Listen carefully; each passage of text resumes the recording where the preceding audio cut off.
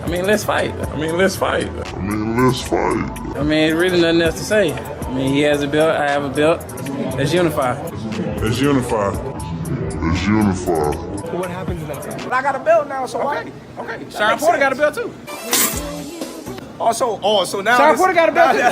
Sharon Porter. So why am I go to easy road and you not Sharon Porter out? So why am I go to easy road and you not Sharon Porter out? So why am I go to easy road and not Sean Porter out?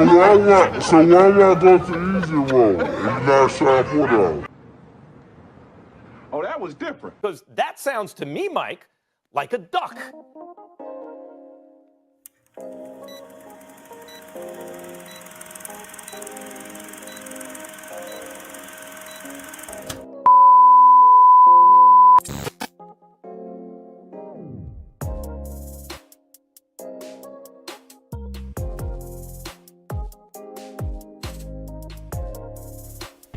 So what do I do, YouTube? It's your boy King David in this thing, and I'm back at y'all again with another video. Okay, so before I get going on the video, man, y'all know what to do. Go ahead, hit the like button, and if you're new here, be sure to subscribe one time for your boy, so we can continue to grow like we need to grow on this channel. You know what I mean? So yes, sir, man. Y'all see what the title of the video is, man. Scam alert, man. Scam alert. I could smell the scam coming a mile away, y'all. I say I could smell the scam coming a mile away, y'all. You know what I mean? Alright, so let me break this down for y'all. So Errol Spence hasn't announced his fight with Keith Thurman, right? And as a result, we've been getting a lot of speculation as to why that is, right? A lot of people believe that the reason that Keith Thurman and Errol Spence hasn't been announced yet is because they're working on this fight with a Terence Crawford. That's what a lot of people believe, right? And a lot of people believe that because we've been getting a lot of reports lately. A lot of reports from these quote unquote sources that Bud Crawford and Errol Spence are negotiating directly, right? That they've agreed to terms. All these different little updates on top of the updates on top of the updates. They've agreed to terms. Somebody agreed to everything. This is happening and that is happening. When the reality of the situation is there are several glaring holes that would suggest that all these reports are fake as hell. You know what I mean? One of the biggest details in regards to that is that Terence Crawford and Errol Spence are negotiating directly, meaning Errol Spence is talking to Terence Crawford, Terence Crawford's talking to Errol Spence, and together they're working on the fight.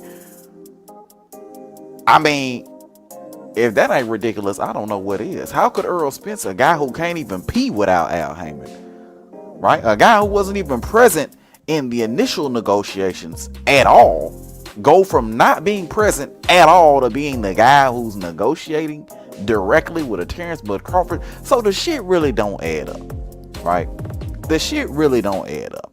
But the reason I'm doing this video is because I feel like all these reports, all these updates that we're getting, I feel like there's a more nefarious purpose, right? I feel like there's a scam brewing, y'all.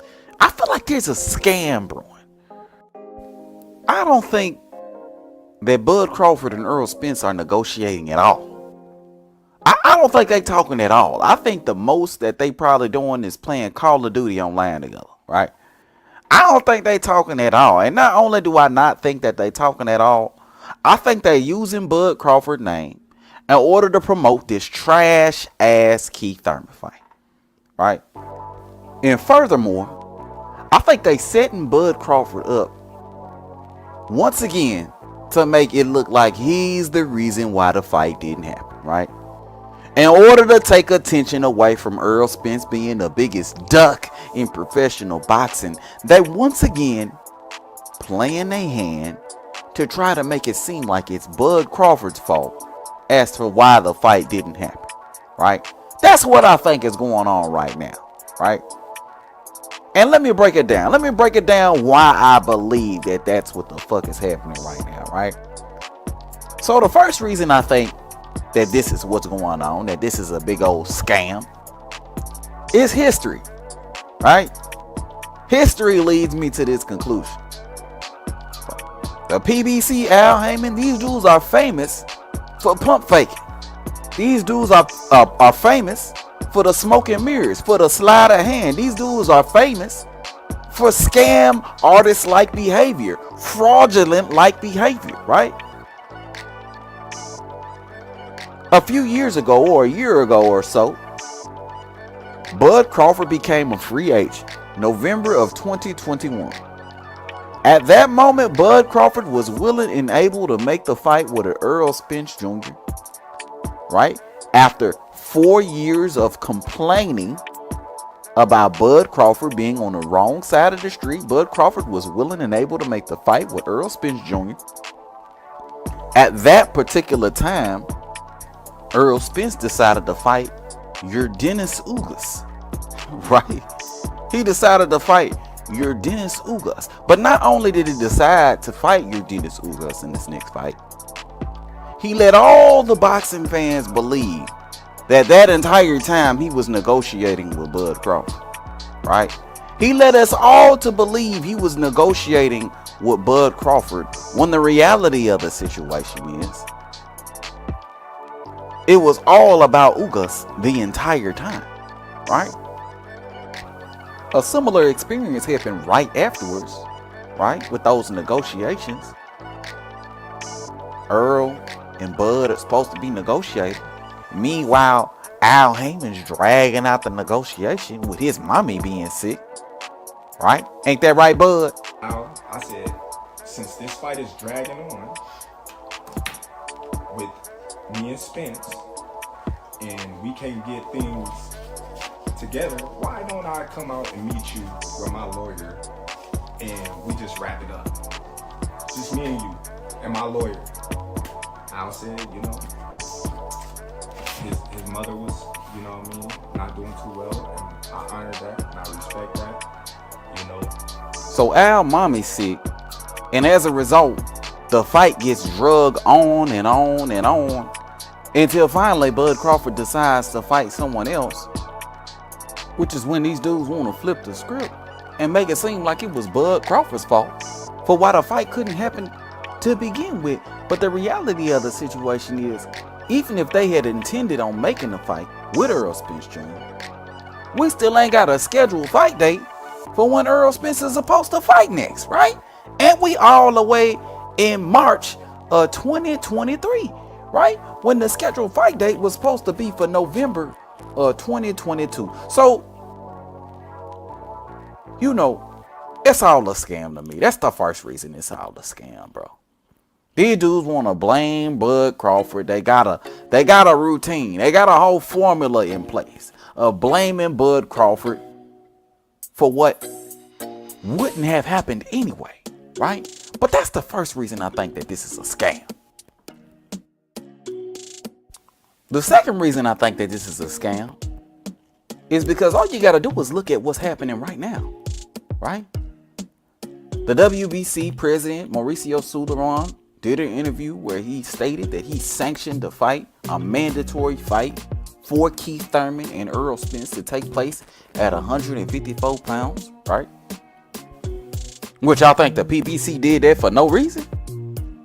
Y'all think the PBC didn't have nothing better to do but to send requests to the WBC in order to sanction a fight at 154 for 147? You think the PBC ain't had nothing better to do but then to send a request to the WBA to get Errol Spence an extension from his mandatory, which is standing honest? You think the PBC ain't had nothing better to do but to put in all that work just so Errol Spence can fight somebody like a Bud Crawford instead of a Keith Thurman? You think the PBC did all that just to fight a Terence Bud Crawford? Y'all gotta make it make sense, man. Right? Y'all gotta make it make sense. Right? And then, on top of that, you have Errol Spence tweeting that he's spinning the block, right? You got Errol Spence tweeting that he's spinning the block. Now, normally that would be good news for boxing fans. Normally we would want Errol Spence to spin the block because that's what he said he was going to do. Right? But real boxing fans can't help but notice the timing of Errol Spence actually spinning the block. Right? Days after Bud Crawford was mandated by the WBO to defend his title against Alexis Rocha, that's the time when Errol Spence wants to spin the block, right? When the WBO gives Bud Crawford 20 days to defend his belt versus Alexis Rocha, Errol Spence wants to spin the block then, right? Coincidence, y'all? Y'all think that's a coincidence? Come on, man. Come on, man. I just smell the scam coming, bro. You know what I mean? I just smell the scam coming. I just smell it, bro. It's in the air to me, bro. I smell the scam coming, bro. At the end of the day, I honestly and truly believe, bro, that as soon as Bud Crawford announces his fight with Alexis Rocha, I think that's when we're going to get an announcement about Keith Thurman, bro. I think at that moment, that's when we'll get a Keith Thurman announcement. And you know what these flaw-ass niggas gonna say out here? These flaw-ass niggas gonna once again turn around and say Bud ducked out of some kind of negotiation that was never confirmed to be happening to begin with. They gonna say Bud ducked out of some sort of negotiation in order to fight Alexis Rocha, knowing full and well Errol Spence is fighting Keith Thurman next, right? Not only is Errol Spence fighting Keith Thurman next, but he's known that he's been fighting, that he was going to fight Keith Thurman next since the same day that Bud Crawford announced his fight with David Avanesian, right? But these niggas are going to try to play dumb. You know, they're going to try to play stupid. But at the end of the day, it's all a scam to me, bro. I smell the scam, bro. I just smell it, man. But let me know your thoughts, bro. Let me know. Am I reaching? Do y'all think that this is a scam? Let me know, man. Hit it up in the comment section below. If you're new to the channel, be sure to subscribe. And everybody, and I do mean everybody, be sure to hit that goddamn like button on your way out. But until next time, bro, I'm going to holler at y'all. Peace.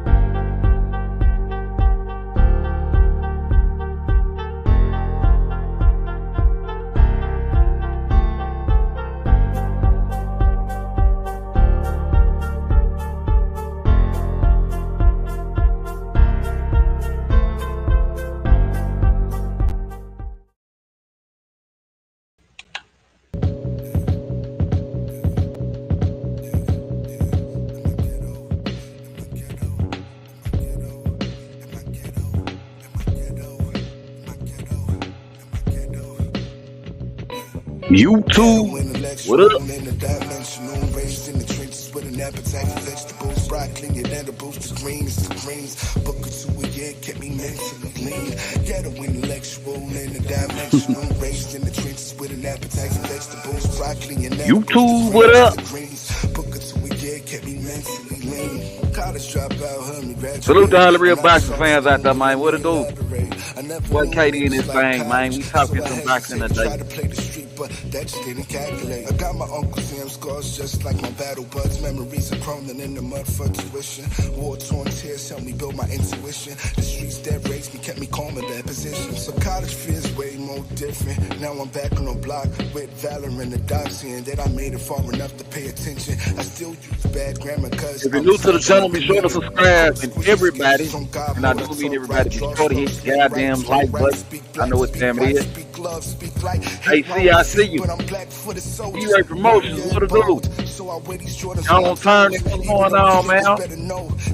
Coach Belly, what's going on with you, fam?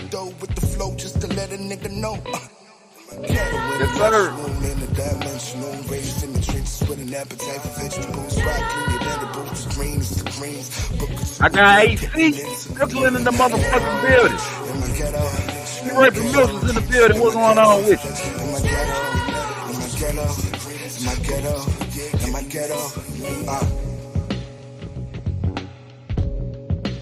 Mentally late. Yo, I'ma make this the longest outro ever. Yo, shout out to every motherfucking body who ever listened to this nigga right now. Nigga, if you have ever heard the name Glance rap, nigga, if you ever heard anything about this nigga Glance, that sounds nigga, like before Al today, Heyman nigga, thank you, doesn't bro. think that his Like, guy is thank you gonna for win, listening and to is this ducking shit that Terence made me Crawford. make it this far to make a song like this. Yo, this is like fucking B-roll for B-roll's sake, nigga. This Can we be song done is with everybody else but Terence Crawford? Can we just do Errol Spence versus Terence Crawford? I mean, that could happen. We gotta see how it goes. But, you know, like I said, I can work on one people like another average. Nigga, I feel classy after listening to this shit. I feel like I got on Balenciaga never really nigga, I stopped. I mean, they swear to took God. a pause. Feeling, oh my There's the God. Avenisian fight If with I do not Crawford. document how I Spence is feel focusing right on another now fight before he got hurt. about being a ghetto So there's still individual conversations who's an ongoing, intellectual who and made it until far enough one of the guys to says, graduate it's college, over or I'm done dropping fighting out or in the whatever, ninth I don't grade, think anybody's nigga, giving up this on is this a fight. miracle, nigga. Fuck that. Yo, I'ma feel myself because feeling myself feels good right now. I just wasn't him. Fuck Like I you if said, you I'm gonna hate get me, these and belts welcome to the over here. experience Then if you like I'm gonna come take Yes, a Terence nigga Crawford is belts because I ghetto. said I'm gonna be Yes, a nigga is undisputed classy. welterweight Yes, a champion of nigga the is world. intellectual. The only way to make that Most happen importantly, the is to nigga take his black belt. So excellence I at mean, its finest. nobody's And avoiding if you him. do not pay attention right now, nigga, you need to go do your taxes. This is shit talking at a century right now. Fuck you, fuck all of your haters that don't know that this nigga is dope. I guarantee, not once.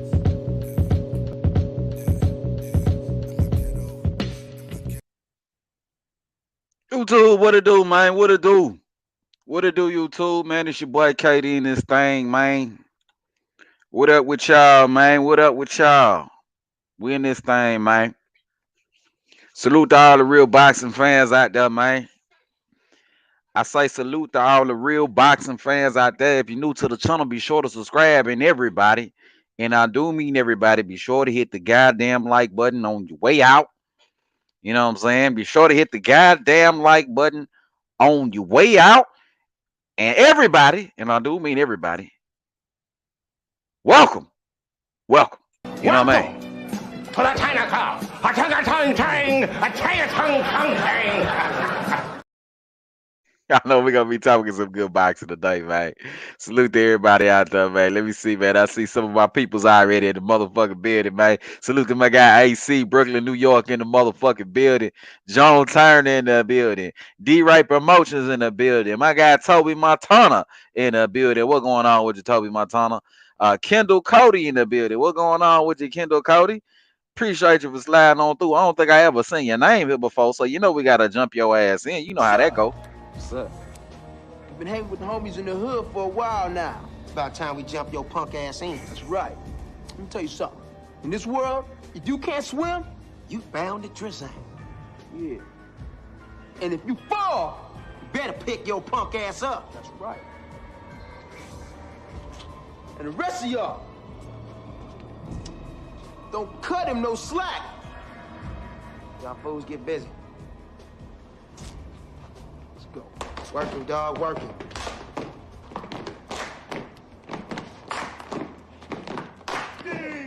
That is his name. If he get head, he's got to get out the game. Get out. All right. I think you officially here. I think you official, my guy Kendall Cody in the building. What going on with you, man? My guy D Lucky in the building. What going on with you, D Lucky? Appreciate you for coming on through. My guy Zoe Life 813 in the motherfucking building. What going on with you, Zoe Life 813? Yes, sir. He said, "Oh shit, KD Live, like and subscribe to the channel." Yeah, y'all be sure to hit that like button. Subscribe to the channel if you're new. Y'all know we're gonna be talking some good boxing, big boy boxing shit today. Y'all already know what time it is, man. This might be a long one today, y'all. Buckle up, goddamn it. We're gonna be in the building for a little while here, man. So again, bro, if y'all new to the channel, be sure to subscribe and hang out with your boy, man. We're gonna be talking some boxing today. It gonna be cool, man. Real cool, man. Because y'all see what the topic of the conversation is today, man. We got quite a doozy. We got quite a doozy in store for us today. But before that, let me read some of the comments, man. I see some people was up in here before I done came on. My guy Joseph Belly, he say salute Boxer Die. Appreciate you, fam. Joan Teller asked Turner asked a really good question. She say, Box, why is Thurman so quiet? I'll tell you why he's so quiet. I'll tell you why it's so quiet. Thurman is so quiet because he's waiting in the background, knowing full well that he's gonna be the next guy fighting Errol Spence Jr. We ain't forgot that the WBA and the WBC that they done applied to let these niggas fight at 154 pounds. We ain't forgot all the work they done put in order to make the Thurman fight happen, right? Now, and let's also not forget the fact that Errol Spence been out of the ring about what now? What has it been? A year and a half now? Almost a year and a half since the last time Earl's been out of the ring. So I mean, the chances of him fighting Terence Bud Crawford next get lower and lower and lower and lower.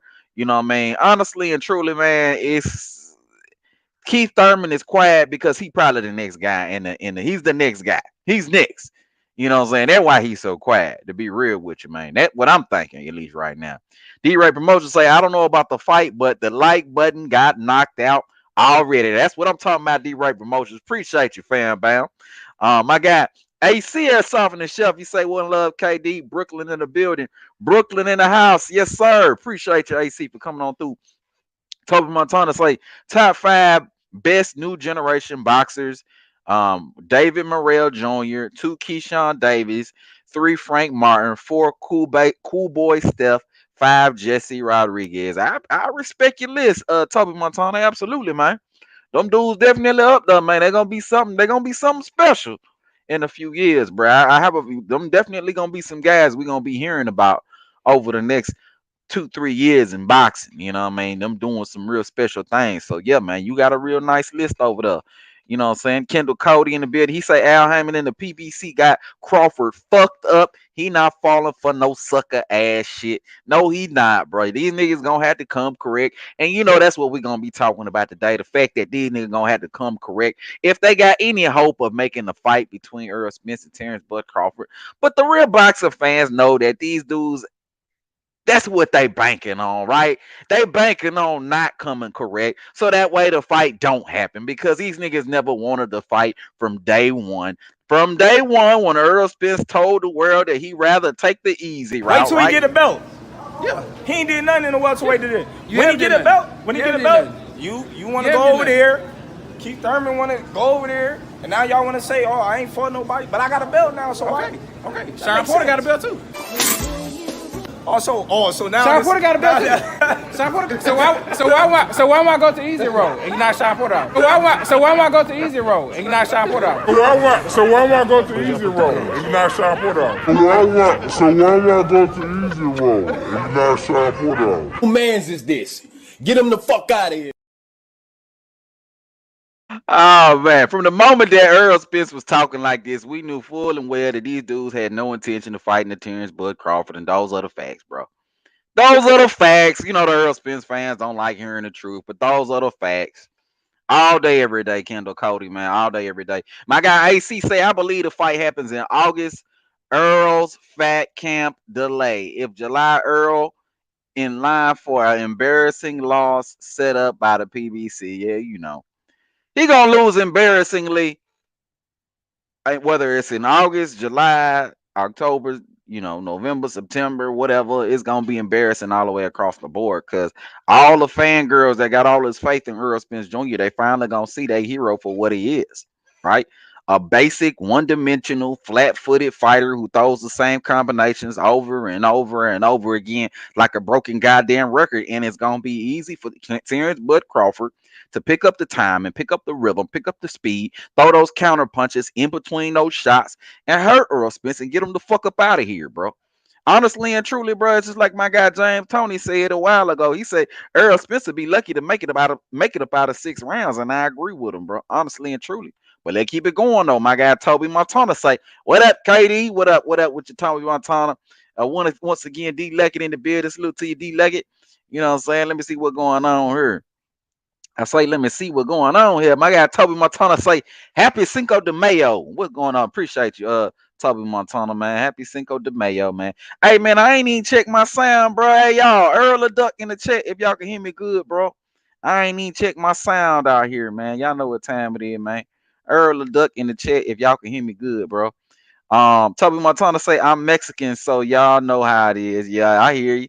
Ain't nothing wrong with no Cinco de Mayo, bro. I fucks with Cinco de Mayo all day, man. Any reason to drink a little bit of tequila, I'm all for it. Goddamn, y'all know what time it is, man. My guy Zoe Life 813 in the building. He say Toby Montana, good list. Mine is David Morrell, Keyshawn Davis, Cool Boy, Bam Bam. Okay, y'all talking. Okay, y'all talking. Toby Montana say I actually had a big baby in the top 4 or 5 till I remember some of the boxes I put in those spots. Okay, okay, I hear you. I hear you. I hear y'all over here talking boxing. AC say Earl a duck. That's what we waiting on right here to get started, man. Earl is indeed a duck. Appreciate you, AC, for going ahead and putting that on in the chat for me, man. So we can go on and get it established first and foremost. You know what I'm saying? Just for the people that don't know that Earl is indeed the biggest duck in boxing. So with all that being said, man, let's go on and get into the topic of the conversation. And we definitely gonna be dropping the link today, man, because I want to chop it up with y'all today, man. But let's get into the topic of the conversation, right? We got an announcement, not an announcement, but we got a news, another update, right? Update number 103,456, right? That Errol Spence and Terence Bud Crawford was set to be fighting, and that the fight was close to being done, and it was scheduled to be in July, right? That's what we hearing out here from the boxing highways and byways, right? The quote unquote sources, that's what they saying. The quote unquote news outlet, the quote unquote credible news sources are all reporting this information, right? You know, honestly, to any real and true objective boxing fan, I mean, it's just really more of the same, right? It's pretty much the same shit that we've been hearing for the last, I don't know, 2 years, 3 years, you know. It is what it is, bro. You know what I'm saying? It's yet another update, and you know, man, honestly and truly, bro, I'm just tired of it, man. I'm really just tired of all the updates, man. You know, these niggas really just need to give up and stop updating shit, bro. Just go quiet, don't say nothing. Let the fans talk how they gonna talk, man, and just shut the fuck up, bro. We don't really need no updates because every time y'all give us some sort of expectation, y'all always end up fucking it up, right? The expectation was for the fight to happen originally in November, right? Then it was pushed from November to December, and then from December to February, and then from February to April, and then from April to June, then from June to July. I mean, we done had the fight pushed back almost 5, 6, 7 times, right? The same fight. So I mean, what's the point in making a schedule if you just gonna fucking break it, right?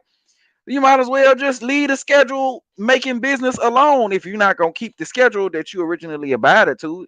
Focus on making the fight and leave the updates alone. You know what I'm saying? Leave the updates alone, you know. And honestly and truly, to anybody who followed the sport as tough as I follow it, I mean, it was clear from the very beginning that Errol Spence don't want no smoke with a Terence Bud Crawford. And made it very clear from the very beginning that he wanted to take the easy route, right? Made it very clear that he wanted to take the easy route. So I mean, first we just tired of all the updates, bro. We just tired of the updates, man. The updates ain't credible.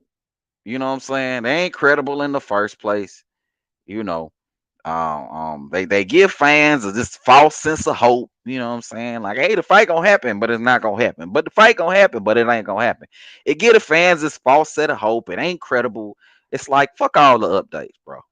You know, so I'm just tired of all the updates. But I'm coming with my questions for y'all. Like, I come with the questions, you know what I'm saying? Because I like interacting with the boxing fans out there. So let's go on and chop it up, bro. You know, let's go on and chop it up. So the first question that I had for y'all, man, and I put it already up in a poll, man, is do y'all believe that the fight is happening in July? And I gave my answer. I don't think the fight happening in July. I just think that we've been lied to too many times, right? We've been lied to too many times by these promoters, by these news outlets, these sources, right? These quote unquote sources. We've been lied to too many times by the Mike Carpenters and the Dan Raphaels and all that, right? And technically, what you say, what they do would not technically be considered a lie, but it is a lie because it's like They frame it in a way where they avoid culpability, right? But it's still put in a way where it's supposed to give fans some sort of hope that the fight is actually going to happen. When in all actuality, I mean, the chances of the fight happening were just as good as they were a year ago. You know what I'm saying? So again, bro, we just been lied to too many times. You know what I'm saying? Um, you know, too many times. Not only that, but the fight is, if the fight was scheduled to happen in July, I mean, that's 2 months from now, bro. You know what I'm saying? That's 2 months from now. We in May, right? So you got what, June, July, nigga. That's 2 months, bro. You got 2 months to promote and make a fight happen, and not only that, but Earl Spence got to get in shape. We know Earl Spence ain't in no shape, right? We know this nigga probably look like the Pillsbury Doughboy at this particular point in time, right? So it's like, bro, the fight's supposed to happen. Earl Spence, the fight's supposed to happen in less than 2 months, or 2 months is what the time frame is at this particular point in time. And then on top of that, these niggas been lying to us over and over and over and over again. Like, come on, bro. Ain't nobody believing that shit, bro. Ain't nobody believing that bullshit, bro. You know what I'm saying? But I asked y'all in the chat. I'm asking all y'all, do y'all believe the fight is happening in July? I got a poll plug-in right now, so let me see what y'all said in the poll. As of right now, I got 25 votes. Right now, I got 12% of everybody that says, 11% of everybody right now that says that the fight is happening in July. I don't know where y'all niggas come from. I don't know what planet y'all niggas come from. How many times y'all got to be lied to in order for you to get it through your head that you can't really believe nothing that comes out in the media? It's all bullshit in my eyes. But 11% of everybody says the fight is happening in July, and then I got 89% of everybody that says the fight ain't happening in July, right? So I'm pretty much on the side of the no. Once again, being lied to too many times. Not only that, but that's 2 months from now, bro. That ain't enough time to prepare for a fight and promote a fight and all that good stuff, man. Yeah, I know the fight been brewing all this time, but that ain't enough time to do nothing worthwhile. You know what I'm saying? But let me look at the comments, man. Let me see what y'all talking about, man. My guy Toby Montana say, I don't think the fight happening that month, but we could hope. Yeah, LOL. Yeah, man. That's what we gonna have to do, man. It's gonna be a whole lot of hoping and wishing and praying. You know what I'm saying? When it come to this fight happening, you know, that's pretty much all we doing at this particular point in time. That's all we can do. That's all we can do. My guy Kareem Boxing in the motherfucking building. What going on with you, Kareem Boxing? It's a celebration with my guy Kareem Boxing in the building, man. Even though he be capping like a motherfucker, it's a celebration with my guy Kareem Boxing is in the motherfucking building. Salute to you, Kareem, man. Here we go, right here. The celebration! Bitches! Correct. It's a celebration, bitches! Show television tennis! Rick James. My guy Kareem Boxing your titties. You know what I'm saying? All day, every day, man. Y'all know what time it is, man. You know what I'm saying? Show my guy Kareem Boxing your titties, man. All day. Here we go, man. But yeah, man, let me go to some other comments, man. Let me see what y'all talking about out here on these boxing streets, man. So let me go back, man. I lost y'all, man. Toby Montana say, I don't think it's happening. Okay, I already read that already. Kareem actually said, we just have to focus on the fights we are getting. Yeah. I mean, that's true. That's true. And some good fights are happening and some fights are worth talking about. But they still fucking up with some of those other fights too, man. They fucking up in general, man. It's a lot of fucking up going on right now in boxing. So, it's tough. It's tough, Kareem. We trying to focus on the positive, but it's so much negative right now, goddamn. So, we real pessimistic at this particular point in time, right? Paying in the building, he say it's plenty of time. Them motherfuckers just with the bullshit. Yeah, I mean, you're right. Paying it. I mean, there is time in order for the fight to happen, but the clock is ticking, man. The clock is ticking, bro. You know what I'm saying? Like, this is about the time that you would announce that. You Preferably you would announce it before this, but this is about the time that you would make that announcement, right? I mean, if the fight ain't announced in the next 2-3 weeks, you got less than 2 months now at this particular time. If the fight actually is gonna happen in July, you know.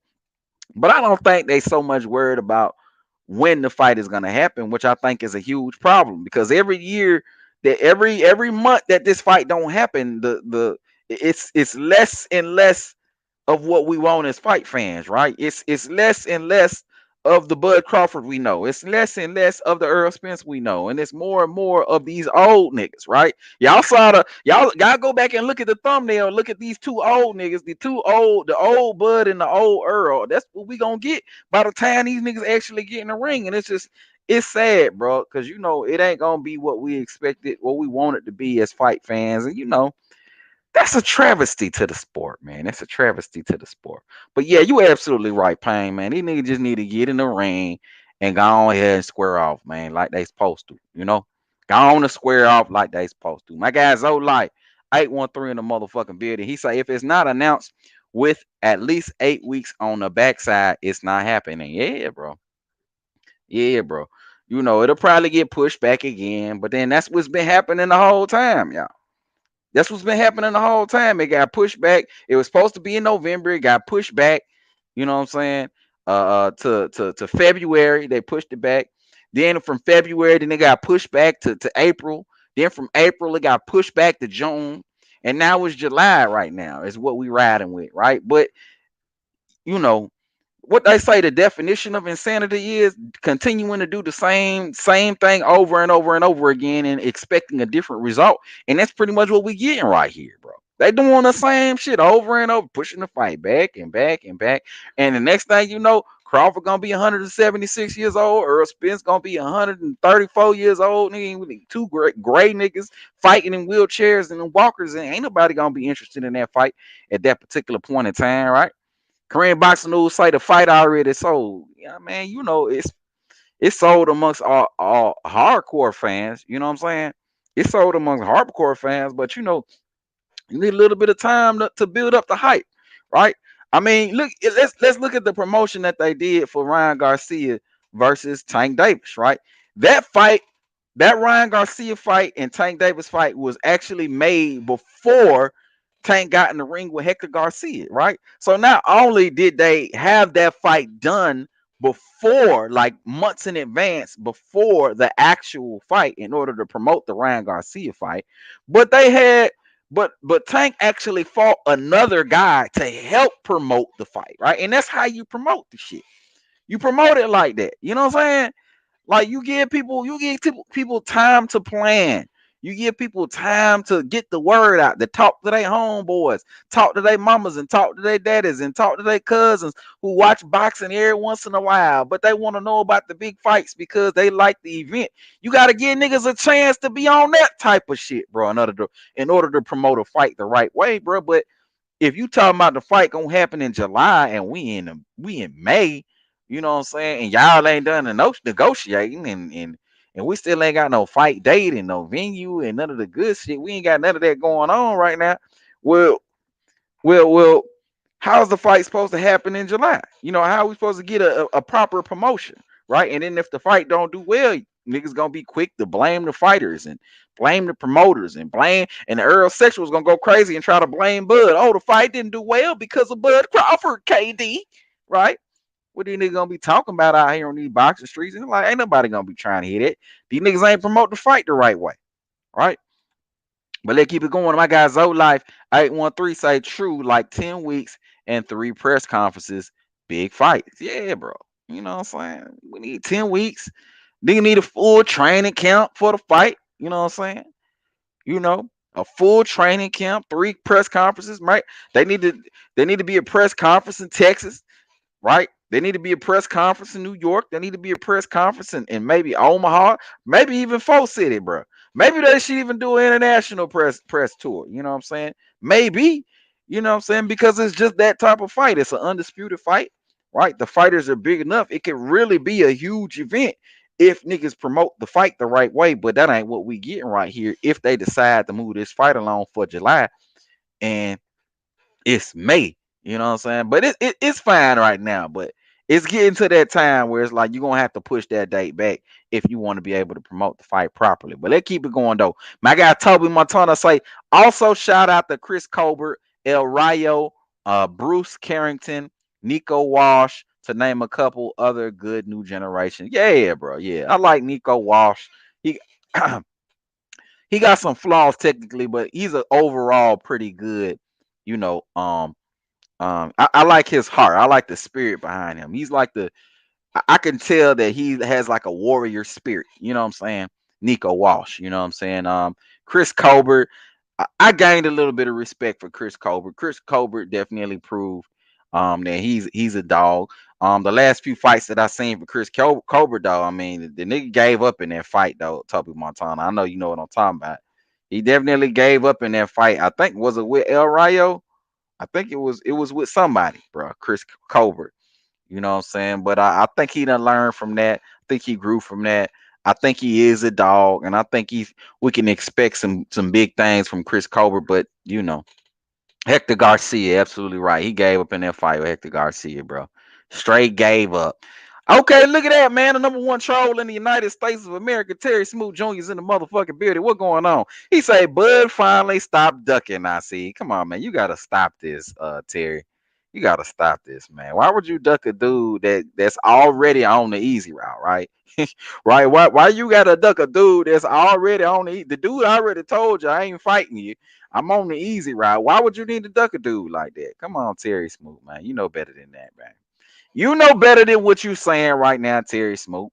You know what I'm saying? Terry Smoot Jr. say Bud finally came to terms with his medical insurance, ready for those broken ribs and orbital eye sockets. Come on, man.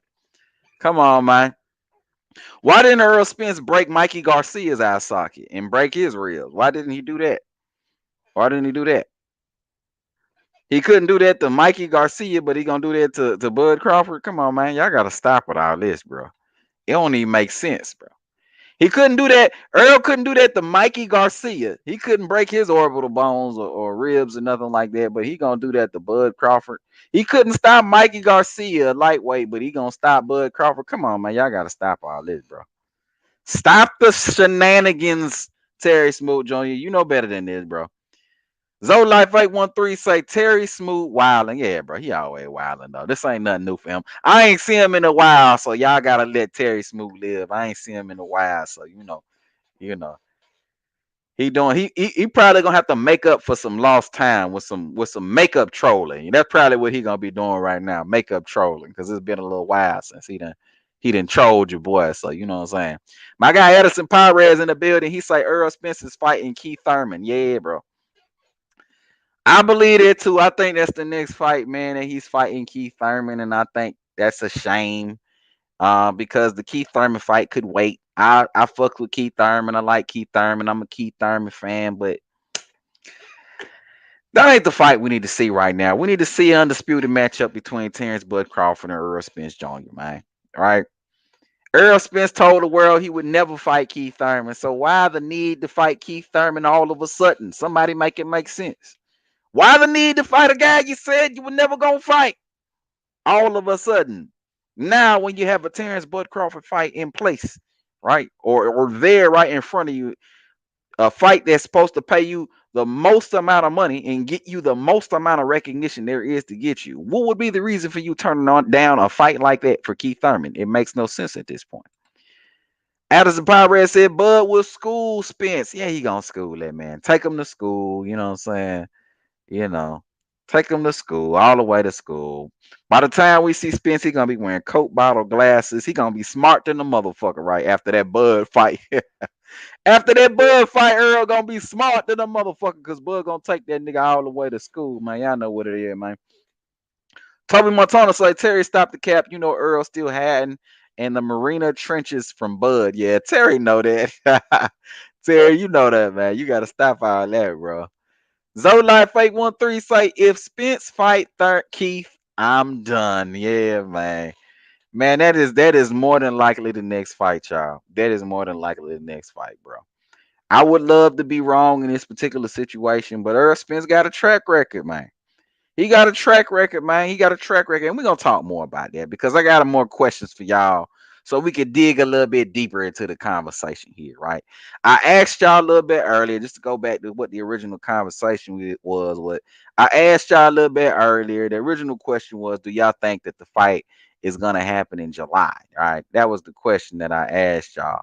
As of right now, I got 80, I got 85% of y'all that say no, and then I got 15% of y'all that says yes.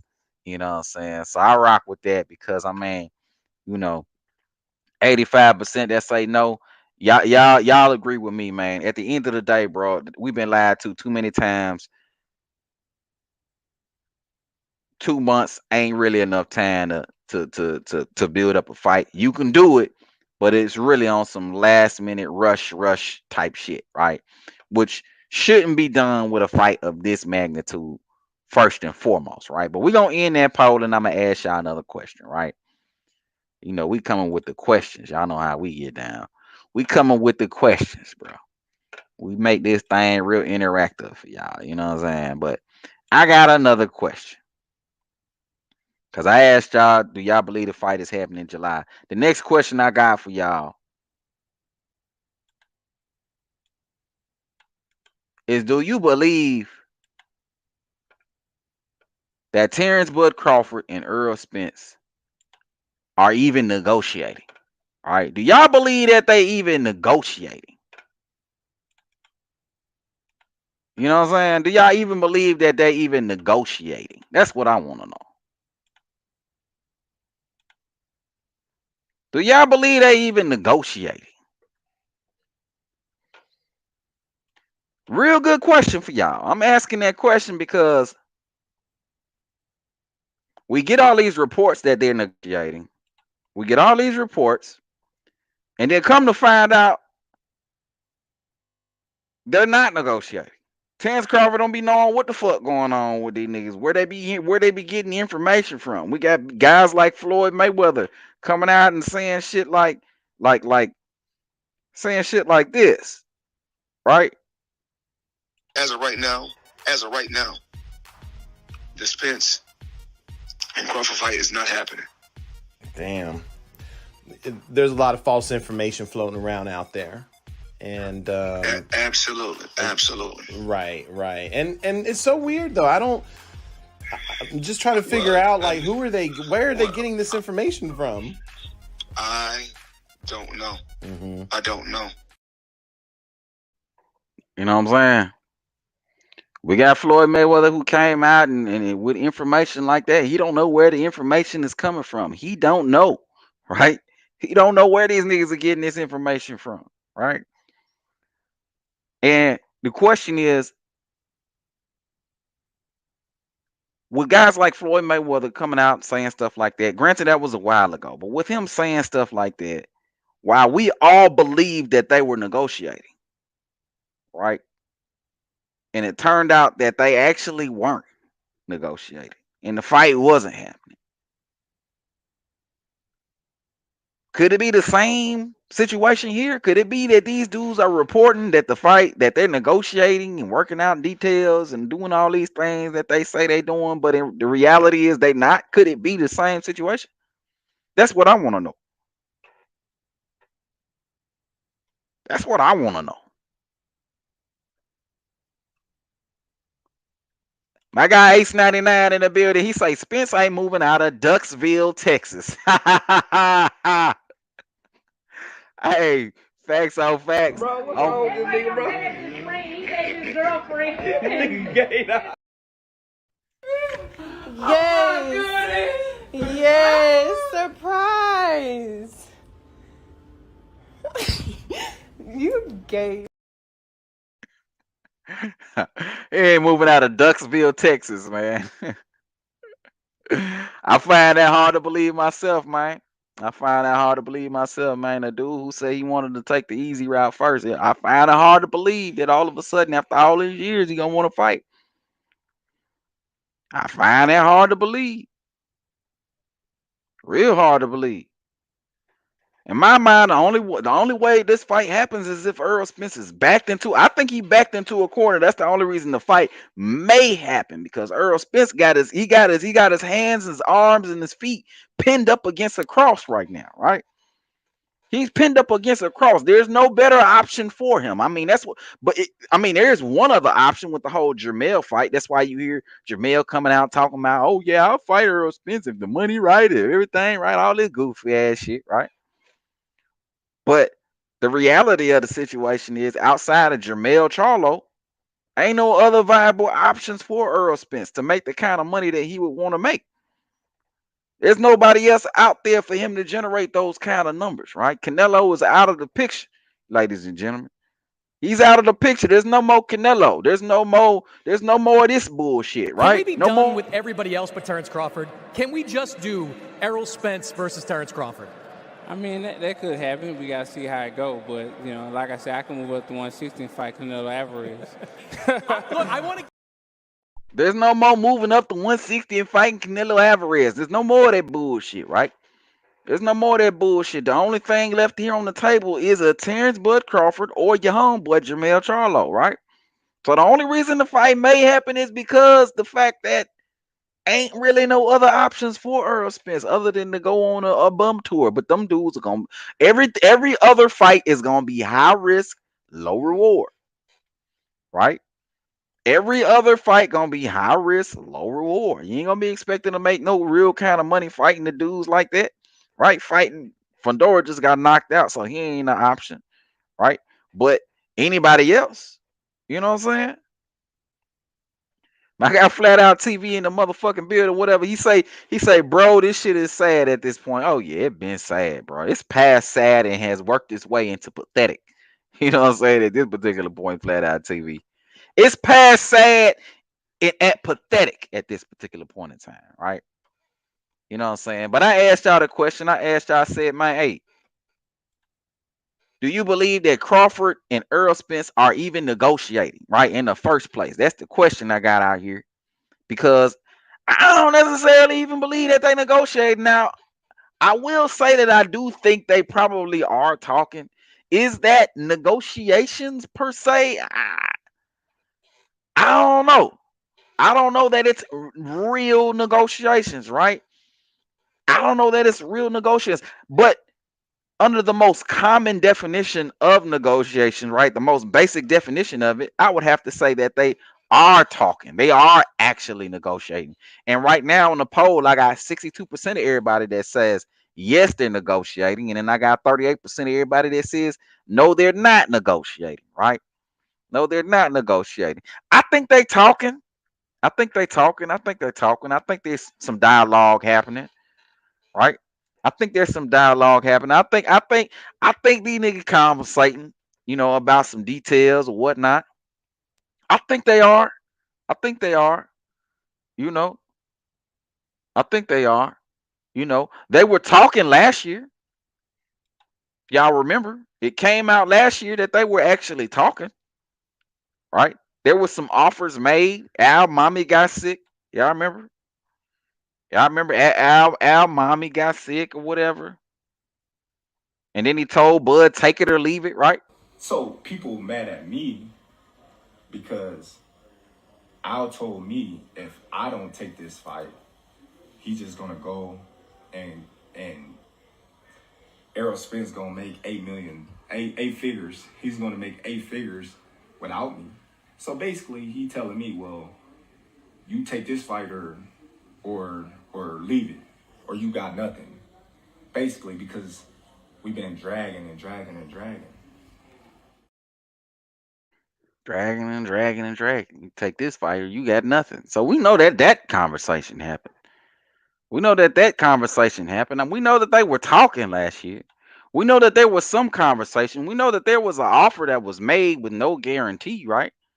We remember the no guarantee, right? We all remember when Bud came out and said that he was never offered a guarantee. We know that there was I some. never was offered a guarantee, not once. Never offered a guarantee, not once. We know that there was some conversation that took place between Terence Crawford and Earl Spence as far as Earl Spence's team. We know that something happened, right? We know something happened, right? So I think they're actually talking. I think they're actually talking. I agree with y'all. I agree with the poll right now that they're actually talking. They're actually negotiating at this particular point in time. I agree with y'all. 57%. It's starting to be 50-50. Seeing like some of y'all like, bro, I don't even know if they're talking for real like that though, fam. I don't even know if they're talking for real like that, man. Hold on, man. Let me mod up my guy Toby Montana. Hold on, bro. Mod up with my guy Toby Montana, man. Can't believe I ain't never even mod up my guy Toby Montana, man. Let me mod up my guy Zoe Life 813 in the building too, man. Hold on. Can't believe I ain't got y'all boy modded up. I'm looking at the chat. I'm like, man, y'all boys ain't got no wrenches. Mod y'all up real quick, man. And my guy Addison Pires too, man. Always showing me love coming through, bro. Appreciate y'all for sliding through, man. Let me mod y'all up. But yeah, bro. I agree with y'all, man. I agree that they actually negotiating. Now, the real question about this situation, isn't whether or not they're negotiating. Oh no. I believe that they negotiating. They talking.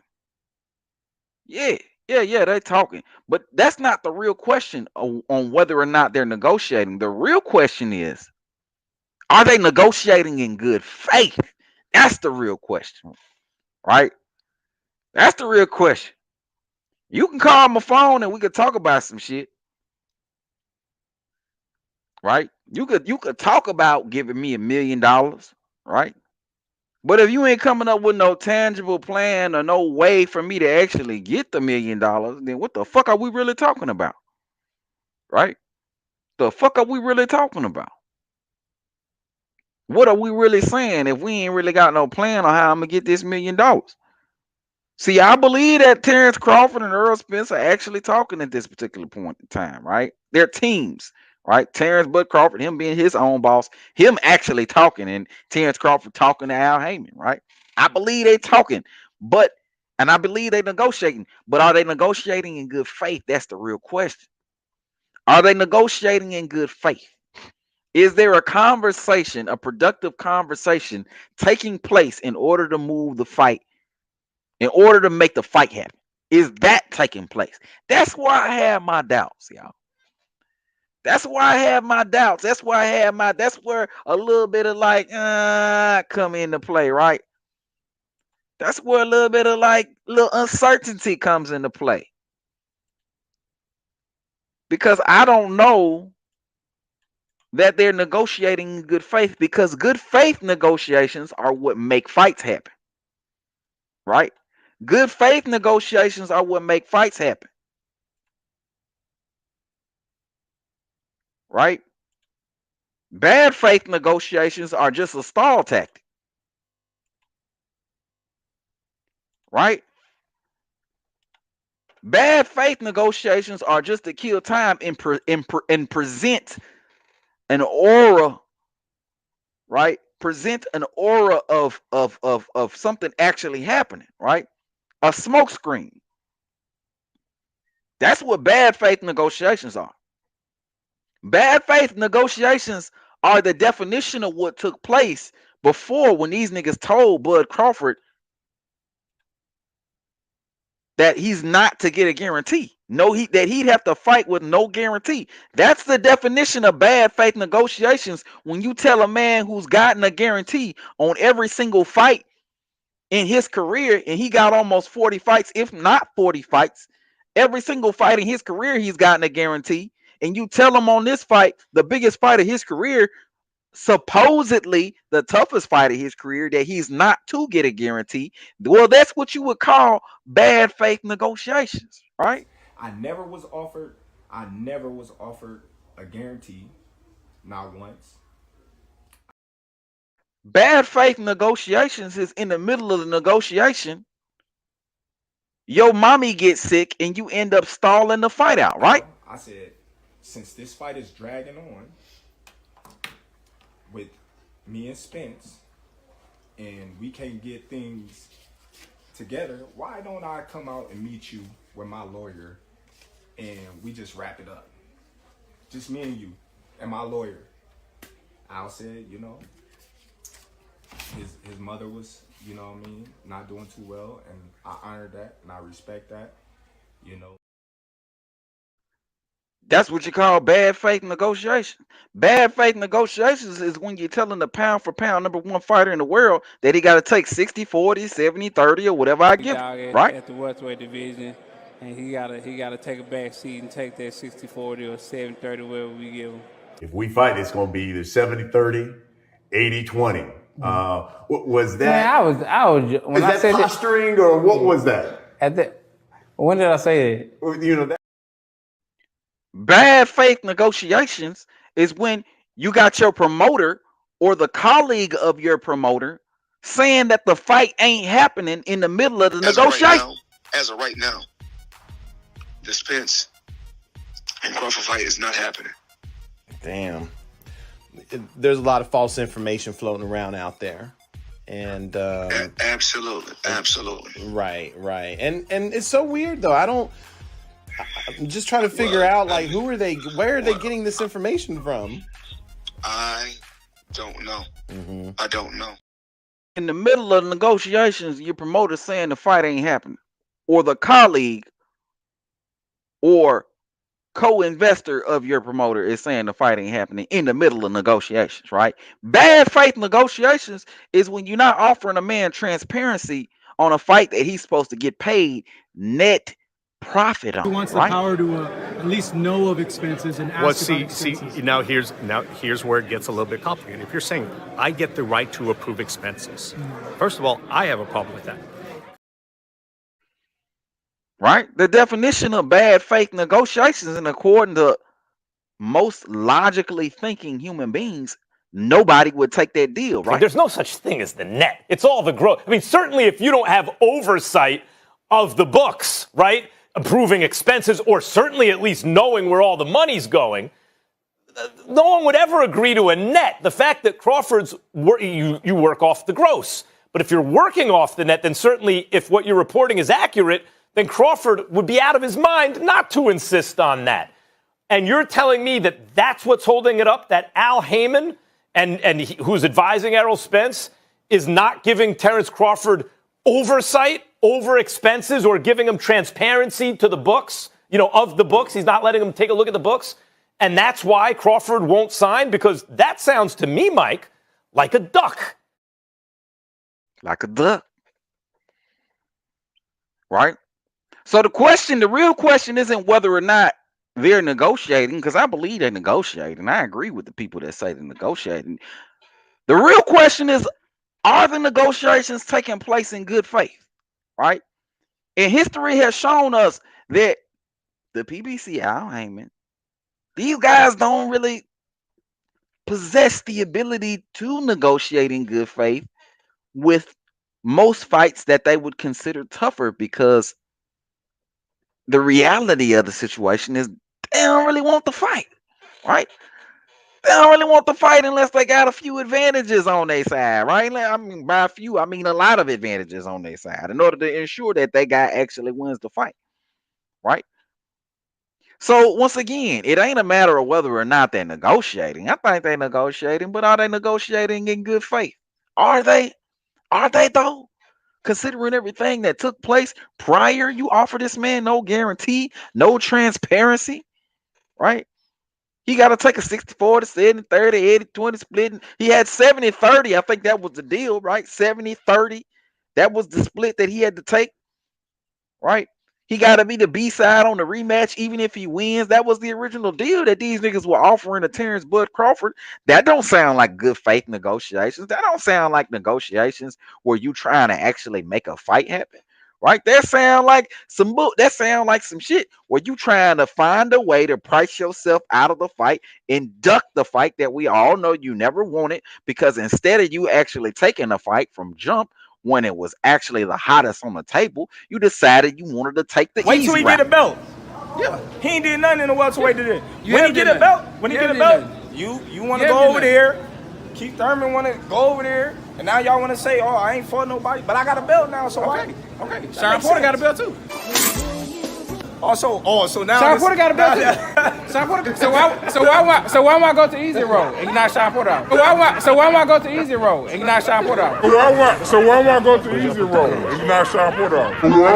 So why am I go to easy?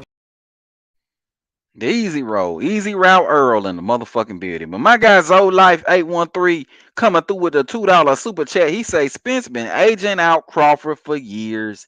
Sad. Facts on facts, on facts, on facts. And you know we gotta go ahead and get you right. Zo Life 813, man. We're gonna take this $2 and we're gonna get us some boats and hoes, man. Y'all know what time it is, man.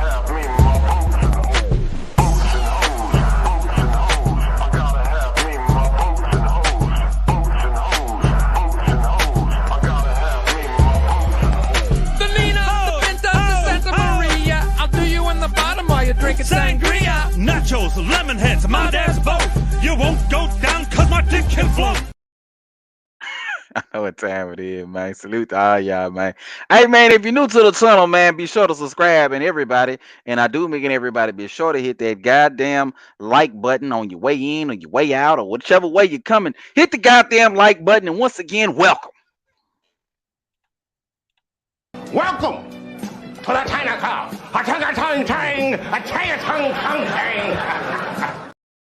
Y'all know what time it is, man. Let me look at some more of y'all comments that y'all got going on out here, man. Let me see here. My guy AC, he say, okay, AC talking to Terry Smoot. Terry Smoot say, why Bud won't fight Boots? Are we talking about the same Boots Ennis?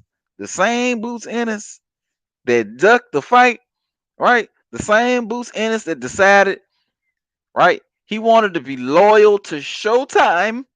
I want to be loyal to Showtime. Terry Smoot Jr., I want to be loyal to Showtime. Right? Rather than take the biggest fight of your career, the biggest fight of your life for a belt, something that you've been clamoring to get this whole time, rather than take the biggest fight of your life, you decide that you'd rather stay loyal to Showtime, right?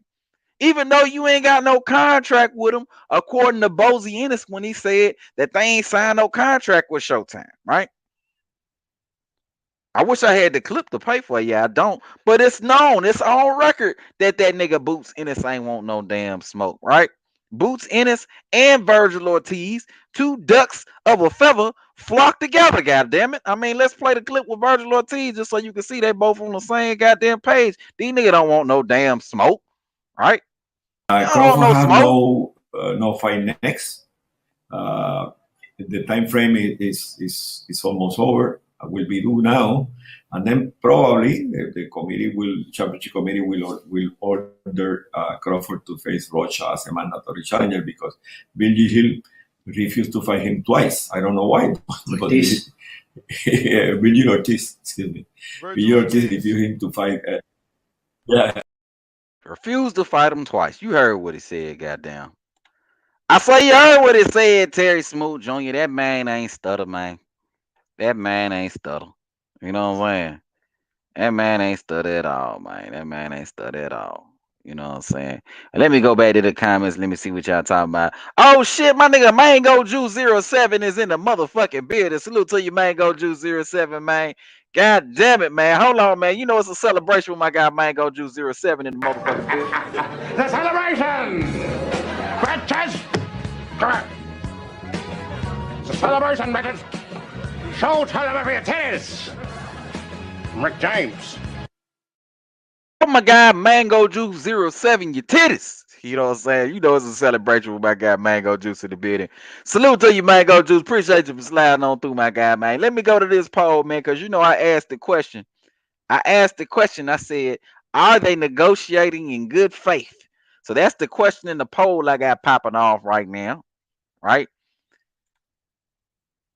So the question is, do you believe that Terence Crawford and Errol Spence are negotiating in good faith? Right now, I got 36% of y'all that says yes, and then I got 64% of y'all that says no. So the people who voted yes that they're negotiating in good faith, I really would like to hear why you believe that, right? Because the first set of negotiations didn't go like that at all, right? They didn't go like that at all, right? All we heard was no guarantee.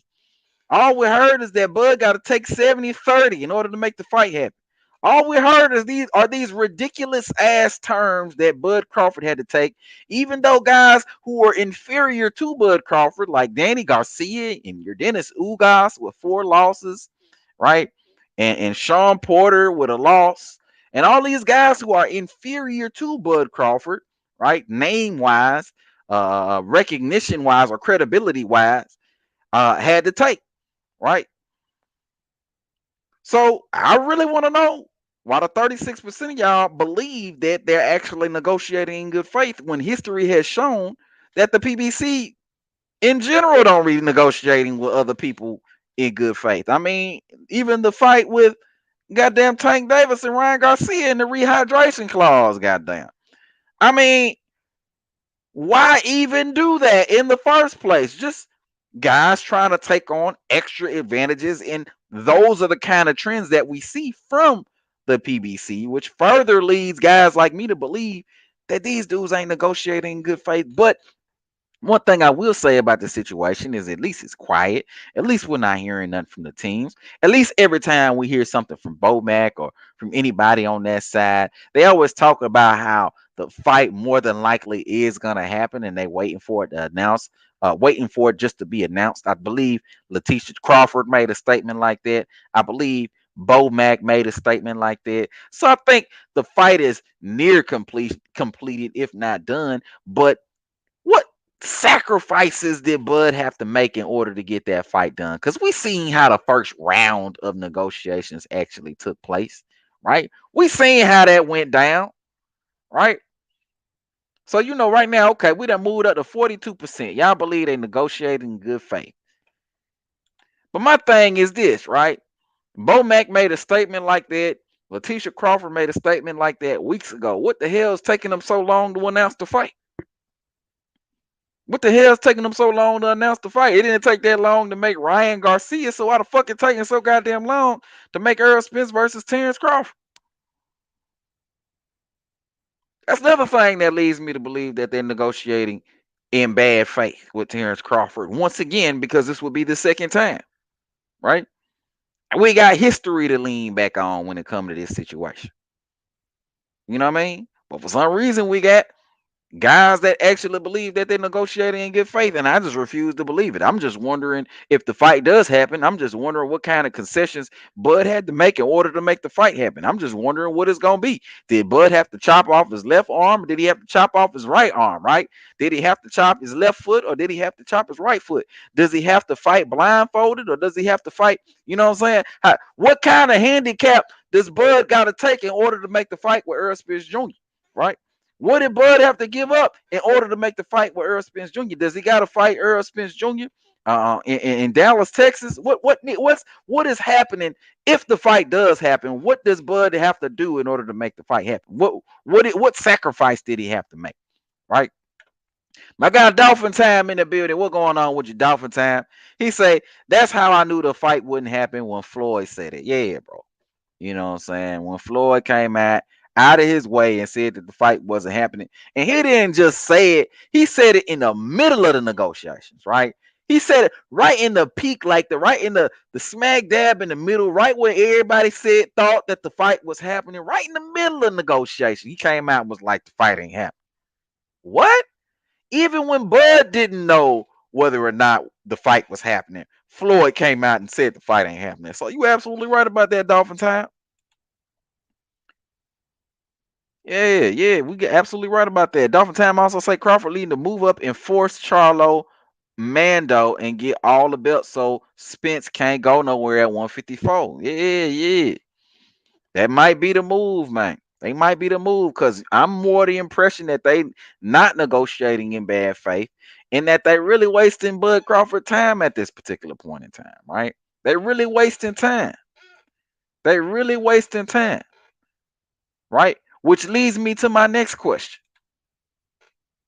Because I pretty much got the temperature of the room with this question, right? I asked y'all, do you believe that Terence Crawford and Errol Spence are negotiating in good faith? 42% of y'all say yeah, 58% of y'all say no, so 58% of y'all agree with me. But I got another question for y'all, right? I got another question for y'all. Should Bud Crawford move on? Should Bud move on? That's what I want to know. Oh hell, hold on a second. Hold on. I ain't even mean to do that. Fuck some shit up. Hold on, y'all. Players fuck up. Hold on. Fuck some shit up. Here we go. That's the poll. Okay.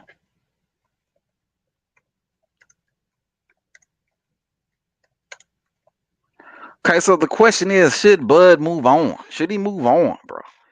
And this is something that I've been saying for a long time, bro. This is something I've been saying for a real long time, bro. Like this is over 5-6 years, man. This is over 5-6 years just in the making, man. You know, Earl on the easy route, man. Side of the street, get a belt first. Right, get a belt first. Wrong side of the street, easy route. This been going on so long. Bud 35, going on 36 years old, man. Should have just move on from this fight, bro. Should have just move on from this fight. The thing about it, I've been saying that Bud should move on for the longest, but it's like if you try to move on, then you're gonna have the Earl Spence fan and these ridiculous fanboys come out and pretend like Bud ducked them, right? Which is because honestly, Bud already tried to move on. Realistically, when he came out and said that he was done with the fight and the fight wasn't happening, that was Bud's way of moving on from the fight. He tried to move on. And what happened? The fanboys came out and attacked him. They said, "Oh, Bud ducking. He don't want to fight Earl Spence. He ducking. He don't want." They ignored the 4+ years that Earl Spence was on the easy route, right? They ignored the 4+ years of Earl saying that he was on the wrong side of the street in 60-40, 70-30, and 80-20, and all these goofy ass excuses that Earl Spence came up with in order to avoid the fight with a Terence Bud Crawford. They ignore all that shit and sped right to the fact that Bud said he was over the fight, right? But Bud tried to move on from the fight, but ended up kind of coming back full circle to it, right? I'm not sure what actually led him back to being interested in the fight. Maybe it was because he spoke to Earl directly, and maybe Earl was gaslighting him, you know what I'm saying? With the, "Hey man, I actually do want to fight you." And maybe Bud, maybe it was some conversation that took place off camera or off air or whatever the situation is, you know. But somewhere along the way, he got reinterested in the fight, right? But even since that happened, that's been like 2-3 years, bro. That's been like 2-3 years in itself. So my question is should Bud move on? Been 2-3 years. If he can't make it this time, man, I mean, they negotiating. They didn't push the fight back. The fight been pushed back from November to February, from February to April, from April to June, from June to July. If this shit can't happen in the next month or so, should Bud just move on from the fight? That's what I want to know, bro. Because as a fight fan, I'm damn near over it. You know what I'm saying? Salute to my guy Titan Burke in the building. What going on with you, Titan Burke? He said, "Go get Charlo and force Spence to fight him at 154. Yeah, bro. Jamel Charlo need that work. He talking all that shit. He need that work.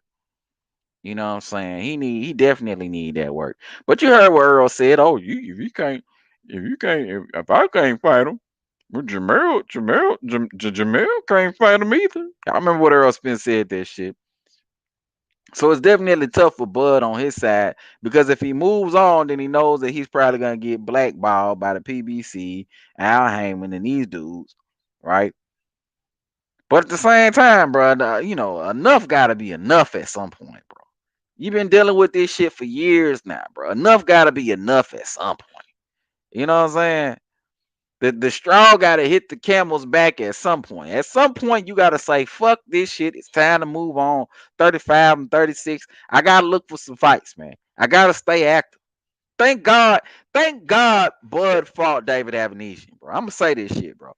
The Earl Spence fans and the Earl sexuals, these dudes, they want to put Bud down for fighting David Avenesian. They want to say, "Oh, he fought David Avenesian. He decided to fight Earl. You was Earl, and then it was David Avenesian. He decided to fight David Avenesian." These dudes want to go off on the tangent talking that bullshit, right?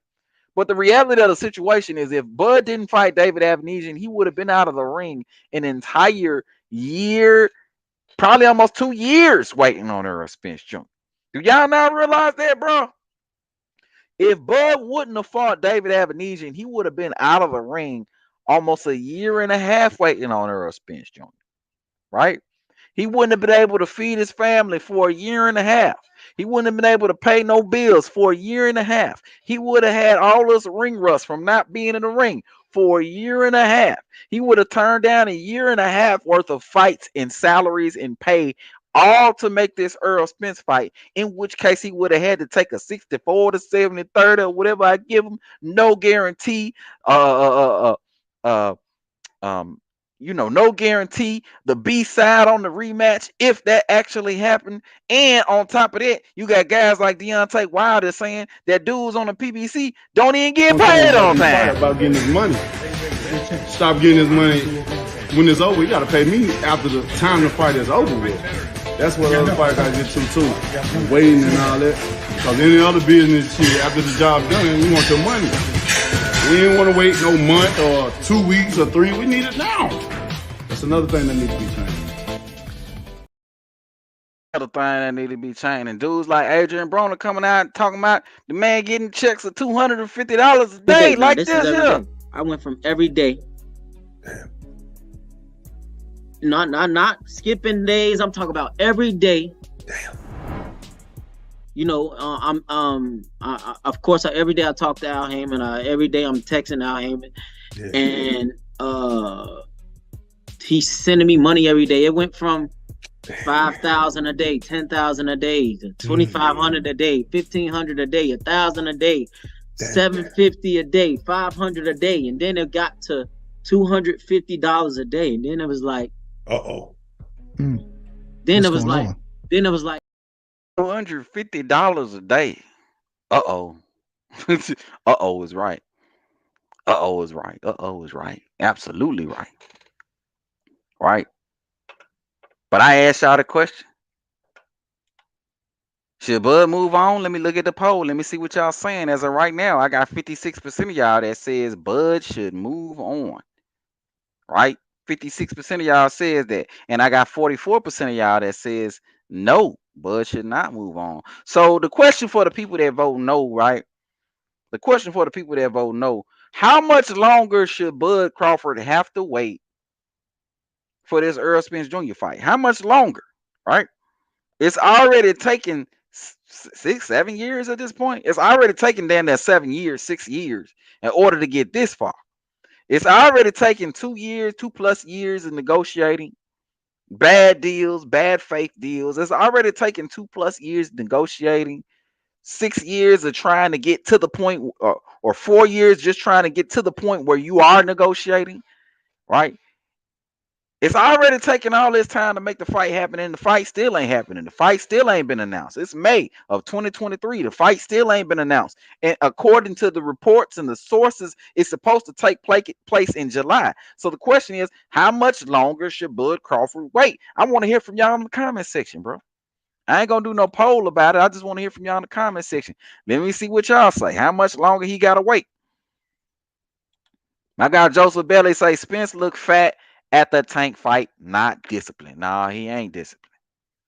He ain't disciplined. He definitely ain't disciplined, man. You know what I'm saying? He ain't disciplined. That's why they don't want to put that man in the ring with a Terence Bud Crawford. James Timberlake in the building. He say, I agree with everything you say. Errol Spence don't want no smoke with Bud. Earl nor Heyman. They so scared of my man Bud, they do everything possible to make it look like Bud ducking. Yeah, bro. These dudes try so hard to control the narrative. And the only reason you need to control the narrative is because the truth ain't what you want out there in the public, right? The only reason you would need to control the narrative is because the truth ain't necessarily what you want to get out there. You gotta manipulate certain facts, right? You gotta frame things certain ways in order to for things to appear a certain way, when the reality of the situation is that Earl a duck, right? He a duck. He don't want no smoke with a Terence Bud Crawford, right? My guy Toby Montana say Bud still waiting for Earl at the top of the sea with a torpedo and a harpoon to catch his ass slipping. Facts, man. I wish I had that clip, man. Where Earl, I'm looking for you, Earl. Where you at? Right? All day, every day. My guy Dolphin Town say no more force Jermell to fight. Let's see if Jermell about that Crawford smoke. Yeah, bro. Yeah, bro. But I'm waiting on these dudes that voted in the poll. I still got what I got out here. I still got it's 50-50 now. It's 50-50 now that says 50% of the people say Bud should move on, and 50% of the people that say Bud should not move on. So the question for the people that say Bud shouldn't move on, how much longer should Bud wait? How much longer should he wait? I did a whole show about that back in the day. How much longer should Bud wait on Errol Spence Jr.? Should it be another year? Should it be another 2 years, 3 years, 4 years? Put it in the chat, bro. Just put the number. Put the number in the chat. Should it be 6 months, a month, 2 months, 3 months, 10 years, 20 years, 25 years, 35 years, 45 years? How much longer should Bud wait in order to make this Errol Spence Jr. fight? Because it's been 2 years of negotiating. The best deal that they came out with so far that we know of is a 70-30 split with no guarantee and no transparency, right? And a B-side on the rematch. That's the best deal that these niggas came up with after an entire 6 months, really 2 years of negotiating, right? But 6 months of active negotiations. That's the best deal that they came up with, right? And Bud still took the offer, but wanted transparency on the fight. And they ain't want to give him the transparency, even with a deal like that. So the question is, how much longer should Bud wait on Errol Spence Jr.? Y'all, come on, y'all. I got 50-50 now in the poll, man. Y'all gonna show yourselves or what, man?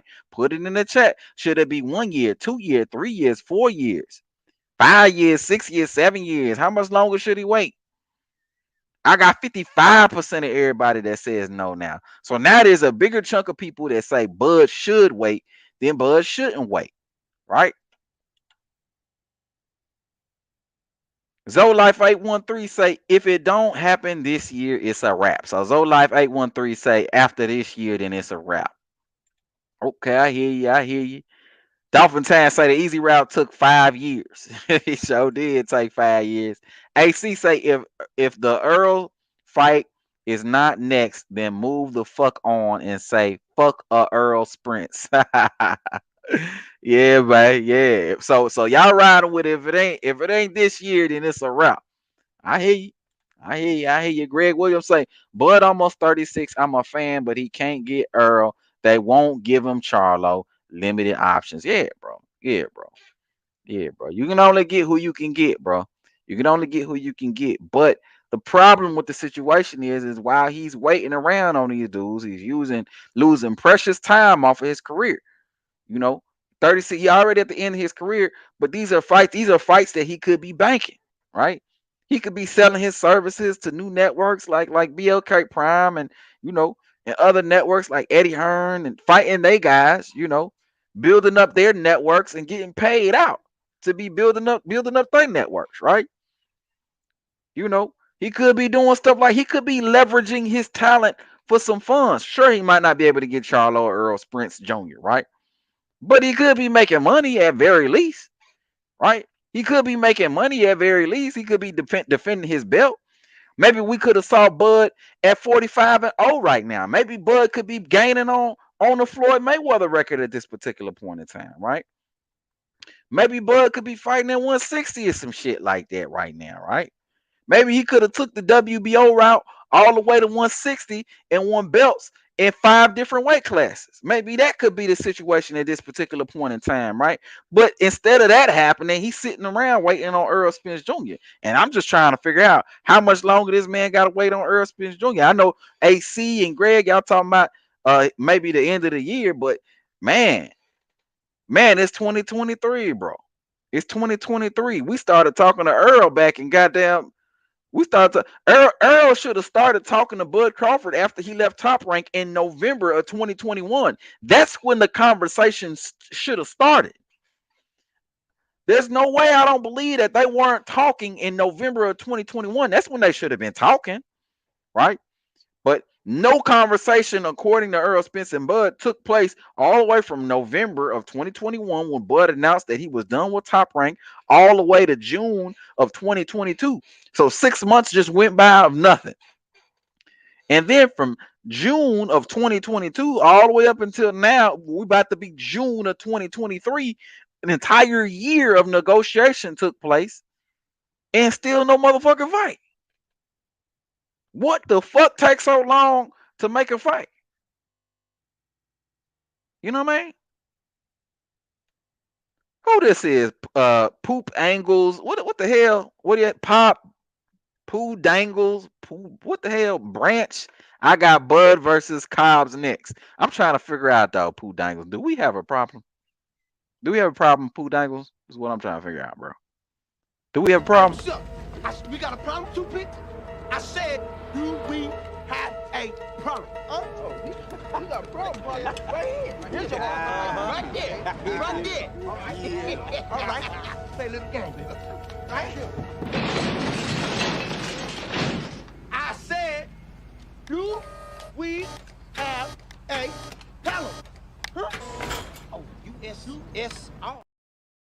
I don't know if you trying to be funny or what. I mean, honestly and truly, man, I wouldn't have a problem with Bud fighting Blair Cobbs next if that's the next fighter that he can get in the ring. I'm not sure if you're trying to be funny or not. That's why I did that though, Pooh Dangles. I'm not sure. You might be. I ain't never seen you here before. You might be an Errol Spence fan, man. You know what I'm saying? Matter of fact, you know we gotta jump your punk ass in if you knew. If We got a problem. the building, you know we gotta jump you in, man. Here you go. What's up? Been hanging with the homies in the hood for a while now. About time we jump your punk ass in. That's right. Let me tell you something. In this world, if you can't swim, you bound to drizzle. Yeah. And if you fall, you better pick your punk ass up. That's right. And the rest of y'all, don't cut him no slack. Y'all fools get busy.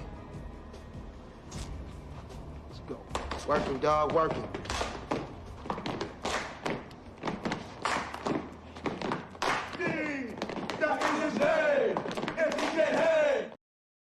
Yeah, I think y'all official. I think y'all official. Thank y'all official, man. We all right here. I think y'all official. But let me go back to the poll, man. I said, should Bud move on? 46% of y'all say yes, he should move on. 54% of y'all say no. I'm starting to see in the comment section that, you know, the 54% of y'all that's voting, y'all holding on to a little bit of hope. That's what y'all doing. Y'all holding on to a little bit of hope. I respect that. Y'all holding on to a little bit of hope, bro. You know, and y'all answer my questions. Y'all say it to the end of this year. If it don't happen by the end of this year, he should move the fuck on. You know what I'm saying? But I don't necessarily agree with that, man. It's already been long enough, man. Bud 35, 36 years old, man. Bud already 36 years old, man. Don't nobody got time to be waiting on Errol Spence. But I got one last question, and I'm gonna go ahead and I'm gonna open up the panel after that. I got one more question for y'all, bro. I got one more question for y'all. And then I'm gonna open up the panel. And that question is, do y'all think the fight will ever happen? Do y'all think the fight will ever happen? Because how it's looking right now, bro, I ain't so sure that the fight will ever happen. I'm not so sure, bro. I'm not so sure that the fight will ever happen. I'm not so sure, bro.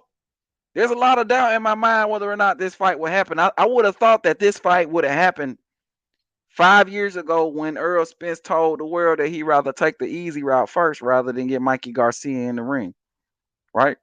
I would have thought that this fight would have happened, right, at that particular point in time, considering Errol Spence didn't have no problem fighting Jeff Horn immediately for the very same belt that Errol Spence got right now, right? It was no issues when Jeff Horn had that belt. So I would think that it wouldn't be no issue making the fight with a Terence Bud Crawford. What do you tell Jeff right? Harden? I mean, let's fight. I mean, let's fight. I mean, really nothing else to say. I mean, he has a belt, I have a belt. Let's unify. Let's unify. Let's unify. What happened? I would have thought that he would have had the same energy for Terence Bud Crawford the same energy for Terence Bud Crawford that he had for Jeff Horn, right? When he told Jeff Horn, let's unify. I would have thought that he would have had the same energy for Terence Bud Crawford, right? Considering he's the one that told Terence Bud Crawford to get a belt in the first place. I would have thought that would have been the Terence case. Crawford. Yes. You know, that's fight's gonna happen. Hopefully he beats Jeff Horn and gets that belt. And like I said, I want to be undisputed welterweight champion of the world. You know what I'm saying? Yeah, man. I would have thought that that would have been the case, that he would have had the same energy for Terence Crawford that he had for Jeff Horn. But clearly it wasn't the same energy. I would have thought that he would have had the energy after he completed the easy route, right? Fought Yordenis Ugas, and then tried to make a deal with Bud Crawford by offering him a fair deal, considering he's the reason why the fight hadn't happened at this point in the first place. I would have thought that that would be the case. But clearly I am mistaken. Clearly. Greg Williams say they finna fight Bud when Al think they can win, maybe when he's 38. Damn, Greg Williams. You took the words right out of my mouth right now, Greg Williams.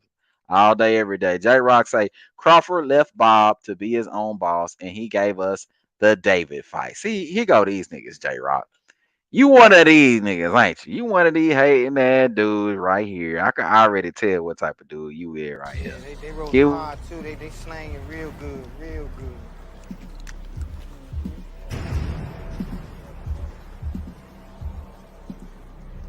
Might have to drop a dime on them niggas. Sure. You know what I'm saying? Stop. I don't like that shit. For sure, bro. I don't like that shit. One of them hating ass dude. You one of these dudes right here. I bet you don't get it. I hope he don't get it. I already know. You know what I'm saying? You want Bud to wait 4 and 5 and 6 years for Errol Spence Jr. fight. 4 and 5 and 6 years for Errol Spence Jr. You know, if Bud hadn't fought David Avenesian, we would have been. It would have been a year and a half, maybe going on 2 years that we ain't get that Bud ain't been in the ring, all because he waiting on Errol Spence Jr. Do you know Errol Spence is considered? If you go on BoxRec right now and you look at his profile, he's listed as inactive. Do you know that Errol Spence is inactive right now? Right? Didn't Errol Spence get into a car crash in December, the same month that Bud Crawford had to fight with David Avenesian? Do you know if Bud didn't fight David Avenesian, he would have been waiting a year and a half on Errol Spence Jr. But I'm guessing that's cool for you though, right? You good with that? You want Bud to wait 1 year, 2 years, 3 years, 4 years, 5 years on Errol Spence Jr. Even though Errol Spence has made it clear on multiple occasions that this nigga don't want no smoke with a Terence Bud Crawford. But I bet you okay with that. You okay with all that, ain't you? Am I lying? Yeah, you're lying. Yeah, you're lying. Yeah, you're lying. On a million times lying over. Come on, J-Rocks.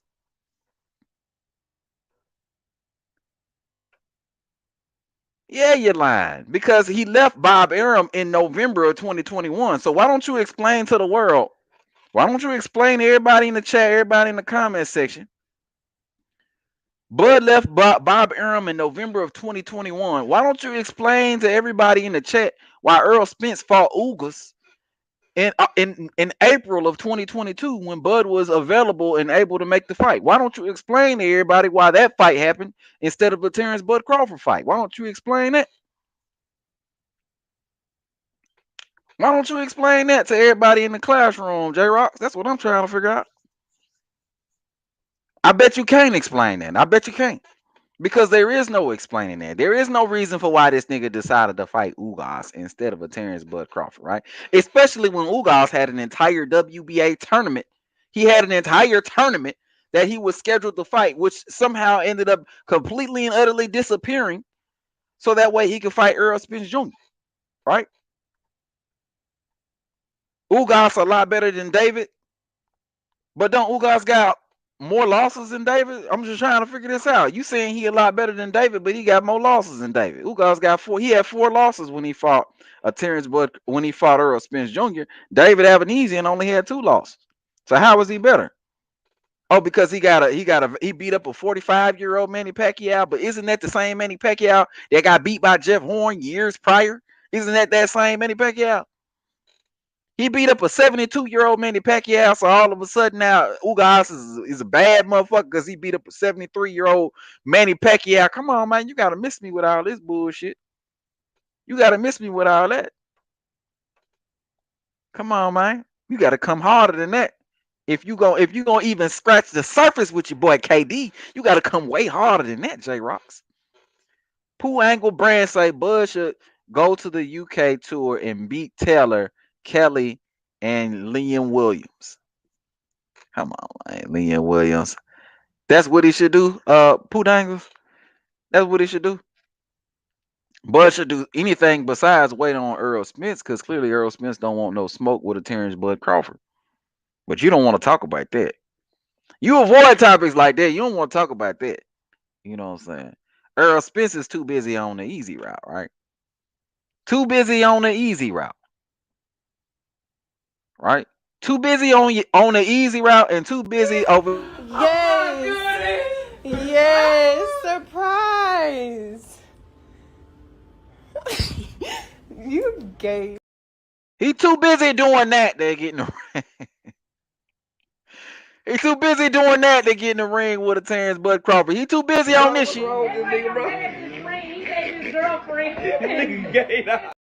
Too busy. That's the reason why he inactive. I know why. Now I know why he inactive. Now I know that's the reason he inactive. Right? Eating strawberries and kissing on Yellow Beezy. That's time consuming. That take a lot of time out of the day. You know what I'm saying? That take a lot of time out of the day, man. You know. You takes a lot of time and energy to kiss on Yellow Beezy. You can't train and kiss on Yellow Beezy at the same time. You can't do that. You can't eat strawberries in the bed and train at the same time to get ready for a Bud Crawford fight. Maybe that's the reason why he inactive. I mean, we don't know. We don't know. We don't really know what it is, you know. We don't really know. But let me go to the poll real quick, man, and I'm finna drop the link, man. We getting busy tonight. But I asked the question, I say, do you think the fight will ever happen? I got 64% now of y'all that says yes, the fight will happen. 64% of y'all says yes, and I got 36% of y'all that says no. The fight will never happen. You know what I'm saying? Never. You know. I got some people from the beginning that were telling me that the fight will never happen. My guy AB been telling me the fight will never happen for the longest. So I already know some people that feel like the fight will never happen, you know. But we got some new information since that done happened, you know.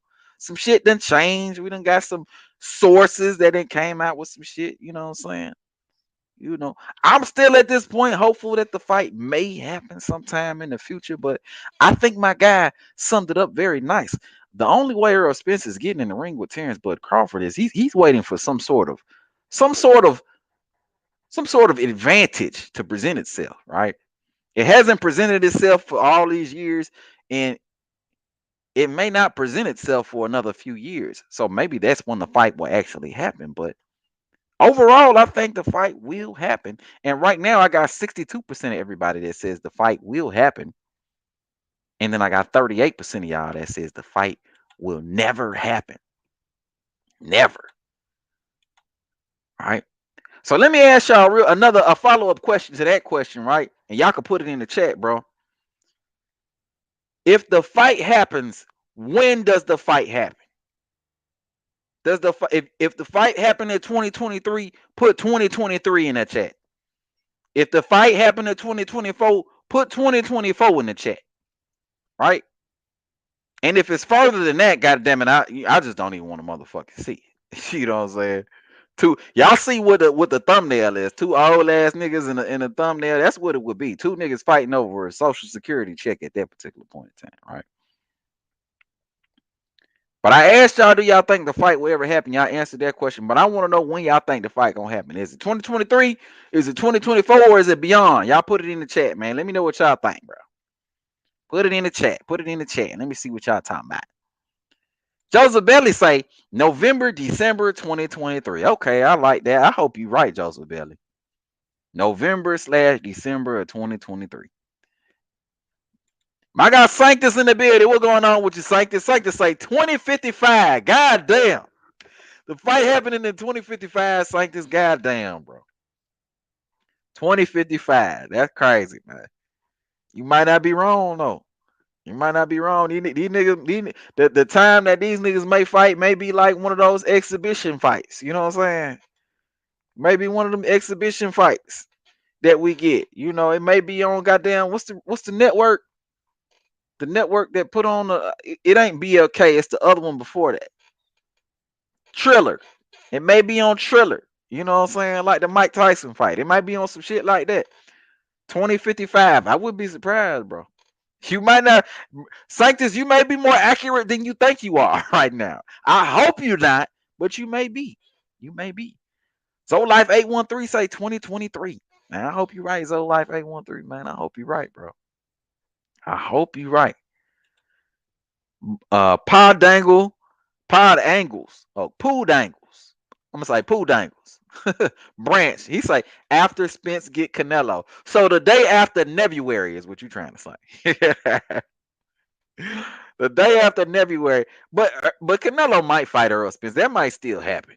I mean, he got an opportunity to bring a guy 3 weight classes up and fight him and make a bag. He might very well do that. He might very well do that. I wouldn't be surprised if that actually happened. I really wouldn't be. You know what I'm saying? I really wouldn't be. My guy AC say next 2023. Oh my God, next 2023. So 2024 is what you trying to say, AC. Oh no. You said next 2023. My bad. I misread. I didn't misread it, but I interpreted it the wrong way. So you said next 2023. I hope you're right, AC. I hope you're right. I hope it is 2023. And it's next. You know what I'm saying? Toby Montana says 2100. God damn. So it ain't happened for another 75 years. God damn. Okay. Toby Montana like me, man, right now. TK say February 2024. Ah man, come on, man. Ah man. I hope you're wrong, T-Gas, man. I'm with you, but I hope we wrong, bro. I hope you wrong, because shit ain't looking good, bro. LA gang videos in the building. He say, stop lowballing Crawford. Facts, man. These dudes lowballing them. They pricing themselves out of the fight. That's really what they doing, bro. It's really a duck tactic at the end of the day, bro. These dudes don't want to admit it, but it's a duck tactic at the end of the day. They lowballing the shit out of Terence Bud Crawford. I asked the people earlier in the live, do you think that they're negotiating in good faith? You know, and a lot of people voted, nah, they ain't negotiating in good faith. I don't think they negotiating in good faith. So yeah, bro. Hopefully they did stop, but I ain't got a lot of faith in that. Sanctus say Earl and Bud get into a scuffle over who's getting the bigger social security check. Yeah, bro. Yeah, these niggas arguing. These niggas fighting for AARP benefits and shit. God damn it. These niggas fighting over AARP benefits, bro. You know what I'm saying? These niggas fighting for EpiPens, right? For their diabetes and shit like that. You know what I mean? That's how it looking like it gonna go out here on these streets, bro. Cause I mean, the fight was in November, from November to February, to April, to June, to July, and next we're gonna hear August. I promise you. I promise you next we're gonna hear August. Then September, then October, then December. Come on, man. Same shit, bro. Paul Dangle say, I think Spence selling his soul to Canelo in September. That's why Earl's so big, man. Hey,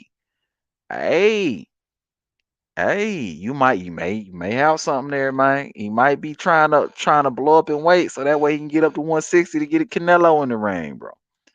Canelo got to do something after he finished fighting John Ryder. Cause do y'all know Canelo fighting this weekend? Do y'all even know that? Do y'all even know Canelo fighting this weekend, bro? That's how little people care about that shit, bro. Don't nobody care about that shit. Canelo fighting this weekend, and don't nobody even know. I haven't even heard nothing about. I ain't seen no commercials. The only reason I know is because I saw a video earlier about it, and I was like, "Oh shit, that is this week, ain't it?" That's the only reason why I even know, bro. You know what I'm saying? That's the only reason why I even know, man.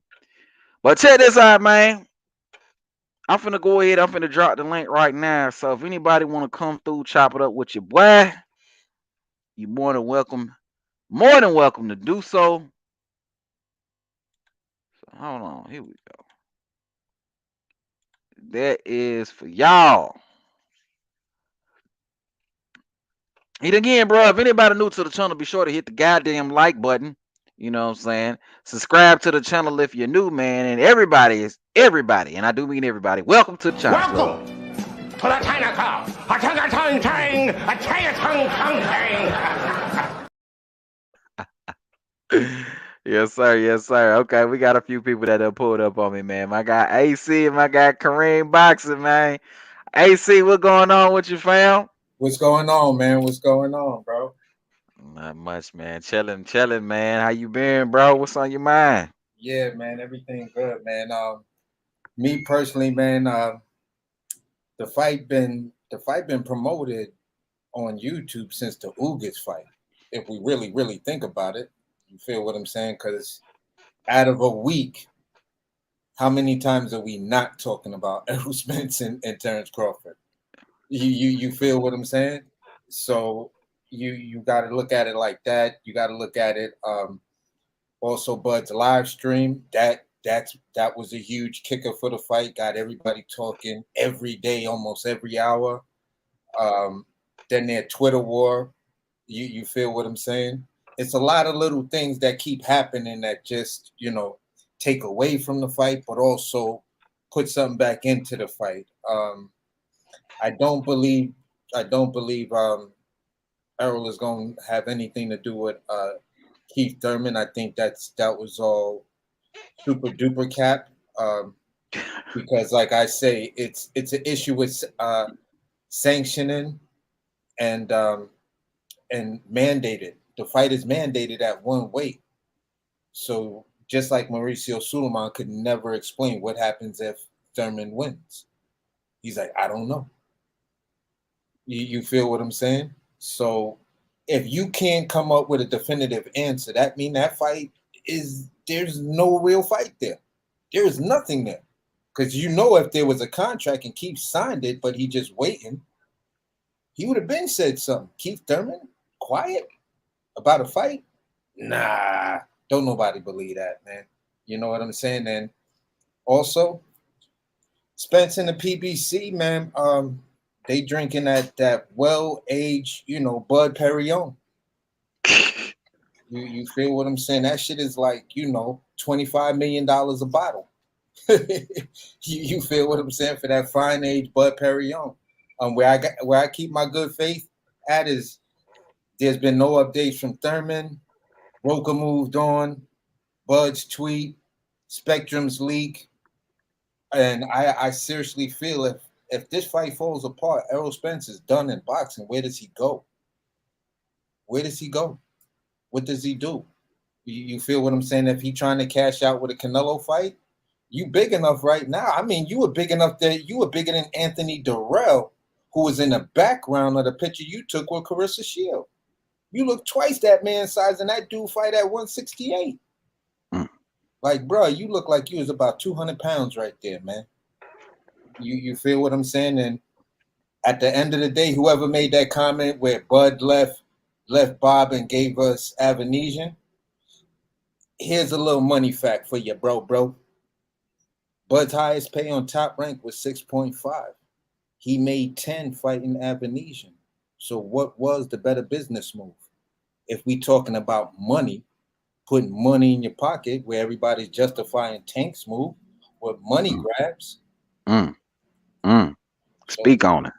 Speak bro. on it. So that's my little cook right there. I'll wait for everybody else to hop on, and then we had this open panel and chop it up. Mm-hmm.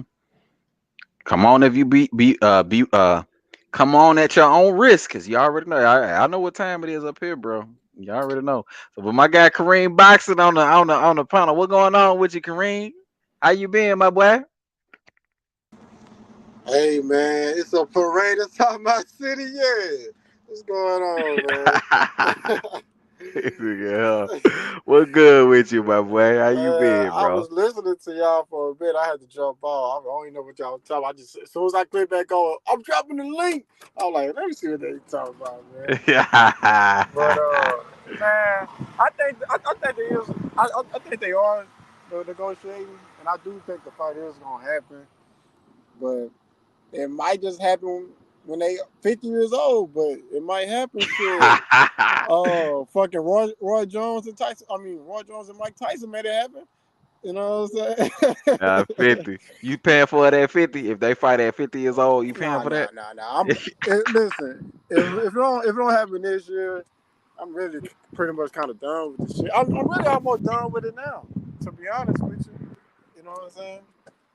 But I don't know, man. Them niggas, I don't know. I don't know what the fuck do you negotiate for 9 months a year. Like, what the fuck y'all niggas talking about? But I want to know. Like, I'm like, damn, what the fuck y'all niggas talking about for 8-9 months? Shit don't take no 8-9 months to To fucking be talk honest, about no fight.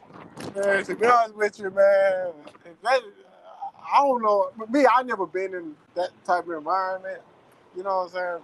That's why I don't understand how it take 8-9 months. I think it should take less than a week.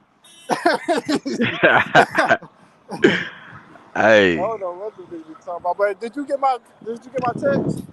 I did. I responded to you. Oh, okay. But yeah, I'm Yeah. gonna go ahead and let AC finish up though. Yeah. Nah, I see. Cause it's open panel now. We only got 2 people on right now, so it's open panel right now. Hey, So shit, y'all can say what y'all want to say. when he just made Kareem made a point that and you made the same point that I wanted to say.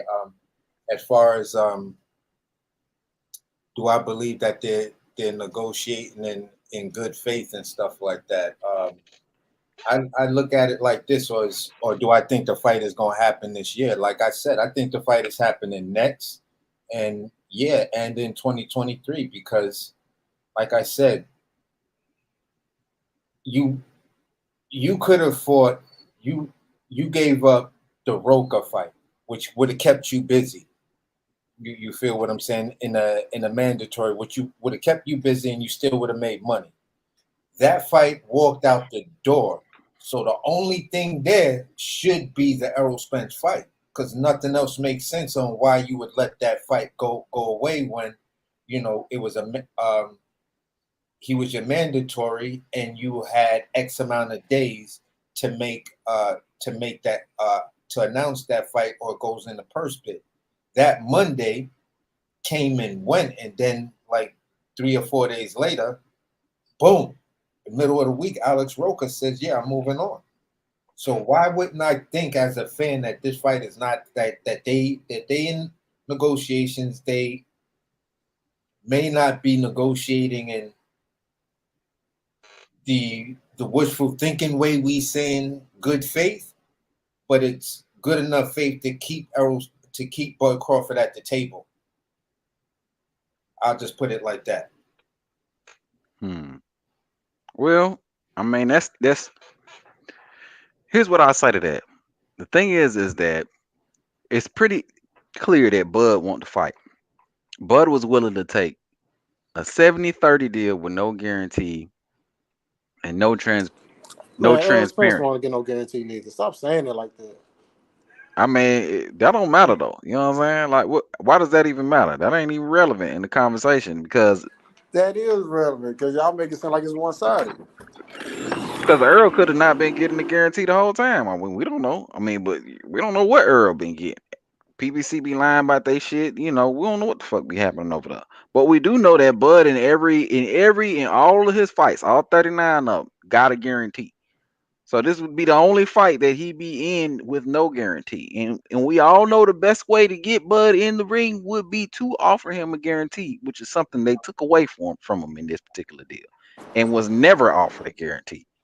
So my thing is, if you trying to make a fight happen with a guy who's used to getting guarantees and verbally expressed his need to get a guarantee, if you trying to make a fight happen in good faith, wouldn't it be a good idea to offer this man a guarantee?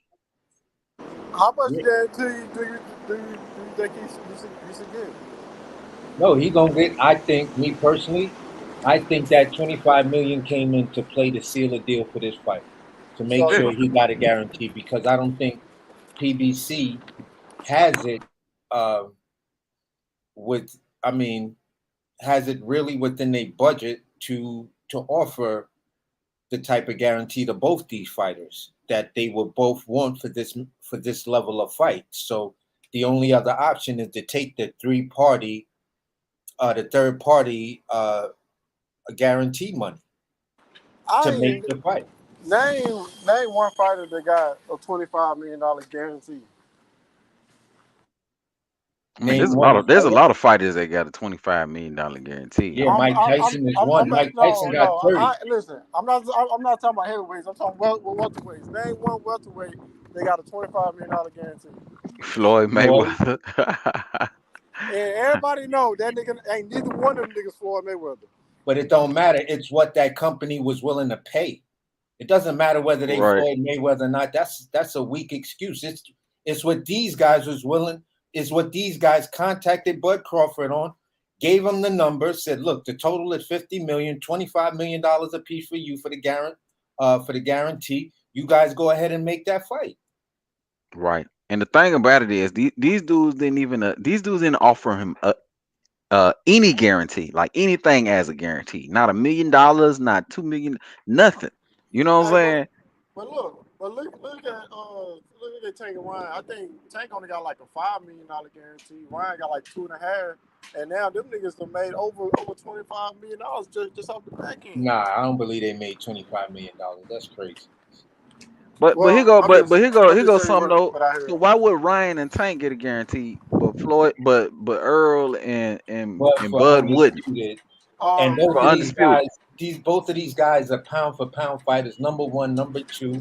Why wouldn't they get it? Why wouldn't $25 million guarantee make sense for that level of fight? Two prime fighters, both undefeated, 1 and 2 on the pound for pound list. Why wouldn't $25 million make sense? I'm saying, if like you gonna make the money, it ain't what's the big deal? But you still gonna make the money. Just get out there. How you know that though? I'm just saying, but these high-ranking white folks, you're not gonna make with all this money is not for the Kareem, you're not gonna make that kind of money off the net.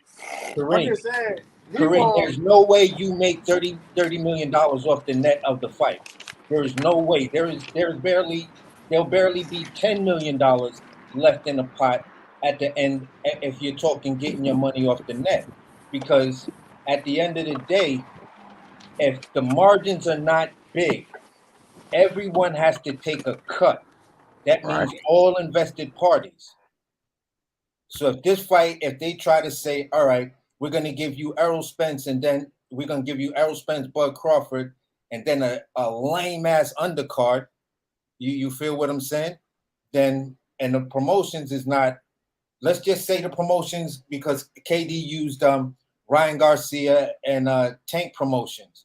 Let's just say it was a Ryan Garcia Tank Promotions. I don't think that's at the level enough to get that many casuals. That shit's got to go to NBA games. These niggas got to be at NBA games. They got to be at the playoffs or the All-Star game. They gotta be all kind of places. You feel what I'm saying? They gotta pay for any major sports thing coming up, even if it's UFC. This Terence Crawford and Errol Spence fight has to be mentioned. You feel what I'm saying? You got to do across the board, and at the end of the day, it's between the fans on YouTube. Yes, between the media, we ain't got shit, and that's where it comes in.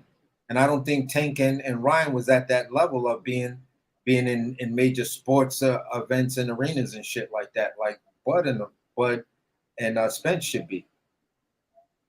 I think it comes down to this too. Like when you go into any type of business, you got your overhead and then you got your income.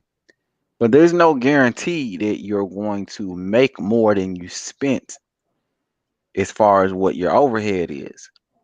So if you're saying, well, Bud doesn't have a guarantee and he gets a percentage of net profit, there's no guarantee that the event makes profit. There's no guarantee of that because it's an investment. You spend money with the advertising, with the undercard. You spend money in order to make the event pop off, but there's no guarantee that you'll break even and be profitable. And then if you are profitable, right? Saying you are, there's no guarantee as to how much profit you're going to actually make off of that. It's 30% of what that net would be. What if you only made $1 million profit or $2 million profit? Now you got to split $1 million. You got to get 30% of $1 million. That's $300,000. You know what I'm saying? Like that And probably don't even pay for his camp. yeah, You and know they what I mean? His expenses. but they keep saying, I forgot what panel I was on. There was this dude in there that was talking about the ins and outs of boxing, because he's in there like that, and he was saying that the majority of boxing events don't make the money that they expected to make, and they aren't profitable. So Right. why would you take your in this age, in this 4-belt era? Yeah. So why would you take your money off the net? That is crazy. Yeah. And Bud still did that, with hoping that, okay, if I do this, I'm praying that you guys do the put everything together, so when I do my due diligence off of approvals, everything looks good, and the projected numbers say, yeah, I'm going to walk away with $20-30 million.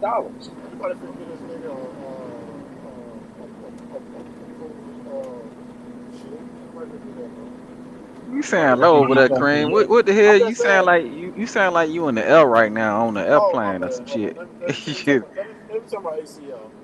Oh, okay. No, I was saying, anybody fit this nigga approval of shit, so that way he can have his crackhead uncle. I got a crackhead, like my uncle. My uncle, Then they gonna start talking shit, boy. I already know. listen, my uncle, he got a video camera. He can record the fight. Oh, my sister. But see, my then sister, we know that's just my capping sister, excuses. My sister took photographs. Man, nobody finna do that shit, bro. Because they don't want to understand the business side of it. Bro, That's what you say. Showtime and PBC been doing this shit long enough to know exactly what to do and how to do it and do it. Yeah, so if they don't need some big boxer just to come in and try to tell them how to run their But hold on. Kareem, that's like the weakest talking point I've ever heard in this whole situation, because here's the deal. If PBC been doing this for so long, why the fuck is PBC in trouble with Paramount and Showtime? They should have millions and millions of dollars. They shouldn't be talking about downsizing and all of this other shit. They shouldn't be worried about their budgets and all of this other shit. So at the end of the day, bro, I don't know where you get your information from, where you get your math from, but your math ain't mathing right now. Hey, hold on one quick. Hold on, real quick, man. My guy, Lucky came through with the 499 super chat, man. He said, just drop me some love salute if the fight doesn't happen in July. Fuck it. Okay, that my guy, D Lucky coming through with the 499 super chat, man. Appreciate you, D Lucky, man. We gonna take that 499. We gonna buy a lot of tickets, man. Y'all know how it go, man. Here we go. 15, 30, 37, 38, 45, 47, 15, 30, 37, 38, 45, 47. Just hurry up. I got customers to serve. 45, Appreciate you, D Lucky, man. Hey, but we just got my guy AB that walked in the building. What's going on with you, AB? How you been, fam? Oh, hold on. I was muted. My bad. What's good? What's good with you, my guy? How y'all doing today? What's good with it, man? We chilling, man. Just talking some good boxing on this Good Friday evening. Oh yeah, I just hopped out the little boxing gym myself, getting tortured, and I saw you on, so I had to hop on real quick. Yes, and I sir. see that it might be a little disappointment once again, dealing with a certain fight. You know, I mean, man, look, the last time you guys were on, I was like, man, look, I just stopped in, but I said, look, we've been talking about this for how many years?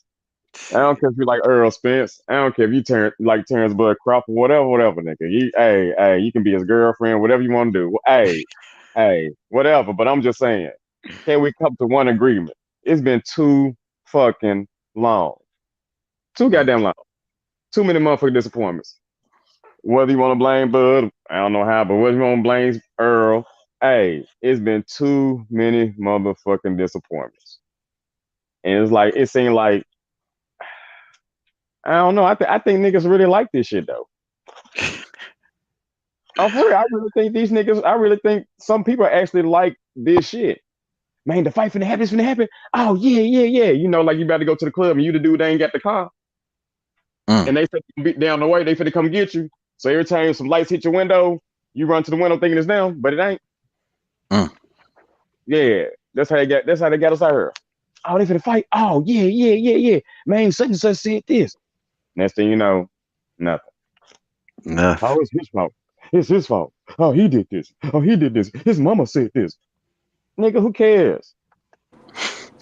That's what I'm saying. Nigga, who cares, nigga?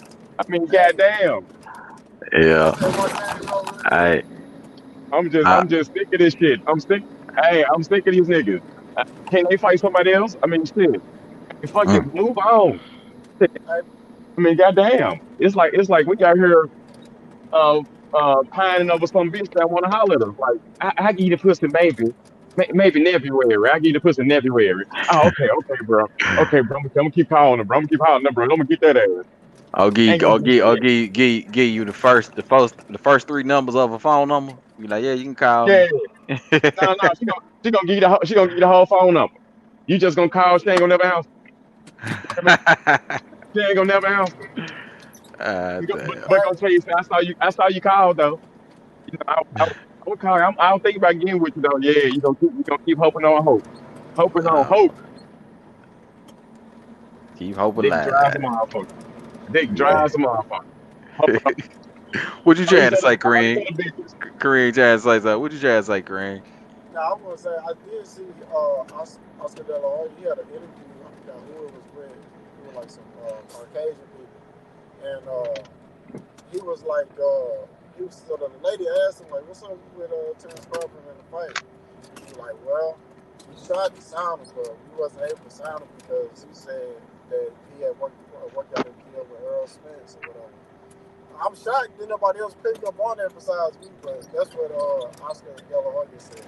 Hold on, you said what now? It's on my YouTube channel. He said we wasn't able to sign Terence Crawford because him and Errol Spence worked out a deal. That was his exact words. So they work out a deal. No, he said they already got something lined up, like planning a fight. Yeah, it's De La Hoya said he couldn't sign him because their deal is done. So okay. Oh, I see. Well, that's good news, right? Yeah, that is good news. But I'm shocked. I'm like, I'm the only nigga that's seen this shit. Like, I seen it. Hold on. It just what it is niggas stop listening to that shit because it's so much, brother. And that's the thing. They say, oh, the fight happened in July, but they said it was gonna happen in June. Then they said it will happen in November. The shit ain't happening. Then they said it was gonna happen in February. It's like, bro, it's always something new. October and shit. But what was the Spectrum date? Spectrum date was in July, right? Yeah, so dudes are just like numb to it. Yeah.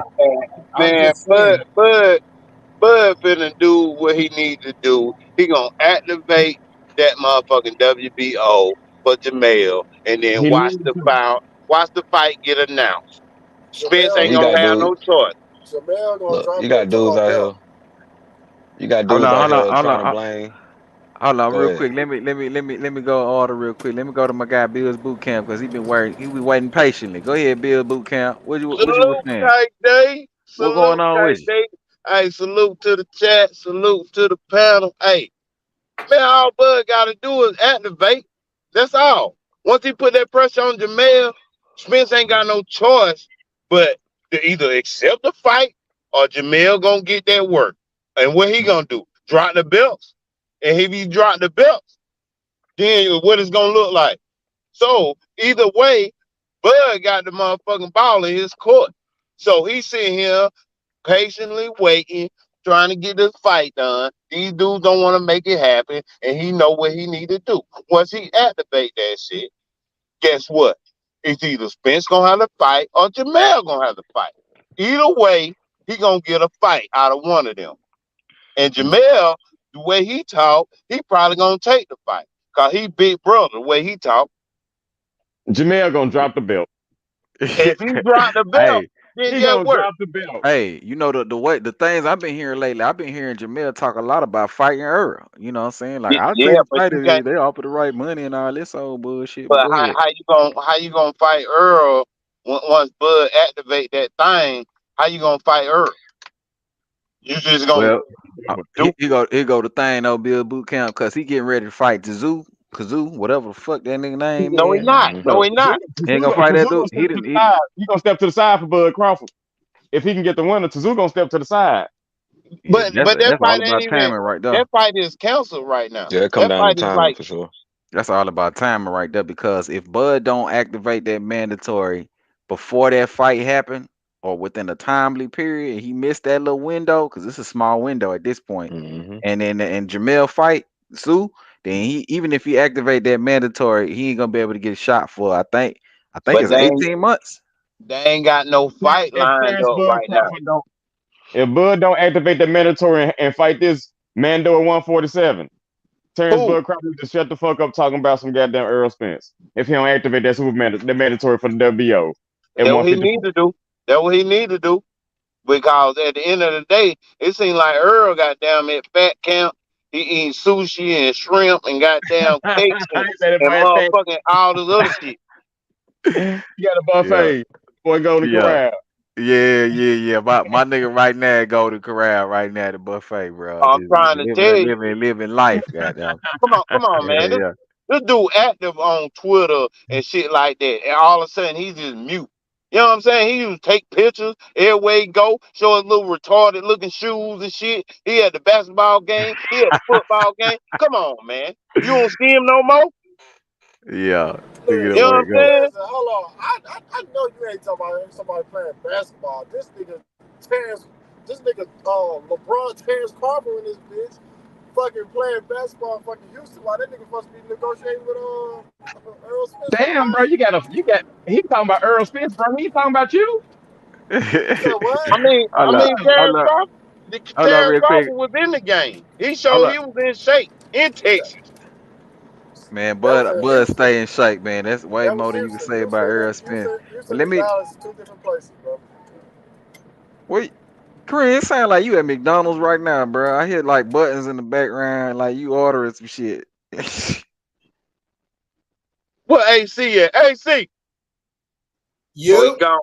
No, I'm What's right up, here, player? Bill. What's good, Bill?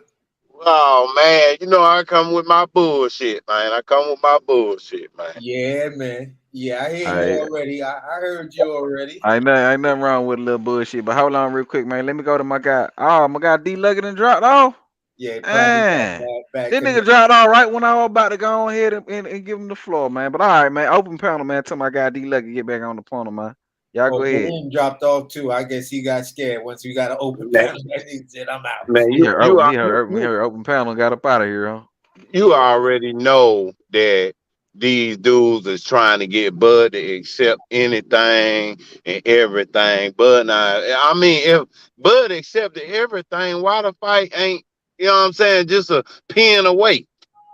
You know what I'm saying? I done accepted everything. Damn, what you want me to do? Now I fought Albanese and damn, you folks came back to the table with the same paperwork for this year and said, "Shit, go ahead and sign that thing since you already did what you supposed to do." We talking about this year? What happened with that? Oh, okay. It was some bullshit all the way. But ain't that dude supposed to fight Keith Thurman or something? Who? Yeah, that ain't happening, man. Ain't Earl ain't Spence. nobody fighting no Keith Thurman, man. Man, come on. You know, Keith Thurman would have been I'm just saying, exercised. hold on. Calm down. Don't shoot me now. I'm just asking the question. Ain't Keith Man, Thurman they probably put Keith this Thurman week? on a little gag order, man. I wouldn't be Hey, scared. They on the gag Keith, order because I ain't heard from the man. yeah, Keith Thurman Man, be you on heard the it. internet. That's a hellified gag order.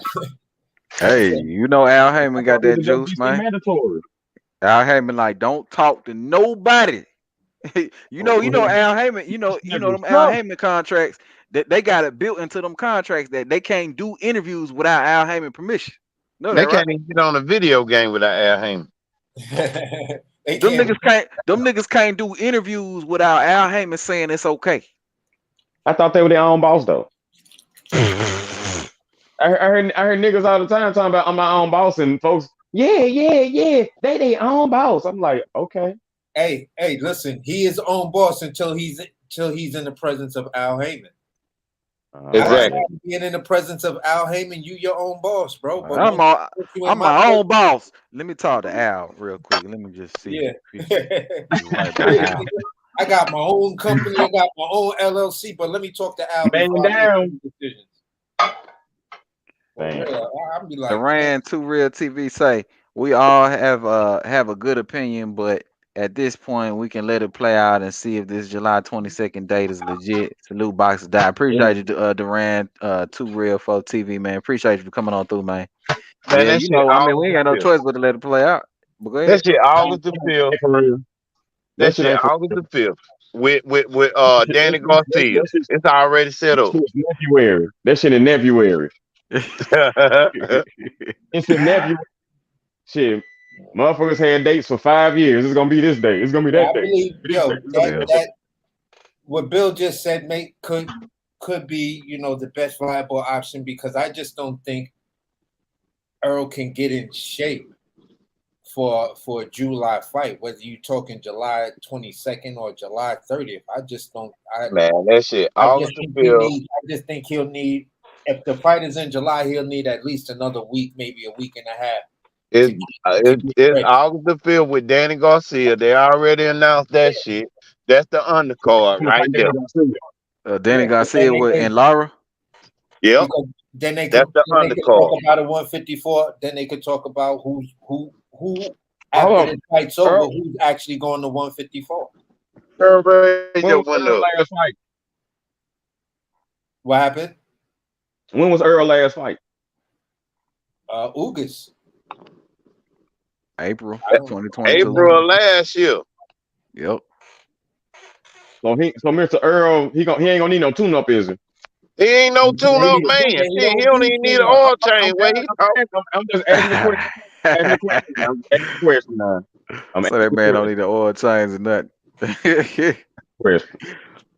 He that true. He the truth. That's what they say. He the truth. I don't need no tune-up. And recently he said he not taking no tune-up. He got something big coming down the line, and it's not a tune-up. It's one fight, one and done. He won and done. I'm telling you. So you saying one and done. May, June, July. Him and damn Jamal is one and done. Both of them gonna be on there with Brandon Marshall crying and shit. Yeah, I was going through mental shit. You know what I'm saying? Damn. And the world closed in on me, and I started seeing food everywhere. Nice. You know what I'm saying? I couldn't make the weight. That's what it is. Why I tell you? I got D-Ray Moses in the bed. And what going on with you, D-Ray? Appreciate you for sliding on through, my guy. Hey, fuck around, man. Errol don't make weight, and you fuck around and lose the belts on scale, and Bud just be fighting a free fight, and he gonna take the belts anyway. He gonna knock his ass out anyway. He ain't had his mandatories. How he gonna lose the belt? Huh? Who? No, who ain't had a mandatory? If Bud and Earl fight, all them belts, they fighting for undisputed. That mandatory shit is out the window. I never believed that. I believe you mandatory, but you mandated the fight at 147. You can't. Mauricio Suleiman, the sanctioning bylaws can't explain why the fight would happen at 154. And Roach is fighting somebody else. Jason O's, what up? Warren Loans, what up? Kareem Boxer came through with the $4.99 super chat. He said Errol gonna treat Crawford like a tune-up. Come on, bro. You come in here capping like a motherfucker. Yeah, you capping like hell. He capping like a motherfucker. Here you go, man. Here you go. He just hating. I would like to thank God Almighty for giving everybody so much and me so little. I hate you. I hate you. I don't even know you, and I hate your guts. I hope all the bad things. Nigga hating his ass off, man. Ain't it? Ain't it? You know, but salute Kareem. Praise God for coming through with the 499 super Yeah, chat, little salute boy. Kareem. Spence gonna need some spark plugs. You talking about a fucking tune-up. He gonna need some Yeah. spark plugs. He come through with a buddy. That nigga Earl gets stopped, man. You heard what In goddamn James three Tony rounds. said about it. He don't James get Tony stopped. said he be lucky if he making about a 6 rounds, but hey. What I tell you, sir? What I tell you? That man don't want no smoke, man. I concur. He Earl don't he want no know it. smoke. He know what it is. His What happened to team know Sean what it Porter? is. After he saw what happened to Sean Porter when Bud said, "I'm down. I'm down."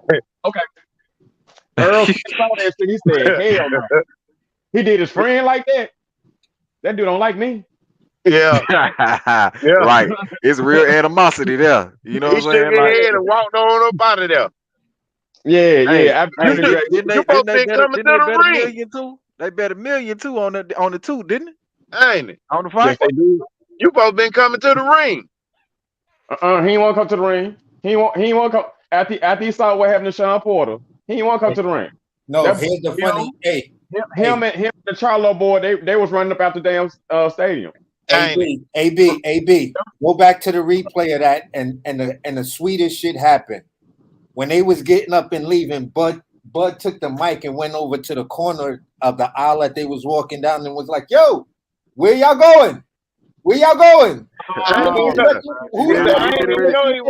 literally chasing them from the ring. You ain't lying, AC. He was literally chasing them. He literally walked over to the side like, "Where you at, bro?" Yeah, where y'all going? Why you leaving? I just saw he was just talking shit in the crowd and shit. No, he was talking to them. Look at the replay. Look at the replay. One of the camera angles got them niggas right there, and Bud just pointing. I think one of the Charlo niggas turned around real quick, and he was like, "Where y'all going?" It probably was Jamel bitch ass. Yeah, he was like, "Yo, where y'all going? Where y'all going? Who the best welterweight in the world right now? Where y'all going?" I was like, "Wow." I thought the fight was going. I thought they was gonna make the fight right after that, because that was Hell no. Look, he went to life and death with Sean Porter, and he saw how this dude did Sean Porter when he said, "Look, I'm down," and 4 rounds later, Kenny Porter throwing the towel in. Yep. His daddy seen what was gonna happen. He said, "Oh hell no." 2 minutes left. He had 2 minutes left with Bud Crawford, and he already got dropped twice. Come on, man. And these folks talking about Kenny Porter should be fired. Are you serious? He knew. Kenny Porter robbed us. Yeah, he robbed y'all seeing Sean Porter get knocked the fuck out. Knocked the fuck out. He not knocked you down twice. Salute to my guy MKB Modern King Boxing. He say the fight ain't happening. Why don't sanctioning body strip Earl? Goddamn, he's milking the entire division. Oh yeah, bro. I don't know how this man ain't been stripped. That's a great question. Al Heyman. What you mean how he ain't getting stripped? Al Heyman got his hands in everybody. And he know what they not did at all these parties he not invited them to. Hey, So what you think these sanctioning bodies, all these presidents know? Hey, listen, they not gonna do it because the WBA and the IBF already agreed to the phony 154 fight. The WBC already moved Keith Thurman up, so they ain't got nothing to worry about. That man ain't getting stripped. He got the other 3 divisions on lockdown. They paid a good amount of money for it. This is why I believe this is a cash out. No matter what direction Errol go in, it's a cash out because PBC is like, look, we got to get rid of these motherfucking slow leaks. These dudes that ain't fighting a lot. They costing us a lot of money in publicity and covering shit up with their PR, with their stunts that they doing out there. I mean, 3 accidents. That's a lot of PR. I'm gonna tell you the play. I'm gonna tell you the play. If Danny Garcia beat Laura, guess who Danny Garcia gonna be fighting next? Spence. At 154? Yes. Man. Yeah, but it ain't gonna be Thurman. But it's gonna be for something. They fighting for a belt, right? They fighting for a belt, right? Okay. I believe they might make him the WBC mandatory. if Spence moves up and he takes that whatever fight that is, and he'll just be a mandatory. But Bud will have actually a belt that Bud moves up because I don't. Jamel ain't gonna face Bud for that WBO. He gonna drop that shit and then bounce to 160. Hell Mad yeah. Dog Ace, what up? Yep. Yeah, man. Yeah, so he ain't got Bud will already have a belt. You a mandatory. Bud could easily start like Homeboy said in the joint, and I've been saying it for a minute. Bud's best play if this fight gets shaky or shady, just bounce, move to 154, lock that shit down, and now scare the shit out of him. Now Errol has nowhere to go. He Nowhere. can't do nothing. You ain't the A side Nowhere. when it come down to 154 because Bud gonna have all of those belts, so at least 2. You're gonna have to retire. Yeah. Earl retire. It's either retire or fight Keith Don't Thurman. say that, man. Manny Don't Garcia, say that. These Spence fans gonna go crazy. They're gonna jump off the damn roof. Before he retires, he has 3. Before he retires, he may have 4 fights at his feet. Canelo. Man, so he's gonna jump off the roof. He ain't gonna fight Canelo. Well, you know what? Canelo might take Garcia. I was thinking the same thing, AB. I was like, you know Canelo what? would take that fight because Canelo ain't in the run. Right. Yeah. Canelo might make Earl go up 3 weight classes, 4 weight classes to fight him. He He might ain't gotta do go that. up. He already at that weight. He already at that weight. He showed up here. Yeah, he go right there. That Pieces of motherfucker, cheese he burgers and shit. overweight. He got to cut He weight for that. 195. Yeah, he got to cut weight. He got to cut weight. He got to go. He got to have a training camp for 160, a fat count. Yeah. Damn. That motherfucker look 200 pounds. Did you see the size of his head and his face compared to Darrell who was standing right behind him? That motherfucker look like 8 Ball standing beside Clarissa Shields. I was tripping. I was like, this motherfucker look like a heavyweight. He really looked like. Come on now.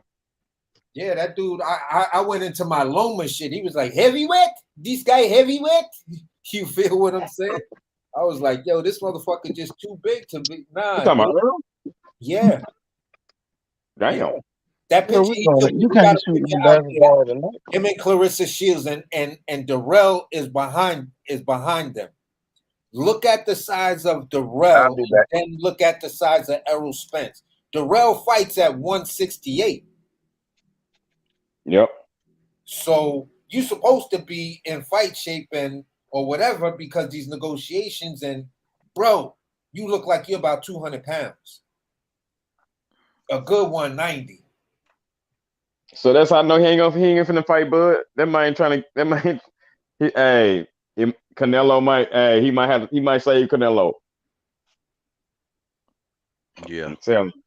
He definitely will give Canelo a way out because we know Canelo don't want to fight Benavidez. We know he don't want that. Nope. We know he don't want Morrell. We know he don't want Andre. We know that. We know, you know what I'm saying? So Canelo can say, we know he ain't going back to 175. We know that shit's out the window. Right, gone. So Canelo like, well, who can I fight? Well, Errol Spence, that's a good option. You know what I'm saying? Dude, make him come up 3 weight classes in his first fight. And Canelo might consider him. Canelo fight Morrell. Morrell is only 8 fights in. He'll take that fight in a heartbeat. I think that's a bad style matchup for him. It's a bad style matchup. I think it's a little dangerous for him. I think that's a fight that a little too dangerous for him to take. Who with Morrell? Damn, with Morrell. When I look at Morrell, man, I just think he keeps like when he throws his combination. Yes, he kind of looks like he's sitting down on his punch, but he's straight up in the air. His back, his chin, everything straight up in the air. Then he takes the hop back, and that's still straight up in the air. He comes in straight up in the air, and he backs out straight up in the air. Oh, he definitely got his flaws. That's why I think Benavidez beats him, but I think Canelo just a little bit. Yeah, I think Canelo just a little too short.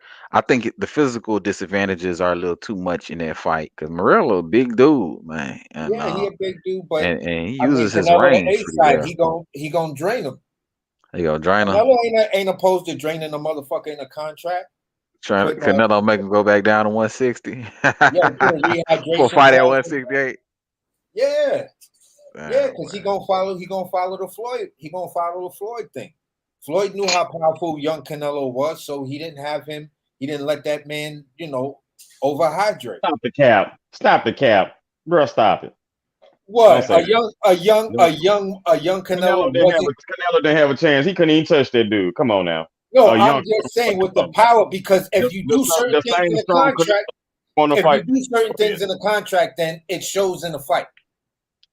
But don't use Canelo as an example. Poor example. Very poor example. Then who would you use as an example then? I wouldn't use Canelo. Why not? I will not. When did he show you strong? Why not? Why wouldn't you use? You got a young dog you got a young, inexperienced dog like Canelo. The best thing he had going for him is power. That's it. What? I didn't say he had all the skills to beat Floyd. I just said the young Canelo had power. You gotta have skills to beat Floyd. You think Floyd gonna sit there and let you hit him? Bro, are you listening to me? AB. Oh my God. Just listen to me. Just calm down and listen to me. What you mean? I ain't calmed up. What's wrong with you? I said, hold on. I'm saying a young Canelo had power. I didn't say he had the skills to beat Floyd. I said he had power. Okay, so what does that mean? If you ain't got skills, you don't need to nullify that power. So to nullify that power, he did some fuckboy shit in the contract to make the fight. If you don't have, sir, in boxing, you have to have skill to hit somebody. They're not going to stand there and let you hit them. It's a lot of powerful people that have got their ass whooped by people with skill. So Canelo could be as powerful as he wants to be. But if you saw the fight I saw, Canelo barely touched this dude. So what the fuck your power gonna do if you can't even touch him?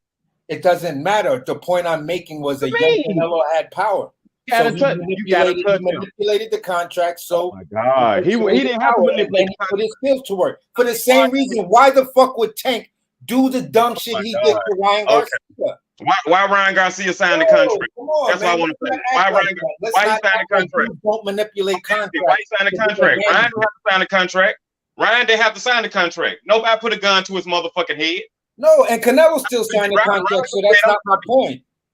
You arguing with me that doesn't make any sense. Why? Well, Tank did this to Ryan. Why Ryan signed the contract? And I don't want to hear no excuses about after you got your ass whooped. Because if Ryan was on, people would have been like, well, Tank is garbage. Tank is trash. I don't like neither one of those fighters. He got his ass whooped. He shouldn't have signed the motherfucking contract. Flat out. Straight up. Okay, so Rivendahl shouldn't have signed the contract to fight. What's his name? He got his ass whooped. He should have signed. He was stupid to fight long because they want to make the fight. It don't matter. It don't matter other things. They signed the contract. Mikey Garcia was stupid for fighting Errol Spence.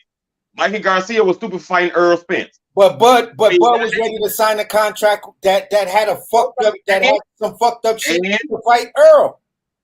So your point is kind of irrelevant and muted. You don't even know what your point is. I know what my point is.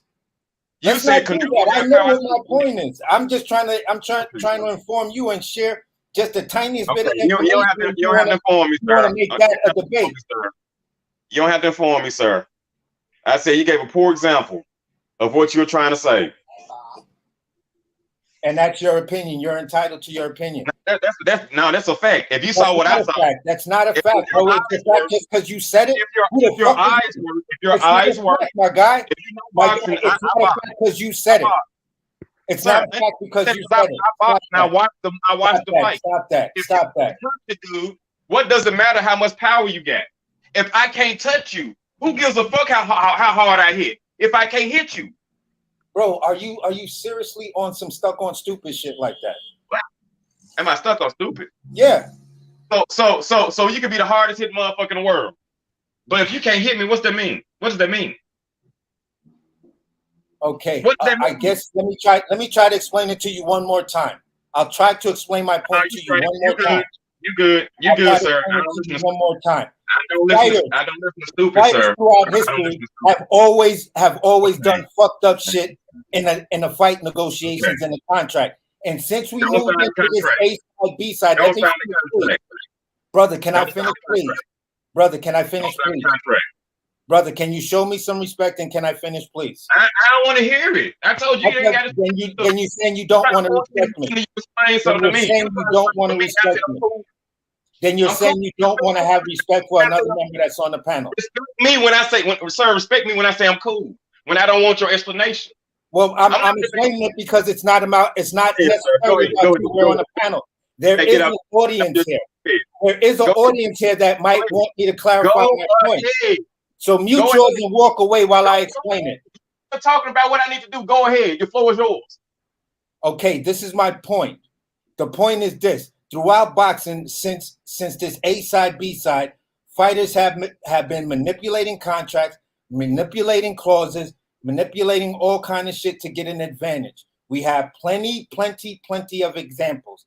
I only used Floyd Mayweather and Canelo as an example, while there are other examples, Oscar De La Hoya and Floyd Mayweather.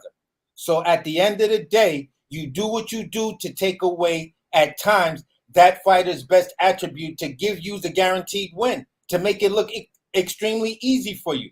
I don't want to have to punch on this guy with my brittle fucking hands for 12 fucking rounds and knowing that this guy can crack. That's just my point. Anything after that? My point is, I'm gonna give him a bogus ass contract because he's stupid. Every other fighter still signing a contract. I'm gonna give him like you said, I'm gonna give him a bogus ass contract because he's stupid, so I can whoop his ass. He paying me to whoop his ass. So then, if that's the case, then we have to say Errol Spence gave Bud Crawford a stupid ass contract because and Bud decided to whoop Errol Spence's ass. Yeah, he did. Everybody said the contract was stupid. Correct? Did everybody say it was stupid?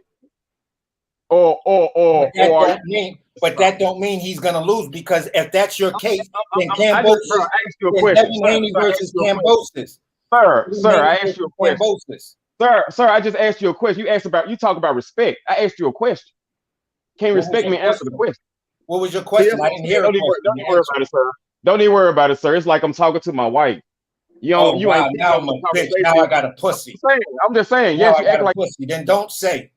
And you gonna say what you want to say. So go ahead, sir. The floor is yours. Dude, man. See, this is. Hey, and now what the fuck is wrong with you? I'm grown as man, sir. Hey, King David, like I said, my G, I saw you on here. I want to holler at you. It's been a minute. Why he go? Why he leave? I was finna dip. Why he leave? What's wrong with him? Well, yeah, Did I hurt somebody's feelings? Huh? Did I hurt somebody's feelings? Did I hurt somebody's feelings? You know, it appears it ain't that serious. You know how it is with me. I don't never think it's that serious with this stuff here. You know what I'm saying? This ain't nothing but boxing talk. You know what I'm saying? But it do get heated, so it is what it is. You know what I'm saying? I don't know none of these dudes. I don't know the people on YouTube. I don't know none of these boxers. I ain't getting no money off these boxers. My life ain't changing because of these boxers. Actually, I'm wasting time out of my life to even discuss these niggas. So Right. why would I even get upset with another motherfucker that's in the same boat as me? And we talking about these boxing niggas.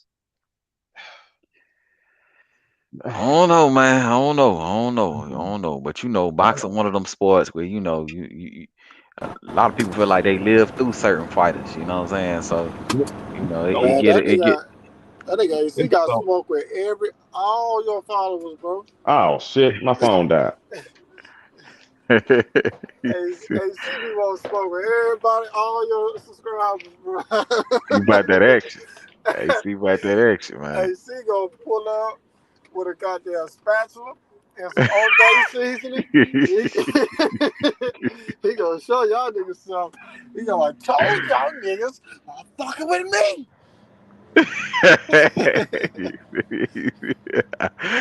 Hey, we all passionate about the sport, man. You know, it just get heated sometimes. You know what I'm saying? I ain't gonna lie. I think I don't really follow other sports like that. I used to follow like basketball and football like when I was in high school, when I was a little older than that. But So you ain't been watching the NBA playoffs, nothing like that? I work at night. Oh shit! So you been missing everything. Matter of fact, who playing right now? Somebody drop in the chat who playing right now, man. I don't don't know. I'm Lakers all the way. That's all I know. You Lakers all the way. You know, Lakers just got their ass whooped. So you know what I'm I see they got people like 30 or something. saying? Yeah, boy, they got put in the spin cycle. God damn it. I Yeah, said, dizzy man, as hell. I have some strange reason Golden State gonna come back and win 4 straight. I don't know if that's gonna happen. I think it's Listen, gonna be a I close don't even series. It watch probably gonna be. basketball like that, so I'm just saying how I feel in my heart. I hear you. I hear you. I hear you. You know, You just but saying, you just got a look, feeling. Yeah, yeah, I'm yeah. listen. This is not up. This is not up for debate. Oh, look, I don't even look. I seen some white boy go off. I ain't know who that nigga was. They was just going off. Y'all don't know his name. You know what I'm talking about though. Who you He talking usually about? for the Lakers. Oh yeah. I know you talking about. I Yeah, forgot what the name is, but I know you talking about. yeah. They Yeah, said he yeah, just yeah, went yeah. off. Yeah. Going on, man. You know, Lakers got a little squad this year. We gonna see what they do. You know what I'm saying? But yeah, man, Hopefully, she get heated, man. You know what I'm saying? This was nothing though, dog. You know, it be crazy. Like on this channel, man, some of the little fights be happening on here, man. This shit be like that was nothing. You know what I'm saying? Like that was like, you know, that was I ain't gonna light work. lie. You know what I'm saying? I ain't gonna lie. Them Cowboys discussions get heated too. I imagine so. Cowboy, you a But Cowboy hey, fan? You gotta be a Cowboy man, fan. I'm a Cowboy fan by default.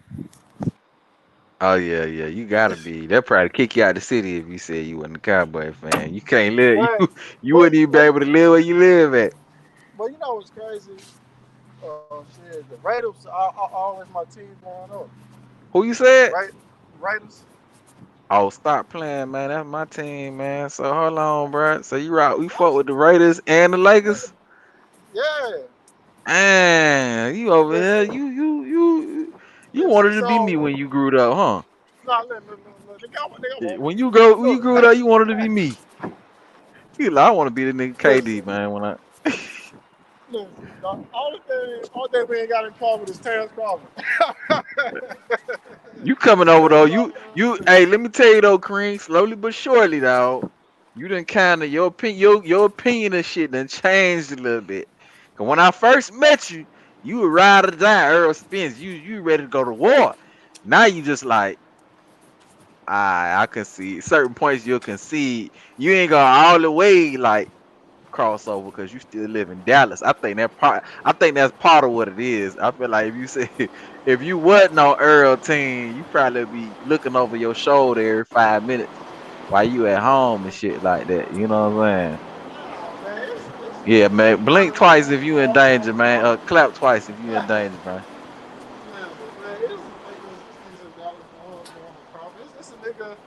This nigga out of town. This nigga shit based on Crawford. This nigga live in Dallas. I'm like, I'm like that. That nigga probably live underground. That's probably what it is. That That nigga nigga, live in a bomb shelter. they're probably from North Dallas. He probably from North Dallas. I really Nah. live in North Dallas. I'm from North Dallas. Nigga, for you to say that and then be like, I live in North Dallas. Nigga, you funny here.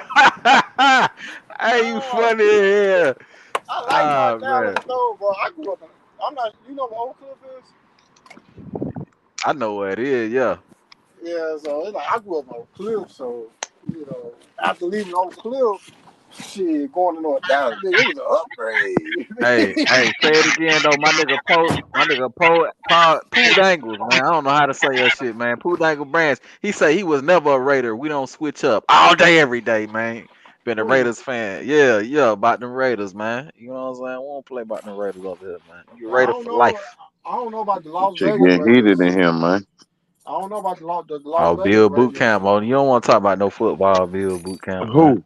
Yeah, I do. You Man, already you know. don't That's want to what talk I about no do. football, man. That's You what I know do, man. what I'm That's saying? what I Man, do. Man, I already know too many Bills fans, man. I be y'all, you know what I'm saying? Y'all be bragging. Y'all go No. to the third and fourth round of the playoffs. Y'all don't know They how had to one act. good year. They had one good year. You Yeah, know what man. I'm You know what Man, I'm we humble, man. We not lost 4 Super Bowl, man. We ready to argue. saying?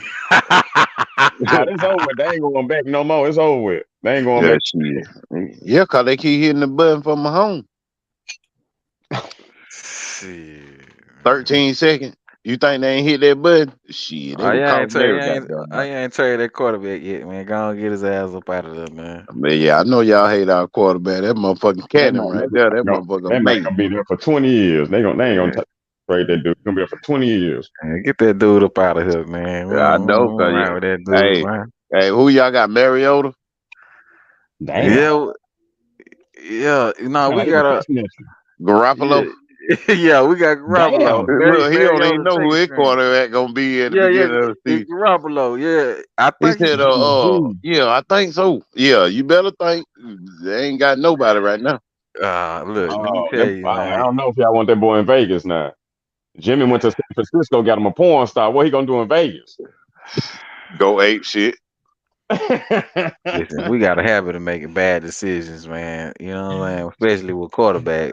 You Now know. he a good quarterback if he don't get hurt. Like if he don't get Yeah. hurt, he can manage the game. But like he just missed the glass.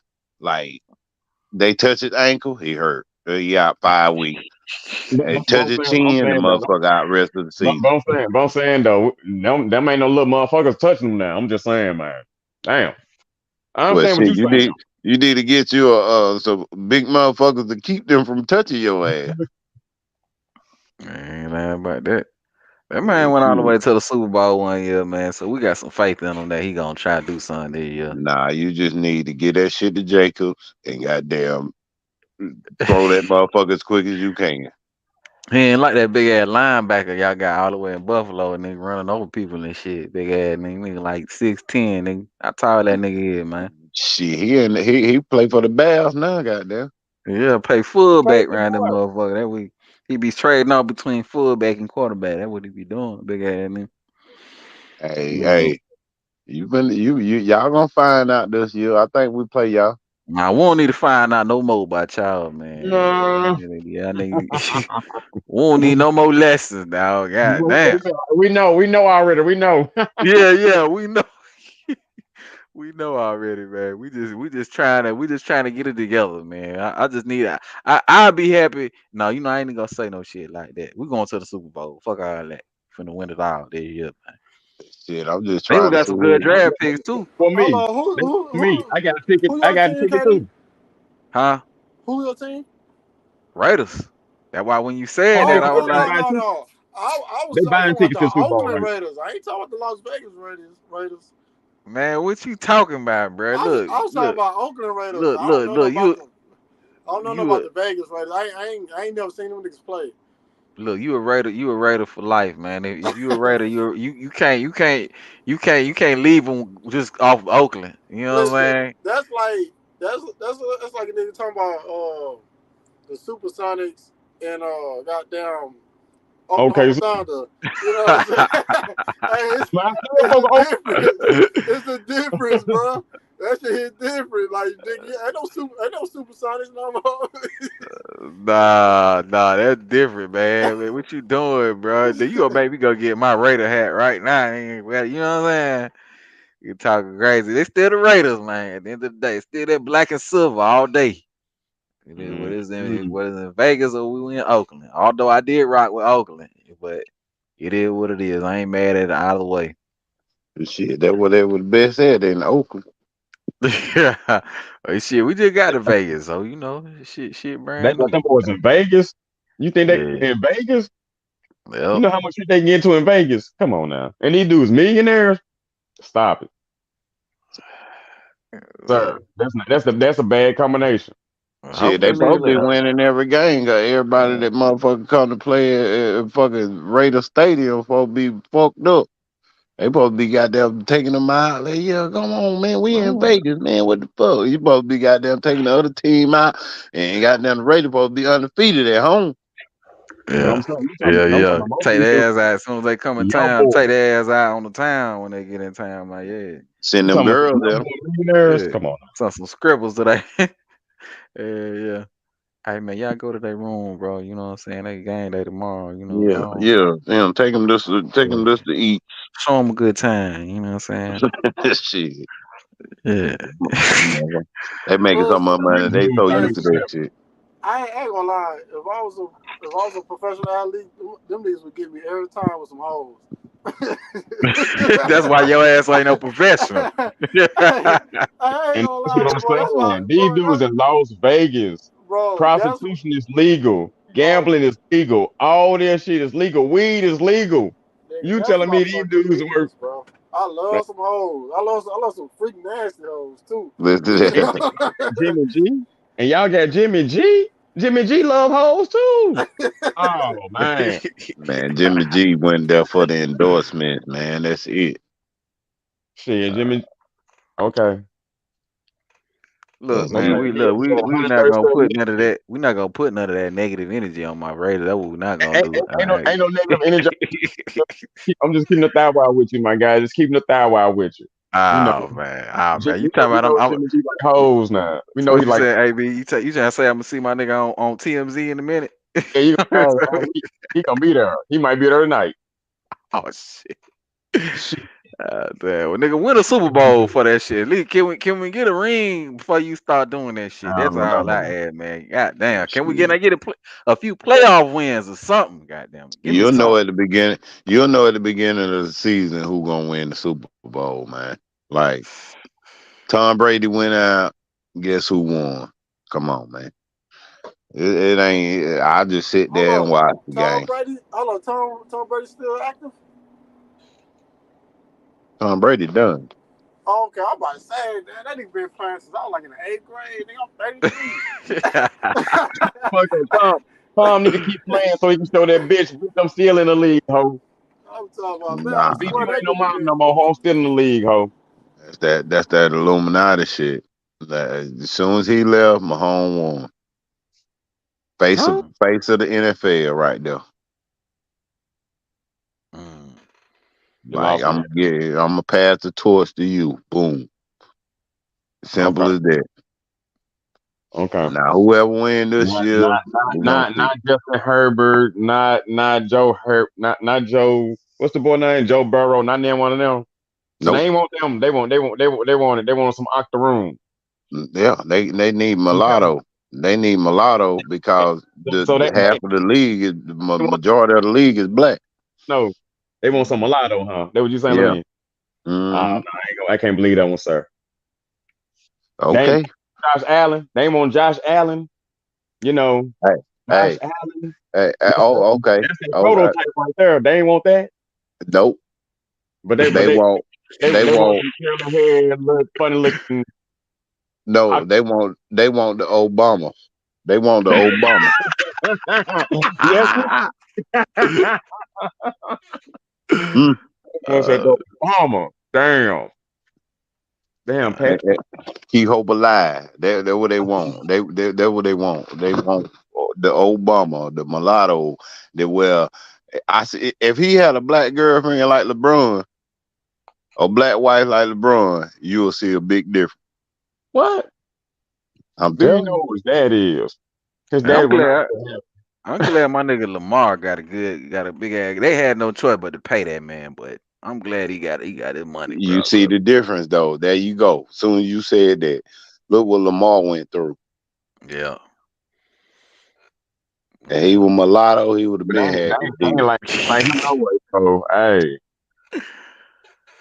Yeah. He was MVP and he revolutionized the game after Michael Vick, and he still took forever to get a deal. Josh Allen got his deal. Joe Burrow about to get his deal. It don't even matter. Like this, you know, you see the difference. You see the difference. What's the difference? Some of them pale and the other one not. That's what I'm saying. Now, if Lamar Jackson look like Baker Mayfield, he'd be the highest paid motherfucker in the NFL right now. But if Lamar Jackson looked like Mahomes, he'll be the highest paid motherfucker If in he the look like NFL. Baker Mayfield, if he was Caucasian, I'm gonna say it for you. Y'all know he is the highest paid motherfucker in the NFL, right? Now I'm talking What he was the highest guaranteed? paid motherfucker in the NFL. Guaranteed? You With hear me? guarantee? It would have been 300. It would have been like 300 or 400 million guaranteed. But you got to think though, Deshaun Watson changed the game for him. You know what I'm saying? Deshaun Watson got all his guaranteed, pulled some Kirk Cousins shit. You know what I'm saying? Now they and he was at a massage therapist goddamn a week ago. Yeah, Man, why you had to slide that in there, man? That nigga Y'all so think that shit's real? Huh? Y'all think he really was? I know he might be a wild, freaky ass dude, but y'all think he was doing all that shit they saying he was doing? Hey, that nigga said Hell why he no. was at a massage parlor. Why you had this? That nigga had to throw that shit in there, didn't he? No, that only happened when he wanted to get traded. When he wanted to get traded, all these people came out the woodwork. Ain't nothing happened before he said he wanted to get traded. Allegations. I said, God damn. Yeah, man. When I hear shit like that shit is a setup, bro. When I Put hear my shit hand like in his ass. I put my hand in his ass and he touched my breast. And you came back? Yes, I did.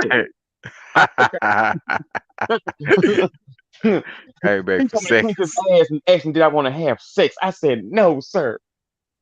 Okay. And they had these hoes on TV. I was like, Yeah. are y'all serious? I had to stop watching TV. Well, what messed him up was the one that was supposed to testify and she couldn't do it. Like she broke down, she couldn't really do it, and everything fell through. The first one they sent up there, the little white chick, she fell through. She couldn't do it, and everything else fell through. If she would have been a good actor and kept her side of the bargain, he would have been fucked up. But she slipped, and his lawyer caught on to that shit, and he good to go. Man, I bet that nigga don't even go out no more, bro. If I had that much money, I don't even know if I'd leave the house, bro. I put everything in my house. I wouldn't even leave, bro. I don't know what's wrong with these I don't niggas. even leave the house. Why you ain't even got your own personal masseuse anyway? Right. Anyway, do you what? Man, look, I'm just It calm. ain't that serious. It ain't it. You got to get a massage every city you go to. Tell these bitches to come through. You ain't gotta do that, bro. You worth what? He was what down there 200 million or some shit like that. 236, something like that. Bro, you got 236, and you having these problems. Yeah, because you wanted to get traded out of Texas. Shit, what you mean? You my franchise. You trying to go? Oh, I got something for your ass. Damn. Yeah, go Man, well. that bit was for a while though. I said, man, it was like every day, like, God, a new bitch? Damn. It was like 30 something of them, and then it ended up being like 90. It's like, man, come on, man. It was, I thought it was over 100 or some shit. Yeah, it was. I said, so this dude just a predator out here, huh? Nah, he's just a dummy out here.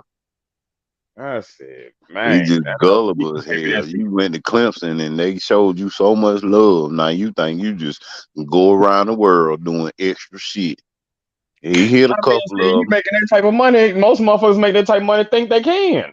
No, but when you not hit a couple of them, you putting yourself in harm's way. Yep. But I'm saying, which direction are you shooting, and how are you shooting? If you got that type of cash and that type of fame and that type of name, superstar women. I know bitches jumping out of trees trying to chase broke niggas. And you mean tell me he worth 236 million? That's why you hit these superstar bras, these actresses and these supermodels. You hitting bras like that. You don't even worry about these regular bras. You don't do no Tiger Woods. You see what happened to him? He got bras in Waffle House. Hey, you doing at Waffle House? You that bad though? You that bad though? That Come nigga on, got man. that. That nigga Let my put the nigga. order from the All American. Then he fucking the girl that made his All American breakfast. Goddamn it! And we come home with me after this. Yeah, I like the way you put them eggs together. Grits Sausage and link. shit. You can with them Yeah, links. Yeah. yeah. I like She how you put the scrambled the shit out of them eggs. He like, hell to the yeah. Bitch, you put cheese on my shit. I fuck. What? That was American. Bitch. Hey. Come on, man. They setting them up, man. These boys making too much money, man. Too much money, man. Just look at who they marrying, man. They sending them at them, man. Come on, man. We can't just have generational wealth, man. They sending them at them, man. Look at Kanye. Ooh, Got him. you getting deep with the convo, ain't you, Bill? Boy, I'm telling you. Go ahead. I'm real. I'm real on this. I already know what time it is. Oh, I hear it. I already hear it. Shit. I see where you at. I see where you could possibly go, because you know it could go a whole lot of directions from there. I'm trying to tell you, look, these boys making money that can change the world. You hear me? Look at the NFL, man. Shit, a quarter of that, 236 million. You know what $1 million could do? $1 million I mean, could create an institution. Just $1 million. that's if all of them thought like LeBron and put all his homeboys on. You know what I'm saying? Oh, you want to be a chef? I got you. You want to be an agent? I got you. You want to be whatever? I got you. You want to sell shoes? I got you. Go to school, do this. You know what I'm saying? Put your homeboys on. I ain't got to give you no money. I can just help you get where you need to go. Yep. That's it. Like, you know what I mean? Come on, man. Lamar Jackson changed the game. He paid his mama. His mama got the agent fees for him getting the contract. Yep. They think it's a game out here. He like, nah, I don't need no agent. He sent that to his mom. Like, mom, you don't need to work. You just come with me and talk to these folks. Yeah. Bet. 7 million, 8 million. You know what I'm saying? For nothing. Just for being my mom. Facts. Ain't nothing wrong with that at all, man. Ain't nothing wrong These with that at all. boys out here playing. These boys out here playing, man. And I commend Lamar Jackson on that. Even though he stood on his square, but it took a lot. Tell the fuck did. You know what I'm saying? It took a lot. You know what I'm saying? Like, it took a lot of, hey, whatever. If I dip, I'm taking damn near half of the team with me. I'm taking, you know what I'm saying? He got people coming there. Odell came there. Ain't no telling what they did at the party, but you know what I'm saying? That's another story. You know what I'm saying? Yeah. He had throw that in there. He did though. I throw it all in there, man. I be watching these dudes like, really? Yeah. Nah, I hear it. Nah, but that nigga Rich Paul, man. That nigga Rich Paul a beast with it, man. Not Yeah, only did he he put used to Rich sell Paul shoes. on. He used to sell shoes and shirts and shit. Yeah. And jerseys and shit. LeBron seen him. Now he an agent talking to Adele. Come on, man. There ain't a game out here. Yeah, come with me. Well, Come yeah, with I guess me. he got some money. Yeah, Mary. Yeah. He could have did better, but I'm He so proud. did Adele. He slipped up. Adele, like that's something. Nah, that ain't none. No, they sent her. They sent her. It's not. Yeah, for us, we know, but they sent her. Hey. Coming from where we come from, we know. We like, I'm probably talking to a chick I used to talk to, just know that she you know what I mean? No, it ain't gotta be nobody to talk to. I'm saying you can. I mean, if you're gonna pay for something, you might as well pay top dollar shit. That's all I'm saying. Man, if I'm gonna pay top dollar, I'm gonna pay for one of these chicks I used to talk to, or one of these motherfuckers I know that's gonna make something happen. You gonna take care of your family. Why I'm gonna talk to Adele? She already got bread. Why I'm gonna talk to one of these industry chicks? They ain't gonna do nothing. Put me on Instagram when I'm asleep, like Errol Spence.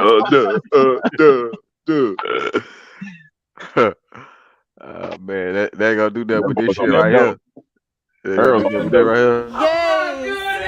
Yes. Surprise. You gay. Come on, man. The fuck? Shined on him. Shined on him. And you think she ain't got more The videos? voiceover Soon as woman. they break up, you gonna see several videos just come out of nowhere. Was that a And voiceover? I'm gonna be ready to catch each and every one of them motherfuckers. They gonna burn the internet up. Please tell me that was a voiceover. Please tell me that wasn't that dude. That was him. That was definitely him. Oh shit. God damn. Well, That wasn't your first time seeing it, was it? Nah, that wasn't your first time seeing it. I seen that before. that. You ain't never seen that before, AB? I don't know. When that dude started, that shit fucked me up. That's him. Oh, let me play one more time for you. Hold on. Yes. Yes. Surprise. You gay. Now I done seen that shit without the sound. I seen that shit without the sound, so I seen it. I ain't never heard that shit. Like, oh, what the fuck? Now you know why we kill him. Yeah. Damn. I mean, it's more than that, but I mean, that'll definitely send you down the path. You know what I'm saying? Damn, Man. son. I mean, I ain't gonna knock you if you like your little strawberries and shit, but goddamn. Man, Why we mean, gotta see it on Instagram? Goddamn, is what I'm trying to figure out. I mean, at the end of the day, I know he was just bullshitting with his old lady, but like she just recording that shit to put it out. Right. You put that shit on the internet. She sure did, bro. God damn. And there's a worse one, honestly, that she put out, which is the other one that he was talking about. Let me see. I got that video too. Let me see if I can't find that thing. That's the No, one he I was ain't got drunk. it on her. Yeah, that's the one he drunk and he like, well, that talking to Yeah. baby talking shit. Yeah, it sounded like he Yeah, was on something else. I don't know about if he was on some liquor. I don't know. but booger sugar, huh? That boy was That's on that that. damn wax or some shit they Might be on. maybe be a little stronger. Maybe that heroin or something. You know what I mean? Yeah, Like, do something. I ain't gonna say all that. Damn. shooting up in the corner or some shit. That's Like a that. TikTok, I hope man. not. I That's hope not. That's a TikTok. You said there's a TikTok? That what they say? Man, let me What the tell hell you, ever? bro. What a punch. That See, I heard That's niggas a say that TikTok. before too. I hear niggas say that before too, and I'm be like, what's the punchline? Because you know when you put a TikTok or you put a video together, it got to be like a punchline to the joke. yeah, they ended. They Like ended. the Apple song, like the app. You know what's The app crazy about TikTok. that? You know what's crazy about that? If there was a TikTok, you would have seen several videos like that. Right. When they do a TikTok, everybody use that same recording and do a video trying to make the best one. Come on, man. I don't know shit about TikTok or TikTok. That's what I they don't know. do. They do the same dance. They do the same dance. You think they ain't doing the same videos? Man, that Them nigga, motherfuckers. that nigga was looking like Pookie from New Jack City on when he Oh, shit. That That nigga nigga sprung fucked out. up, man. She probably Like got that nigga real in the shit. dress somewhere. I'm telling you, man. Like I said, Maybe Al got that some motherfucker high by the heels and ball, shit. man. Damn. Man, all Al got to do is make the call, and motherfucking Errol Spence be doing whatever the fuck he want to do. Because old girl got so many motherfucking videos. How you think he met her? Come on, man. Hey, listen, And this bro. baby mama or some shit? Listen.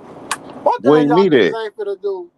One thing y'all niggas ain't finna do just That's sit the there and mystery. just get Where on he my meet nigga at? Errol all day. Probably at a fight party. Shit, I don't know. A little industry party. I don't know a lot about that. That's his forte. You know what I'm saying?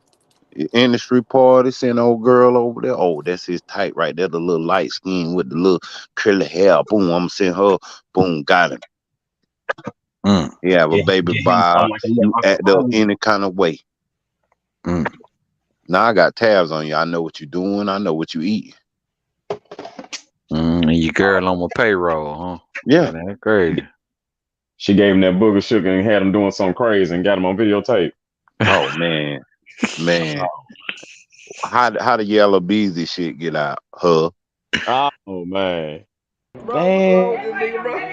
He said his girlfriend. Nigga gay now. What? I be asking niggas about that shit. Niggas be trying to explain that shit away. I'm like, sir. Nah, you can't explain that shit away. Nah, you just Did he That ain't just your brother. you just got a whole L on that one, but Yeah, that ain't your Did brother. he try to kiss another grown ass man on the jaw? Look, I Right. got a little brother. I wouldn't look. If I try to kiss him on the jaw, he'll knock my motherfucking teeth out, and I will appreciate him knocking my motherfucking teeth out. you Exactly. don't deserve to have no Exactly. teeth in your mouth. That's what it is. Hell no, I'm dirty. Exactly. Had no But that'll be motherfucking your knock my brother motherfucking jaw though. and kick me in my motherfucking head. Yeah. But that'll be your brother doing that. That wouldn't be a motherfucking random rapper And that then you you talking cool about with. a random motherfucker? A random Yeah. motherfucker? Come on now, stop it, bro. Green, you seem like you want to say something. I heard you and they saying like he wanted to say something. What you talking about, Green? Hey, you know what? I'm gonna text you something. I want you to post it right now. All right, go ahead, text it to me. All right. Oh shit. I don't know if I'm gonna post it, but I'm gonna Hold on. look at that Hold up, motherfucker. hold on. Let me roll me up something. Hold on. My bad. I'm muting that. I can't. My bad. Let me go prepare something. My fault. Shit, you can say it. Oh shit, I don't think you two got proud with nigga rolling up. I'm from prepare something. You gonna prepare something? Yeah, cause motherfucker saying I'm gonna send you something. Post it right now. Oh, bro. The stickiest of the icky. I'm Smoke just one with your saying. boy Rick Y'all was just on. talking about Earl. Y'all talking about Errol You Spence got it. now. So hey, I don't know. Post that. Show everybody that. Show everybody that. Oh, this is nephew, huh? Yeah, show I'm everybody gonna that. show it. I don't mind showing it. Look at that. Who not doing? Look at that. Oh man, I take that can't see. background. Look at that Terence Crawford. That's his nephew. Man, I'm about to give a fuck about no nephew. That nigga got his lips on that nigga. Hold up. Nephew like a son, Yellow nigga, like bees. you been Hey, raising. yellow bees and Earl Spence nephew. It don't matter, nigga. His He lips say happy on It birthday, skin. do. nephew. Yeah, Fucking it matter. do. Nigga, Happy lips on birthday, skin. happy birthday, Shit. nephew. That's his Damn. My shit dead nephew. That's his again. brother's son or Bro, sister's son. y'all niggas making exceptions for this shit? Wow, man, y'all niggas different. Bro, This what's a wrong with this nigga, bro? He said his girlfriend. Nigga gay now. this a kid you talking about. That nigga not a fucking kid. That nigga in his 20s. What the fuck you talking about a kid? That nigga grown ass man. So hold on. So this nigga got a couple hit records, and you gonna kiss him on the cheek, but a They, motherfucker that got your blood in him that you like, man, happy birthday, I'ma fuck with him, kiss him on his cheek. That's a problem. But you a know they grew up motherfucker, together, right? huh? You know they grew up together, right? Say what? You know they grew up together. They been on each other since like the 8th grade, bro. I don't give a fuck if they grew up together. They ain't got the same blood. Oh, Said, so hold on, you said 8th grade. yeah. Nigga, you was almost a grown ass man at 8th grade. nigga, I know a lot of people from 8th grade. I ain't kissing none of them niggas, bro. I don't know So about that. y'all think all the Italians gay too? All the Italian? Yeah, you know how they how they greet you and they kiss you on the cheek on both cheeks. Shit, I don't know nothing about Italians none of gay? that.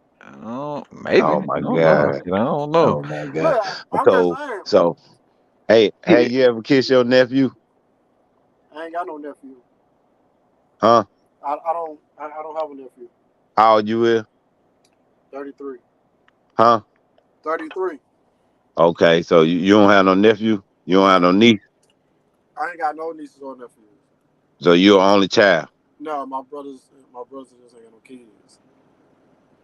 So okay, see, you gonna look at it differently. But I got nephews and nieces, so I'm gonna kiss my nephew just to piss him off. But like you saying it like kissing Yellow Beezy is the And he never exception to listen. kissing your nephew. That nigga lips never even touched. This nigga lips touching. Nigga, if Yellow Beezy wouldn't have hesitate, that nigga lips would have been on his eye.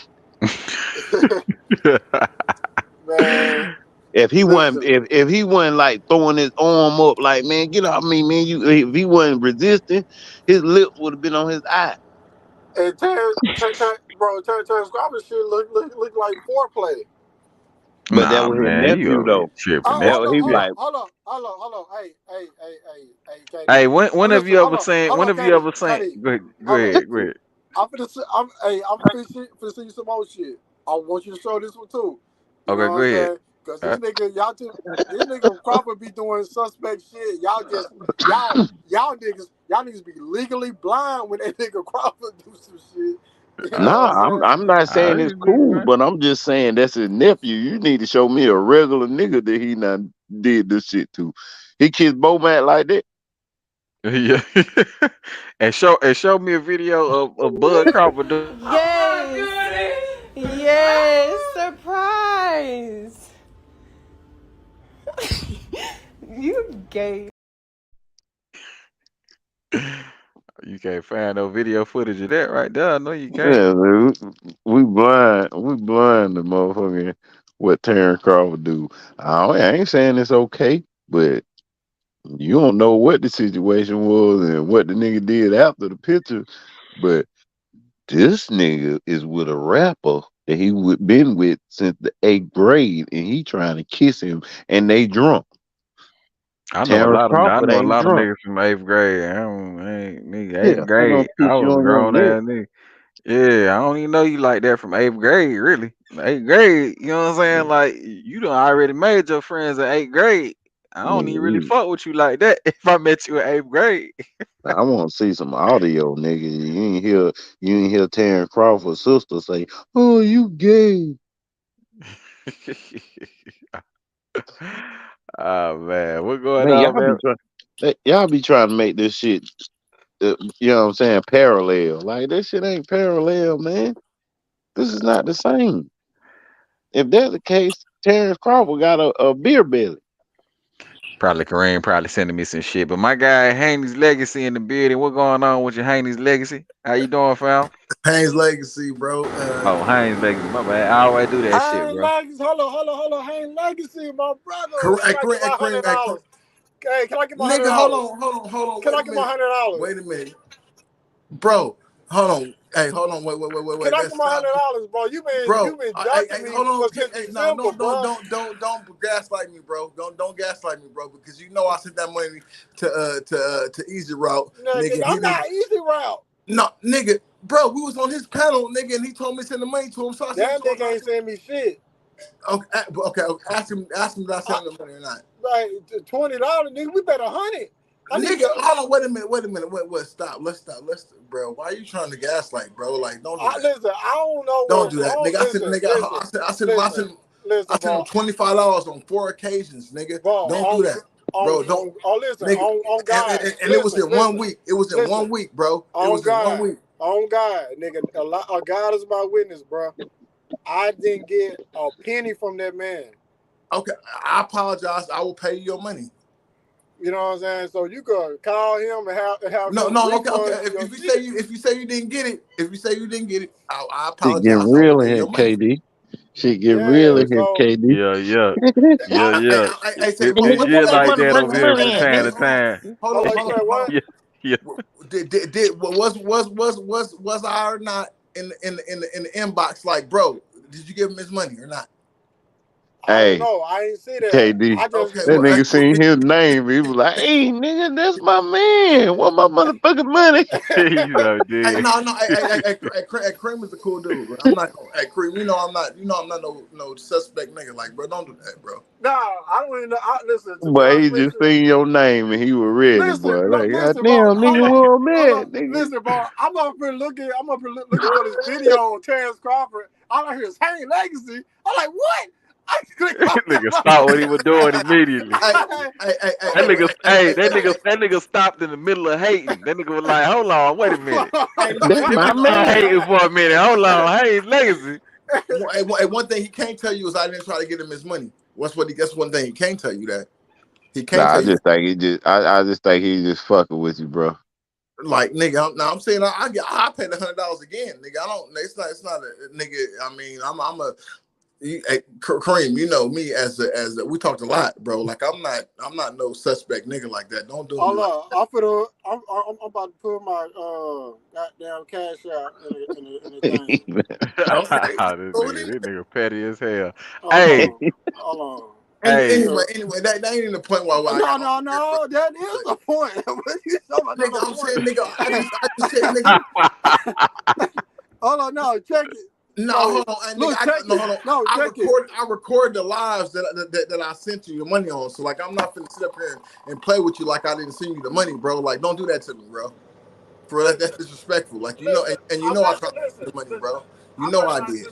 Don't do that, bro. That's disrespectful, bro. No. I'm saying you need to holler at Easter out. That nigga, it sound like that nigga finesse you. That's what I'm trying to say. Okay, I agree with you. Okay, I'm saying I'll send it again. I'll get your cash app and I'll send it to you again, bro. It's not that serious. Like, I just put it in the chat. This nigga, you put it in I'm not gonna, nigga. You ain't finna try to check me on no motherfucking channel. No, that's what you're I'm not. Listen, bro. I'm not trying to check you. We made a bet. Bro, I'm just trying to get paid. That's what you're not finna do, bro. Anyway, man, I was trying to, man. Boxer Die, bro. Your channel is great. Bro, come on. I can't get my money right now. And bro, bro, nigga, are you fucking sick? Nigga, we talking about shit that happened on another channel, and I tried to send you your fucking money, and I told you I was gonna send you your fucking money. I told you I was gonna send you your money.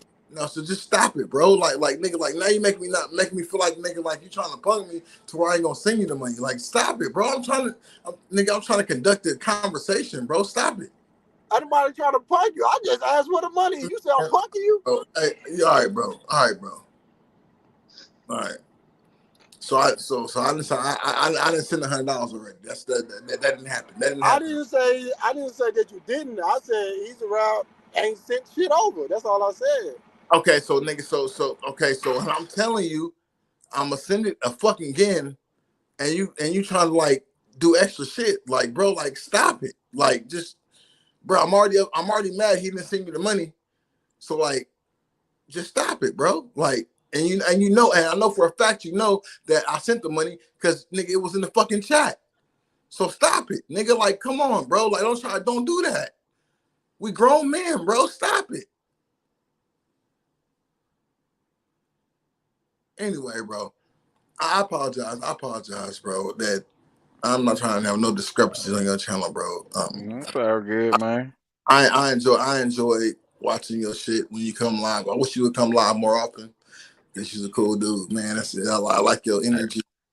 I like what you do. I like how you do what you do, man. Appreciate that. Yeah, bro. Like, coming soon, man. I'm gonna start going live mode. Videos gonna be coming back and all that too. I just, I had a little transition period just now. You know what I'm saying?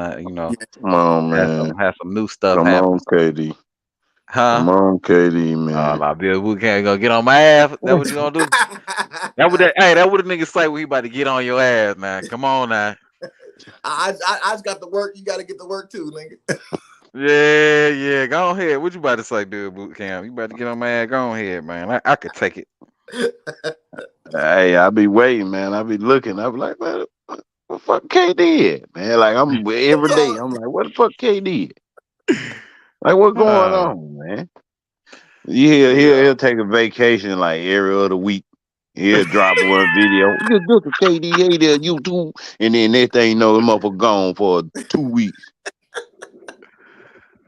Like, what the fuck, man? I ain't got no rebuttals. I ain't got no comebacks or nothing. Hey, look, we trying to get I know it what together. family life is, man. I already know. You get so much into your channel. Why don't you keep the shit up? Like, you got hella views. Like, why you don't keep it up? Life shit, man. It be getting on, man. Life shit, bro. And then shit, also too, man, I be getting money other ways, man. You know what I'm saying? Bro, you got to. And I want to say something. I just want to say something real quick. I'm sorry. Hey, Kareem, bro, I really am. I mean, I know you seen that I tried to send you the money, and I apologize it didn't get to you the way I wanted it to get to you, and I will give you your dough, bro. I apologize, and I got your cash up in the cat. I'm about to look right now. I'm copying and pasting that motherfucker, and I will get it to you as soon as I get to my other phone, okay? Man, Kareem, man, you gonna get your money, man. It wasn't no hard feelings like that.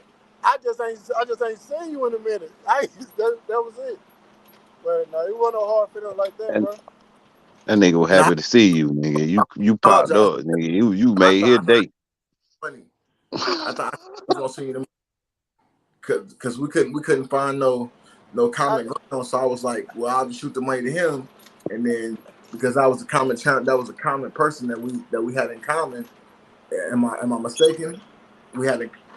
Yeah, I'm still looking. I'm looking for the other nigga now. What's that nigga? Bug on the search. Listen, I'm looking for that nigga Bug on South Spence. I need that Oh, nigga. Lord. Oh, yeah, I remember that one. Yeah, I was there for that. He showed it. So he ain't pay you that? God damn. He ain't get that to you, Kareem, no? Yeah, dude, anybody got that nigga Instagram, Twitter? I need some.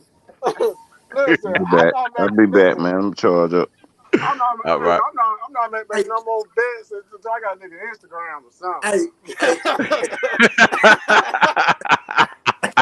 Hey, Boxer Dot. Hey, man, I was just happy to see you on live, so I hopped on. Nigga, what's the conversation about? Man. Nah, man. We were just talking about because they did the announcement for Errol and they didn't announce it, but they talking about the fight gonna happen in July. So we were just talking about that shit. That's come on, man. Yeah. We all know. Hey, we all know if Errol hops in that ring, he's not walking out on his feet. Everybody know that. Yeah, So like, he getting carried out. Yeah, he getting carried out, Yeah. bro. Like he's not gonna walk in and walk out. Like this is just not going. It's not in the character of Terence Bud Crawford to let a man walk in and walk out. Like, it don't make sense. So I mean, I done seen niggas walk in and walk out for Spence in the last 10 fights, but I ain't seen it happen with Crawford. Facts. Yep. Facts. Even Ugas walked out on his own 2 feet. He was fucked up, but he got walked out though. He walked his ass out. He ain't wrong, bro. He ain't wrong. Nah, hey. Kareem don't want to smoke when it comes to when he know. Hey, nigga, I'm gonna bet on that too. Hey, real quick though. What y'all ended up betting on though? It was like some shit. Like it was like some intermediate shit. Like it didn't have nothing. I fucked up because I bet on some on some dumb shit. Like it was what was it, Kareem?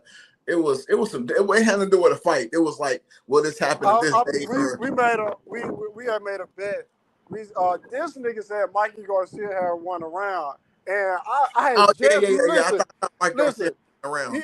You know what's crazy? I was just on box rec like 2 days before I made the bet. I'm like, damn, this nigga Mikey didn't win a fucking round.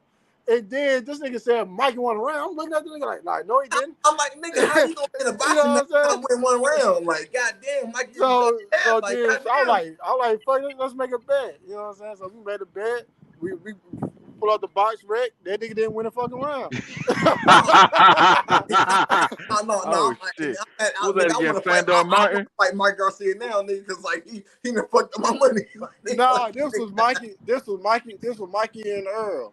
Yeah, no, Mike. Okay. I want to beat up Mikey myself, nigga. Like how you not gonna win 1 round? Nigga, Hey, I'm gonna say this. I'm gonna say this about Kareem. One thing about Kareem is when that nigga asks you to bet, it's because he 100% sure that he right about this shit. I learned that. He not gonna bet. He not gonna bet if he ain't sure. He ain't gonna do it. You right, nigga. I know you at this point. He ain't gonna bet you if he ain't 100% sure. He ain't gonna bet you. That's why if you ask Kareem like you want to bet on the Earl Bud fight, he'll be like, yeah. He'll be like, I bet you that he don't stop Earl. He like 100% sure that Bud ain't gonna stop him. So he'll bet on that shit. He can still lose money because I think Bud gonna stop him, but he ain't gonna bet on Bud winning the fight. He'll just bet on the stop. No. Hey, Kareem, double or nothing. That double or nothing. That if Earl and Spence fight, that Spence don't walk out the ring the way he left it. He came in. Oh. Double or nothing, nigga. That boy got quiet. You all right over that, Kareem? Yeah, you go out over there. Bro, listen, hold on, bro. I done broke my phone try to pull my phone out my pocket. Hey, bro, my shit just fell on the floor. Ready to crack. Yeah.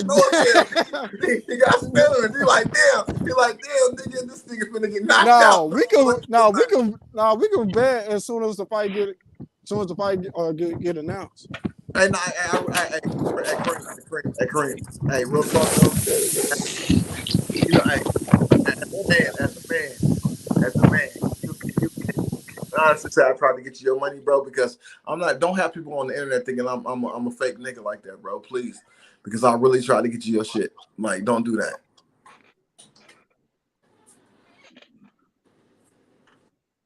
Alright, so what's going on with my guy Easy Route, man? So he over there running a pyramid scheme over there. Nigga said ran off on the plug twice. He steady calling, I ain't calling back. I think Easy Route running a pyramid scheme, Ponzi scheme going on. What the fuck he got going on, man? I don't know what happened. Easy Route said send the money to me. So I was like, on real shit, like I got shit on motherfucking on my screensaver. What do you call it? When you take a picture of your screenshot. Yeah. Like nigga, I don't play games, bro. Like nigga, like that shit's fucked up. I don't know, like I've been mad. I was upset that this shit didn't happen. But like at the end of the day, I should have been more diligent about getting it to him personally than trying to put it through somebody else. And that's on my bad, bro. I apologize. Like, that's what it is. You just figured that Easy Route would probably see him before you saw him. Probably you figured something like that. No. I thought we was on his channel like every day together. Like we was on the okay. Every day together. Like so, I felt like he was the channel. He had the channel. So like nigga, I felt like he would do the right thing and give him the money. But I guess it just didn't happen like that. I don't know what happened. But what I don't want it to be is he did give you the money and then nigga I gotta pay it again. Nigga, that's what's fucked up. Like I don't like that. That's what's disturbing me. Nigga, like if he gave you the money, nigga just say he gave you the money. If he didn't, he didn't. Like you know what I'm saying? Yeah. So Kareem, you ain't over there trying to get paid twice and shit. Like nigga gave you the money, nigga, you trying to get that shit again, is you? Kareem like I ain't never get the money. Listen, bro. Listen, I'm not hard to find, nigga. My links inside my fucking bio, connections. You could my email there, my Instagram there. Like, I just fucking with you, nigga. You wouldn't do no shit like that. No. Kareem is a great Earl sexual. Bro, come on. It's a great one thing about Kareem though, Kareem he not gonna say nothing he don't believe. Yeah. And he ain't gonna bet no money that he ain't got. Right. And he ain't gonna bet on nothing that he ain't 100% sure about. If it's 99, that nigga ain't betting that shit. Man. He gotta be 100% sure about that shit. Or he ain't betting. There we go. Listen. Somebody on YouTube know me. Somebody on YouTube know me.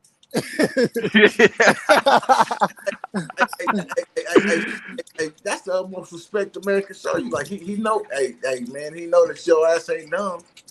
I pay attention. I pay attention though. I peep people. You know what I'm saying? Listen. I just don't see too many fights that. I was dumb because I knew Errol Spence beat the fuck out of Mike Garcia, right? I figured he won one round though. Like goddamn, like they gotta give him one. Like goddamn, nigga.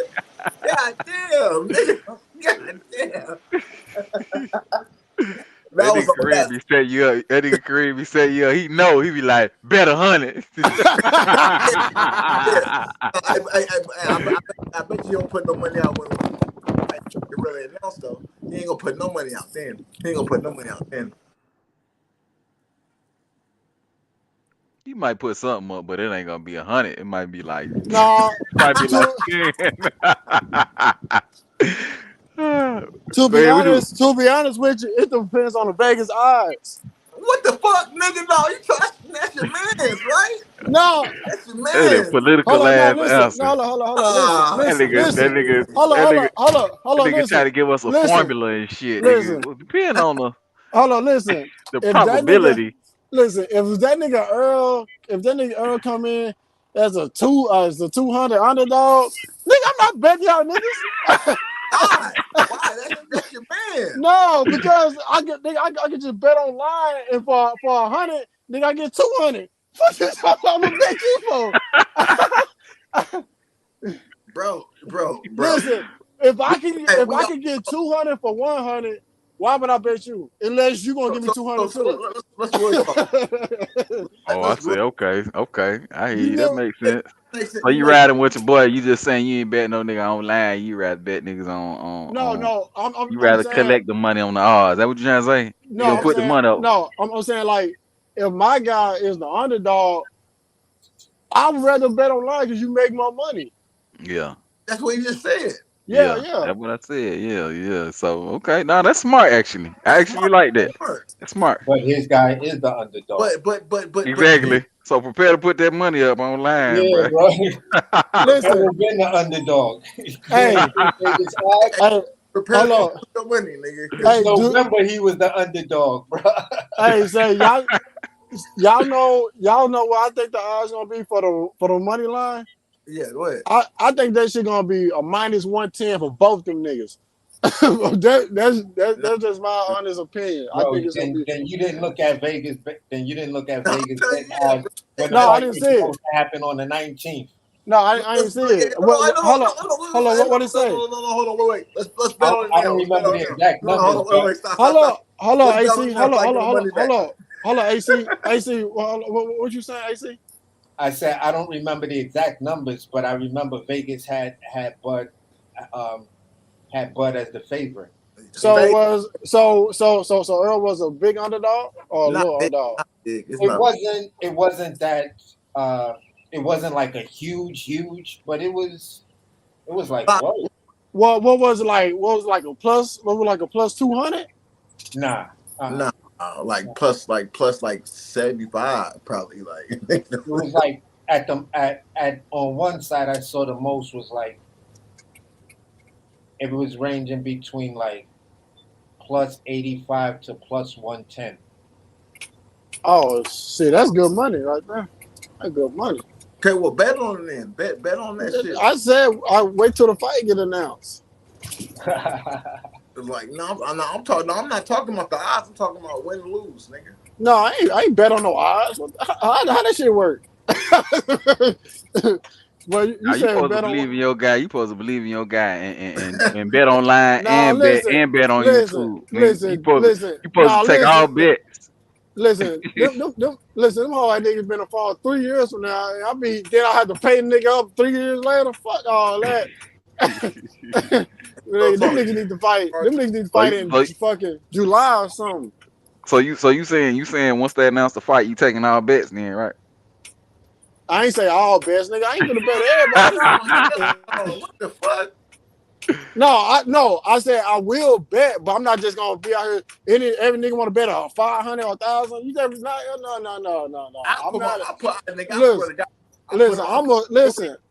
I am a smart. Listen, a mortgage, boy, don't do that. but don't do that. Don't listen, bro. Don't you got a wife and kids? Don't do that, bro. Just put a couple $100 on that shit, bro. You got a family, bro. Don't ruin. Listen, don't ruin your family over Terence Crawford and Errol Spence, bro. Don't ruin your family over no bullshit. If he putting that money on Bud Crawford, that nigga gonna make a fortune. I wouldn't even listen. I don't believe in no nigga that much. Hey, no, Listen, bro, I would never in my life put my house on no boxer, bro. I would never do that. I don't give like the only way I do that shit unless it's a crazy ass matchup, like it's Anthony Joshua versus in fucking New Then I'll be like, yeah, let's do it. Talking about Anthony Joshua versus a new Hey, I'll pay to see that, bro. I ain't even gonna lie. Bro, that nigga Aaron Johnson would kill that nigga. He'll be dead in there, like, bro. Bro, that nigga be, boy, that boy say they better get a life insurance so big on that nigga. Nigga said a new way, bro. Come on, bro. You said Anthony Joshua versus New Age. Yo, New Age, hey, fuck around and New Age knock that nigga the fuck out. Right. As Kenny as AJ. Right. Then that nigga, you real sick, nigga. You like, God. Oh my God, no, that shit didn't happen.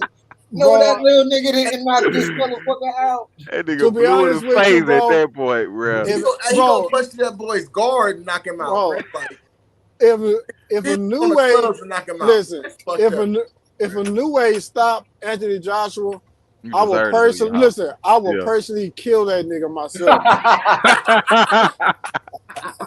Oh, bro. Pistol ready. Bro. Pistol at, nigga. No, pistol. Nigga. Yo, I'm walking that nigga down with an AR. You talking about a pistol? I'm walking that nigga down. This nigga gotta die. Fuck you talking about? Yeah, you can't. Hey, no. Even if I don't know one heavyweight that would lose to Inoue right now, bro. Like, that's disrespectful. Like, that's going far, bro. That's why he ready to put the whole house and the kids and everybody up. That's why, bro. I don't believe in no nigga that. Hey, listen. Hey. I ain't gonna lie. I gotta fight for Kareem. Hold on, Kareem. I gotta fight for you. I gotta fight for you to bet on. Guarantee. Anthony Joshua versus Clarissa Shields. Clarissa Shields might get on this shit though. Clarissa Shields, bro. She gonna beat his ass. Listen, that nigga Anthony Joshua, that nigga Anthony Joshua gonna have period blood on everybody in that motherfucker. Come on. Say, her little boyfriend gonna jump in the ring and get his ass knocked out too. I got a question to ask all y'all on the panel then, right? Clarissa Shields, right? I think she's the GOAT with her greatest woman all the time. But can anybody tell me that somebody has better accomplishments than her? No. No, she 3 times undisputed. But there have been boxers though that have still like done more. I mean, like back in the day, like you got niggas that were middleweights that used to fight heavyweights regularly. You know what I'm saying? 200 pounds, 50-pound weight advantage. But the heavyweight wasn't 200 pounds back then though. Heavyweight was $180. Yeah. Well, Jack Johnson, all them niggas was $180, $185. Yeah, but also too, man, them niggas used to have 300, 400, 500 fights, bro. Ain't nobody doing that shit now. Although that's not an accolade, although it's not an official accolade, that's an accolade in itself. Yeah, 400 fights, something rounds, 18 to 20 something rounds in one night you fight. That's crazy. Bro, no, damn, AC said that at the same time, bro. Yeah. Hold on. Them old school boys was bad than the motherfucker, man. Listen, bro. Listen, bro. Hold up. Bro, I wouldn't mind like if Errol Spence and Terence Crawford had got like a special exemption and had like a 15-round bout, bro. I would love to see that shit, bro. That would not work in favor for Spence. Man, that shit ain't going past 6. Why you need 15? Yeah, bro. Why you need 15 rounds when the fight ain't going past 6? Now I bet you. Listen. I bet you 100. Listen, I bet you $100. You ain't trapping me. Kareem, you see the first thing they go to? I bet you ain't gonna go past 6. Yeah. He ain't betting on the win. He betting on. He ain't gonna bet on the win. He'll bet on that though. Listen. I ain't betting on nigga no more. When the odds way in his favor. Hold on. No. Don't listen. Hold on. Don't be on the internet saying dumb shit, and then when the nigga call you out for the dumb shit, then hold on. Wait. So I'm not even the one that said that. James Toney said that. Man, fuck James Toney. Oh, okay, there you see. Now fuck James Toney. Yeah, fuck that nigga, man. Yeah, so I know you ain't gonna want to hear this. I know you ain't gonna want to hear this. Spence and Crawford are fighting. Who wins? king of the welterweights? I think after seeing their fight, Porter and Crawford, I think you've got to lean towards Crawford now. Sugar Ray with Spence and Crawford. Thank you, Yeah. Who won that fight? He Errol Spence. Okay. Errol Spence, he'll be looking young enough to move in 6 rounds. Bro, listen, hold on, bro. This nigga, why you do that? This nigga said, I did that. Why you hating on the legend, Kareem? Why you hating on the legend? You just want to hate on the legends, man. Come on, man. Shut your fat ass up, nigga. Trash. He'll beat your ass. Stop talking like that. Not right now. He won't. Fuck that you nigga talking dog. Hey, that nigga probably still beat your ass, Chris. Boy, you got me fucked up. I put 1,000 on that. Fuck you talking about? I'll beat you out your Tony right now. You think you can beat Tony right now? Hey, right now. I'll pay Brad to see it. I'll pay Brad to see it. I'll tell you right that, now. I'll pay Brad to right see now. it. Right now. I'll start making that nigga talk clear. Hey, Chris, you probably fight dirty in the motherfucker. You probably kick nigga in kneecaps and shit, nigga. Do all kind of dirty ass shit, nigga. Get a nigga in the boxing fight, nigga. You can't do all that dirty ass shit you probably thinking about doing. A win is a win. What you talking about, nigga? You know what I'm talking about? Talking about You boxing. know what I'm saying? Man, boxing, that nigga ain't boxing him. Listen. That nigga kicking the kneecaps. That nigga I'm boxing, knock your head off, nigga. Listen, if I'm boxing a nigga and that nigga starting to get the best of me, what? Not hit nigga with a low blow, man. Get the fuck out of me, boy. Is you crazy? I'll be beating me nigga up. WWF wrestler, nigga. Bro, I don't give no fucks, boy. Fuck you talking about? Hey, ain't nobody finna beat my ass. I don't give a fuck. I'm a dirty fighter. I don't give a fuck. What's up? I want to ask y'all. This off the top of my head, right? So imagine, the way divisions are, the way they are today. Imagine Mike Tyson at cruiserweight and light heavyweight. He would never have lost one fight. Not at all. Not at all.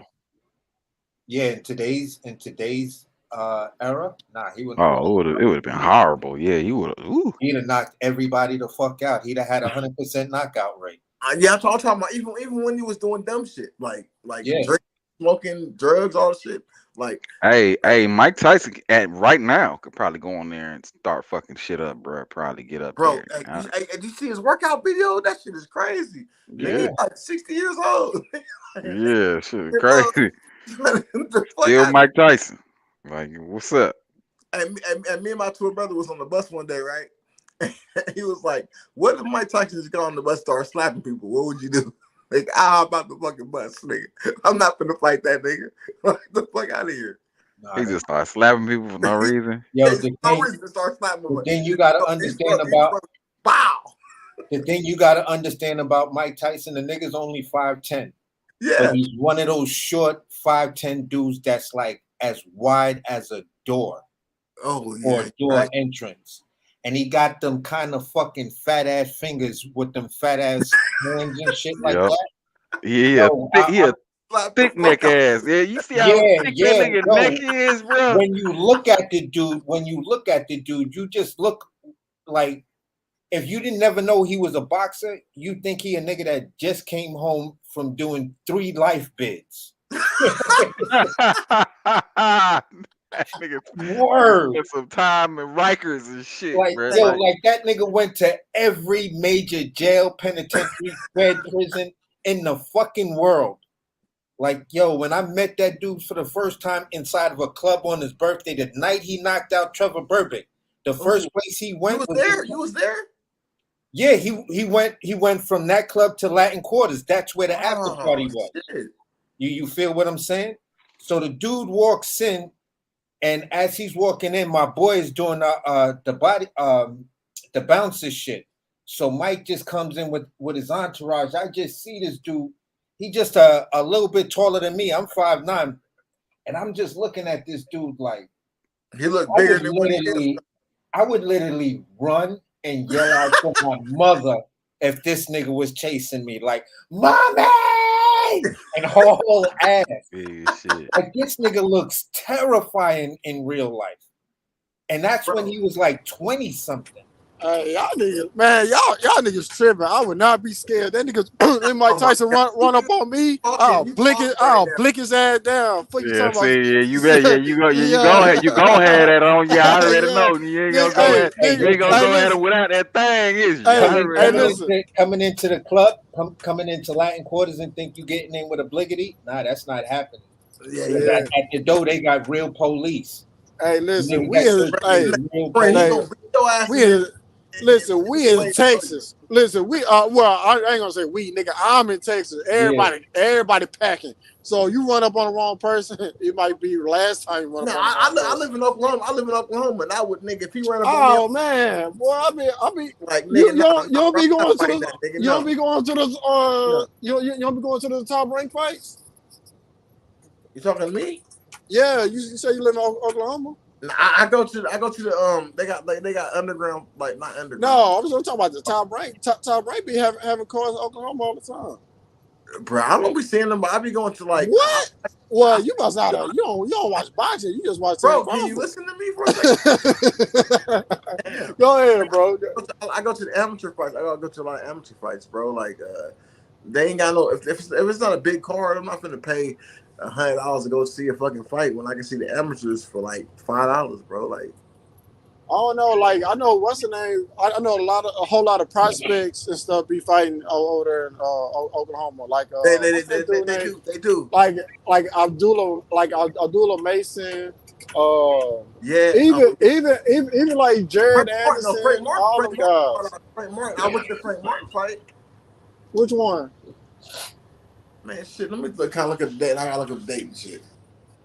But yeah, man, Oklahoma be having some fights, bro. Yeah, no, that would be booming. Now the Garden used to be like that when they used to have boxing after dark at Madison Square Garden. Yeah, you go there like 7, 8 o'clock at night when it ain't no on the off season. You watch like 2-3 hours worth of amateur boxing and shit like that. That's where I saw a lot of young niggas. That's where I learned boxing from, bro. Like my daughter boxes, and she's young, but like I'm not trying to put her out there, but yeah, she be boxing, and I'll be having to go to a lot of amateur fights so she can see how they do things and bro, it's all about growth and maturity.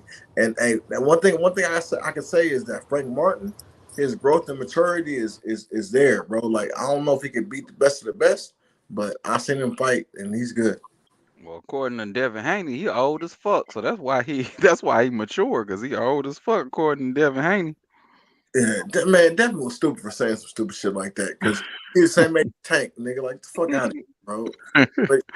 But I mean, if you think about what Tank has done compared to Frank Martin, you know, got a little bit. But another thing is I gotta understand Frank Martin. He didn't pick up no boxing gloves. He was 18. Yeah. You know what I'm saying? He started late. Frank Wilder shit. No, Frank. So like Frank Martin, like I think that nigga was a football player. That nigga fucking around, got in trouble, went to jail, got out of jail, and fucking started boxing. Bernard Hopkins, nigga. Yeah. So Bernard Hopkins was too old. Come on, listen. Think about it. I didn't grow up watching them old niggas. I ain't gonna hold you. So. I know what I'm saying. What I'm saying is Bernard Hopkins did a bid, came out and became a top. Wasn't he already a boxer? I think he was a boxer when he went to jail, but he started late though. Yeah, he definitely started late. Yeah. What I'm saying is that you can't allow your circumstance to dictate what you become, bro. Like that's the point. To be honest with you, if Frank Martin would have started at the same age as Devin Haney, that nigga would be way better than what he is, bro. But we can say what ifs all day long. That don't mean I shit. know. I'm just saying, but like, how gonna talk about a nigga and you? Of course, Devin Haney should look better than a nigga. You've been doing this shit since you came out the womb, nigga. Your daddy, nigga, before your daddy put a pep on you, the nigga put some boxing gloves on your hands. You should. Hey, I ain't gonna lie, I did the same thing to my daughter, so I can't. Hey, let me ask you though. You say you got your daughter boxing. So what was the decision that went into that put your daughter in the boxing? It was just So like self defense, or how you in it? Because I got a daughter too. I don't know if I ever put her in boxing. okay, so basically, when I was growing up, I have a twin brother, right, and we got into a lot of trouble living in the inner cities, Oakland, Stockton, Northern California, and so basically, like, I want her brain to be off the street. So if I can keep her mind occupied on things that are positive, then I can take her brain away from negative things. Even if she doesn't be a pro boxer or anything like that, I care about her doing something that she likes because she did volleyball. She didn't like it. She did, but she liked boxing. So like I kept Okay. I just continue to try to, man, in my house now, because my mom, yeah, okay, so my mom didn't really, she single woman raising 4 kids, and she didn't put emphasis on going to school and shit, like I do now. I'm not saying she didn't at all. I'm saying like I just have a better outlook than she had because I seen more, because I seen that grade, if you don't have your grades, your school, and your life together, you'll get nowhere. So I put her grades first, and then whatever you like to do outside of school, okay. If like I'm gonna give you an example. Like a girl tried to check her at school, right? So Oh boy. so the principal was cool with them going to the boxing ring and handling it out. What kind of school is this? Is it military school or some shit? No. What happened was, okay, we contacted. Okay, so basically they were gonna fight at school, right? And I'm like, look, if they want to fight that bad, let them go to the ring. And the principal's like, okay, I'm not going to suspend either one of them if they go to the ring. He didn't be a part of it, but he was like, but he didn't disagree with it. Basically, Oh, I was about to say, like, man, what the fuck? Hold on, bro. I hope this ain't public school. I hope this ain't what my tax dollars going toward. Yeah, you know what I'm saying? No, Nah, but that's actually not bad. Honestly and truly, man, that ain't a bad way to resolve So it. how? Going for the boxing ring. Hey, But how old is your daughter? How old is your daughter? 17. Damn. How's your daughter, Katie?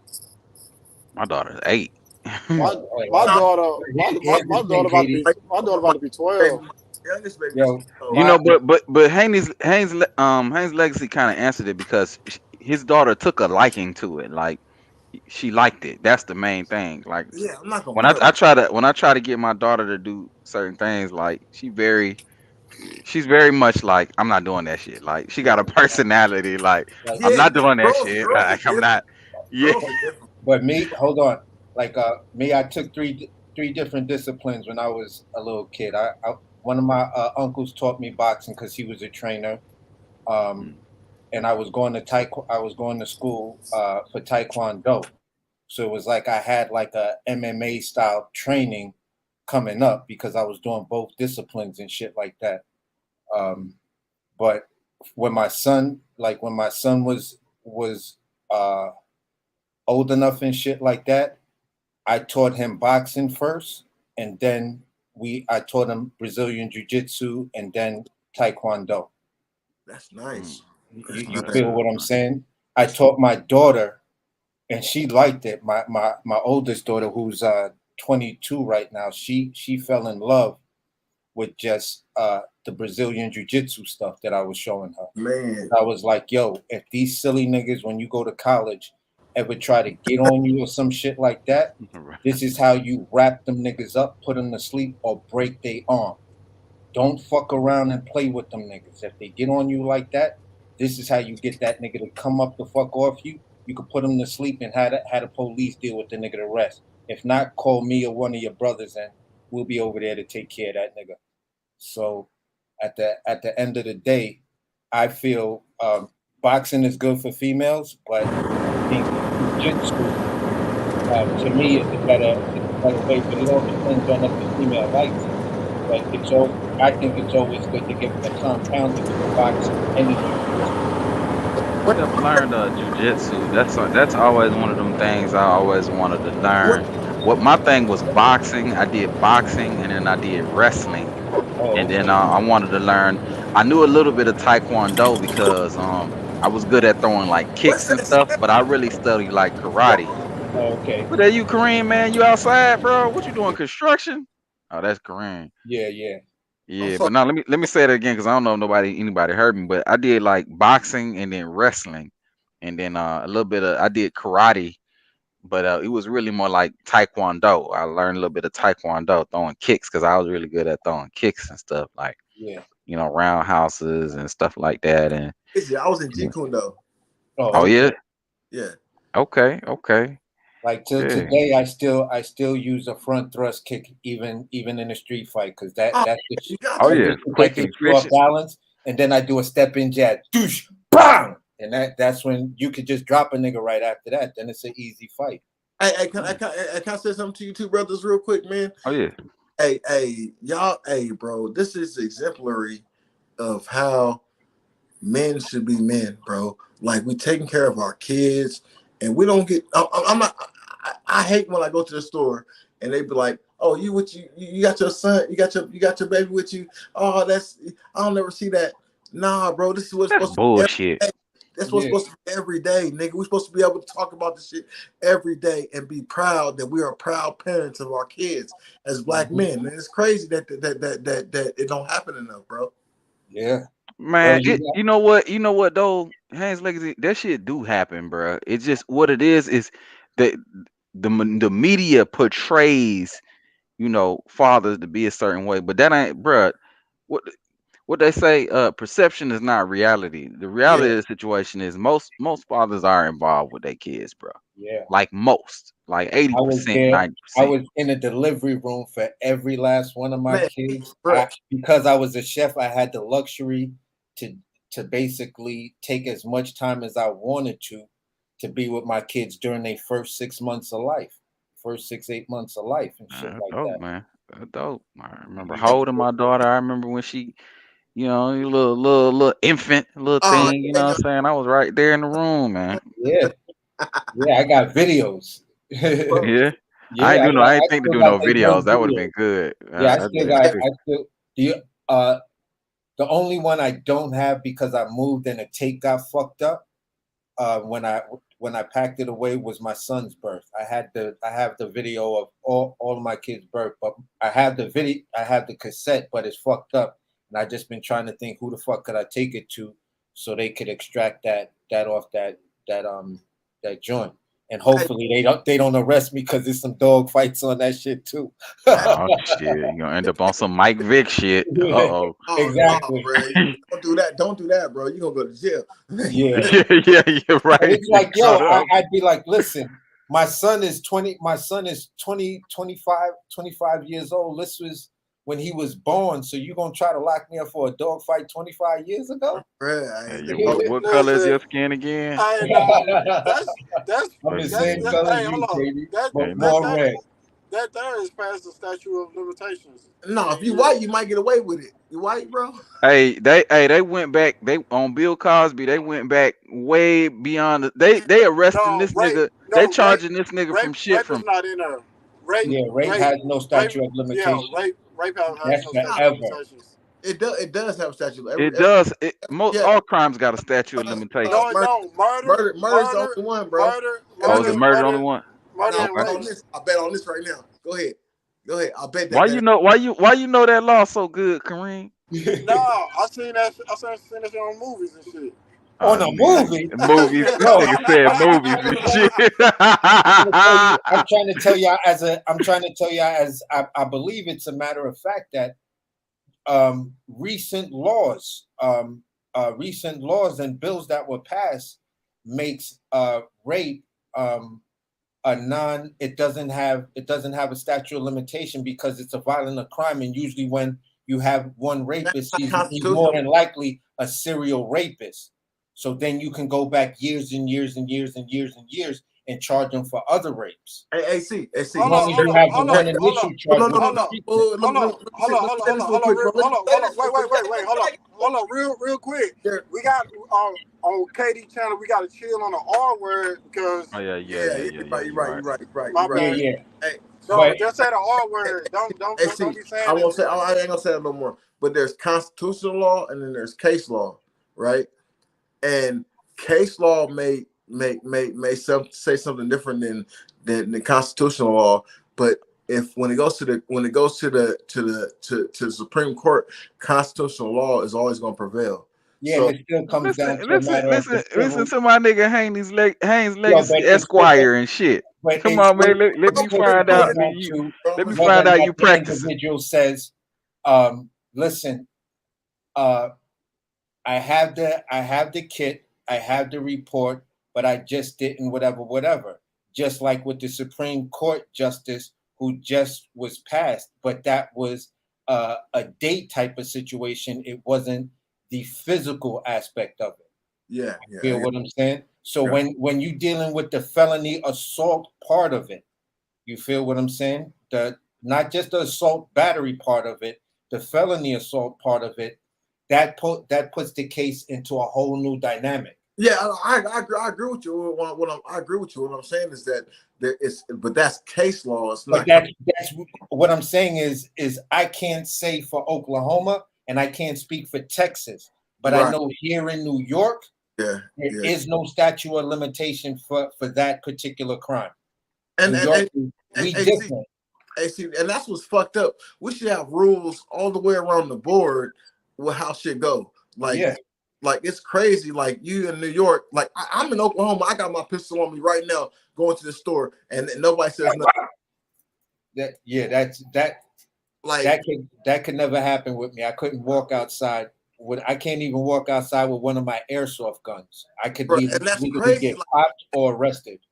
I'm from Cali. I just moved here like 18 months ago, bro. Like this shit was new to me. I'm like, nigga, you can carry guns, nigga. I went my 4 guns, nigga. I was like, that thought I was a Wile E. Coyote in this motherfucker, bro. Like it's crazy, bro. Like the state, it's fucked up from state to state. And I think though in a state like New York, it's a little more dangerous than anywhere else because New York, everybody's so close in proximity to each other and shit, bro. Like, can you imagine like you know everybody carrying and then you get aggravated with somebody, which happens at least 5 times a day in fucking New York. Can you imagine like the disaster, bro? Like that shit would be crazy, bro. I ain't even gonna lie. Don't take me wrong. I'm not no goddamn Republican. I'm not a Democrat either. I'm an independent, but I think that we should, like the Constitution said, we should be able to carry. So like, we should be able to carry, bro. Like, I'm talking about. You could get like, listen, I got an exempt to carry because of because of one of the businesses that I have. And because I tend to walk around with cash and do transactions that way, I don't have that. Let me be clear. I had that permit. I don't have it anymore because that aspect of a business that I was running, I don't do anymore.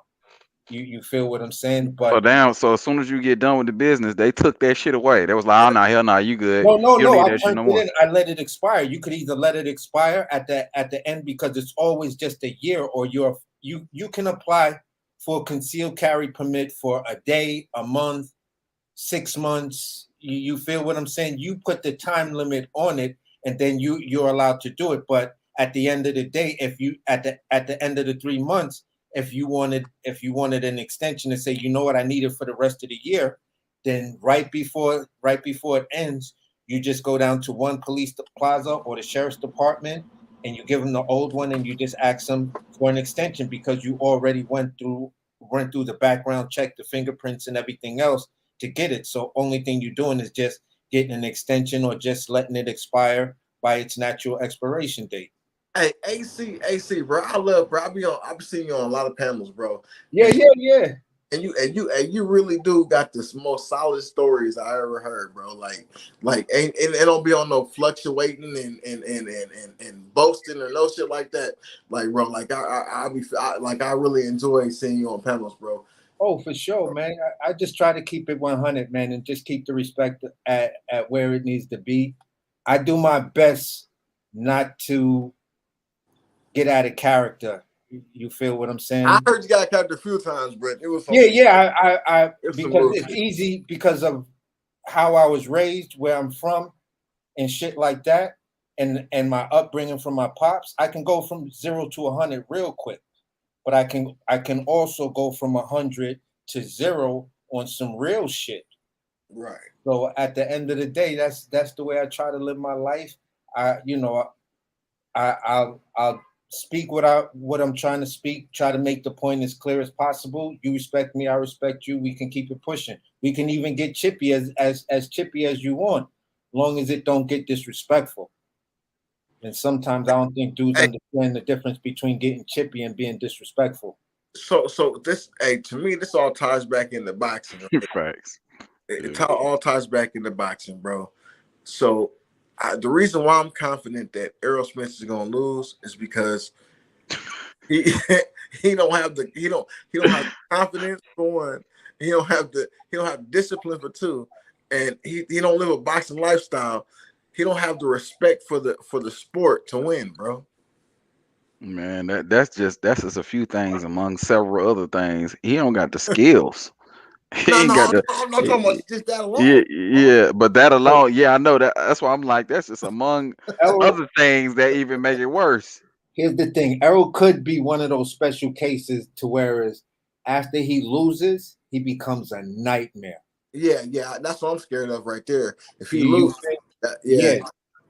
like he just that's the one caveat I always give Errol, because I'm like, yo, this dude look like the type of dude like you riding a hype train right now, but when Bud hand out that ass whooping that he gonna hand out to you, and you gonna keep watching that tape. I'm not taking the rematch. No. And drinking, he gonna keep watching that tape and drinking, and when he click, he gonna come back on some raw like I'm stopping everything and everybody. Then dudes like Kareem could talk and say, yeah, he taking eye sockets and all of this other stuff, and he'll do it for like a good 3-4 year run, maybe 5 years. No, Errol Spence is gonna be a Hall of Famer, bro. He's going to be a Hall of Famer. He's like he has the skills. He has the skills to pay the bills. Not like Crawford, but like he I believe he can do enough to be in the Hall of Fame. I do believe. Not at this moment. Not at this moment. If they both died today, we all know Crawford and Spence. You think y'all think Boots beat Spence at this point? Yeah, right now, yeah. What about you, AC? Being that much overweight and stuff like that, bro, Boots will beat his ass. Oh shit. That's an excellent point that Haynes just brought up, and that's probably my biggest caveat. But experience wise, I think Errol's just gonna be a bit too much for Boots, because Boots is not gonna know how to get away from him. Yeah, no, if he couldn't cut the ring off of Avenesian, then the opposite must be true. He's not gonna know how to get away from a really good pressure fighter. Are we talking about a 8-week camp, 6-week camp, or off just fighting right now? I was thinking them fighting. If they fought right now, my money's on Boots. He's stronger. He's gonna be stronger. He's probably gonna come in. They probably gonna come in at the same size. Yeah. You feel what I'm saying? But Boots is gonna come in looking bigger because he's gonna be in more shape. Errol is just gonna look big. If you give Errol 12 weeks, though, he gonna win. If you give Errol 12 weeks, he gonna win. That nigga Boots not beating neither one of them guys, bro. I don't know what y'all niggas sipping on. We saying Errol's weight right now and the long layoff. If they had to fight within the next 6 to 8 weeks, my money's on Boots. I got to be honest, bro. Hey, listen, I'll drop 100 on that. Bro, wow. I would actually take that. I would actually. If we had a fantasy boxing app, that we could put that shit in and see the results, I'd bet you $1 on that. To be honest with you, I don't believe in that fantasy shit because I feel like both parties will Fantasy, win. you think that Earl won't win? That's a fantasy, nigga. But I don't. But listen, I don't. Listen, I don't. But I don't believe in my heart if Earl fought Crawford 10 times, he'll win 10 times. So I don't see that happening at all. You can't possibly see that because if you fought Crawford 10 times, he'll lose 10 times. Nah. I give I'd probably give Earl probably like 7, about 7. 7? Oh no, hell no. You know you saying if they fought 10 times, Errol Spence would win 7 out of the 10? Yeah. Oh no. Wow. Let me tell you something. If Earl, hold on, I'm gonna say this real quick. Hold on, I'm gonna say this real quick. If Earl don't beat Bud the first time they fight, he not winning no other fights after that. Oh no, yeah. no. To be honest with you, It ain't happening. To be honest with you, if Earl lose the first one, I feel real bad for Crawford the second one.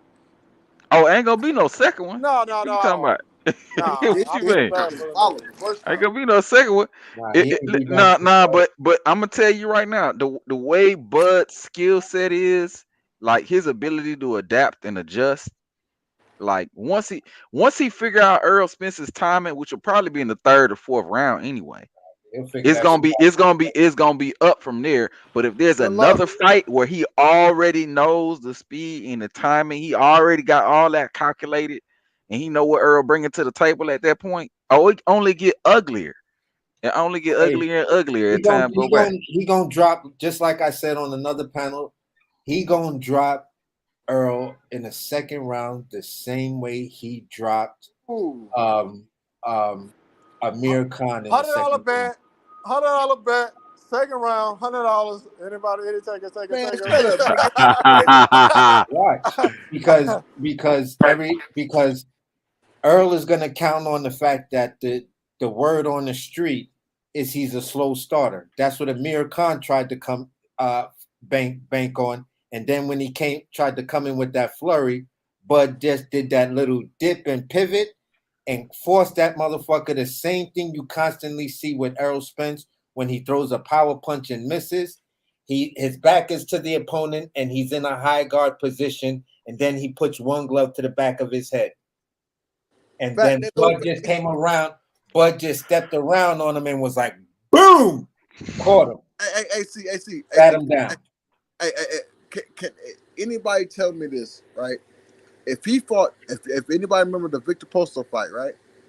If he fought that fight, if he fought that same strategy against Spence, Spence could never win. I'm not trying to talk about it never hurting him or nothing like that. Just getting on your bicycle and beating him up the whole fight. Like that's the perfect way for him to win. But I know the media and everybody been talking, so he want to knock him out. But the perfect way for him to win. Down. See, Bud gonna box him, and then he gonna sit down on punches just to keep him off balance. I'm telling you, he gonna sit down. Changing them looks, bro. He got. That's what he gonna do. He gonna keep changing the looks each round, each moment of the round. I hit you this way. Now you think you set. Now I'm gonna hit you this way. Boom. And that's just gonna take away the Mr. Fundamentals, because when you, like I told this dude in a debate the other day, you said Errol Spence is Mr. Fundamental, right? That means you have in math you have the numbers from 1 to 100, right? The guy who has the percentage signal, the plus signal, the minus signal, the commas, you feel what I'm saying? The decimal points and all of that shit means he has more tools in his toolbox. Means he has a better language than you. So, Mr. Fundamental, you can't speak on the level I speak on. You can't speak in the rooms I speak on because you do not have the vocabulary to reach these people. And that's the problem. And this is the problem that I try to tell Errol Spence fans when y'all keep saying he's Mr. Fundamental. Bud is way past Mr. Fundamental. He's the guy that's walking around They can with never tell all you the how he's gonna win. They quotations can just say he's and gonna win. everything else. He has a complete language. He's even speaking in other languages. Hey, look, And you check know this out, what? AC. And you know what? And here's another element that a lot of Earl Spence Jr. fans don't get about boxing. They think, oh well, Bud fight better as a southpaw, but you know he be trying to come out as orthodox. I be hearing a lot of Earl Spence fans say that, and y'all don't get the reason behind that. Y'all don't get that the reason Bud come Ooh, out in different stances. break it down, brother. They don't be getting it, bro. The reason Bud come out in different stances and come out in different ways is because he's changing up the looks. So when you adapt, when somebody like Earl Spence, for example, as he's adapting to one look, guess what? Bud comes out the next round and gives him another look. So now he got to adapt again. But guess what? Earl's doing the same thing that he was doing in the last round. So while Earl's making the adjustment, Bud doesn't have to make any adjustments. And if anything, it's an adjustment to touch Earl more based on the look that he was given. So that's why it's like, bro, Bud got so many different looks to give Earl, but then at the same time, the dude is proficient at all the looks. Bro, a sniper. You know, so he can, Katie, he can check it stop out. you with all of them. Go ahead, though. Hey, Katie and AC. By the time Terence Crawford finds something that work, the fight gonna be over. How the fight gonna be over? How? Shit, is probably a 12 round decision. You know what I'm saying? The fight gonna be over. Man. You know what I'm saying? So I don't know. People always say he got all these tools. Shit, he gonna be in that motherfucker searching for a tool to fucking work. He gonna be pulling out all the shit that don't work, and by then they up and racked up all the rounds. You said what? You're not being realistic, brother. You're not being realistic. Bro, I'm just saying, listen, if you got all these tools in your toolbox might be too heavy. You know what I'm saying? It ain't been too heavy so far. It ain't been too heavy so far. You know what I'm saying? I'm just saying, listen, it wasn't too heavy for the 39 other dudes that was on the resume, was it? Listen, them niggas trash. Oh, they all trash. Porter trash now. Porter trash now. He's trash. Hey, he be great for you as hell. Oh no, but listen, they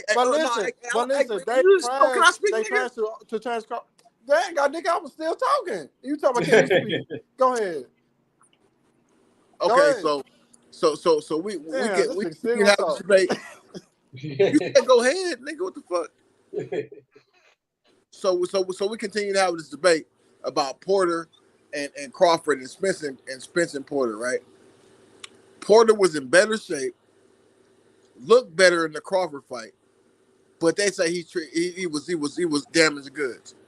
When Porter, I believe, beat even with the knockdown was a draw, and it's not just me saying that. Another judge said that on the scorecard.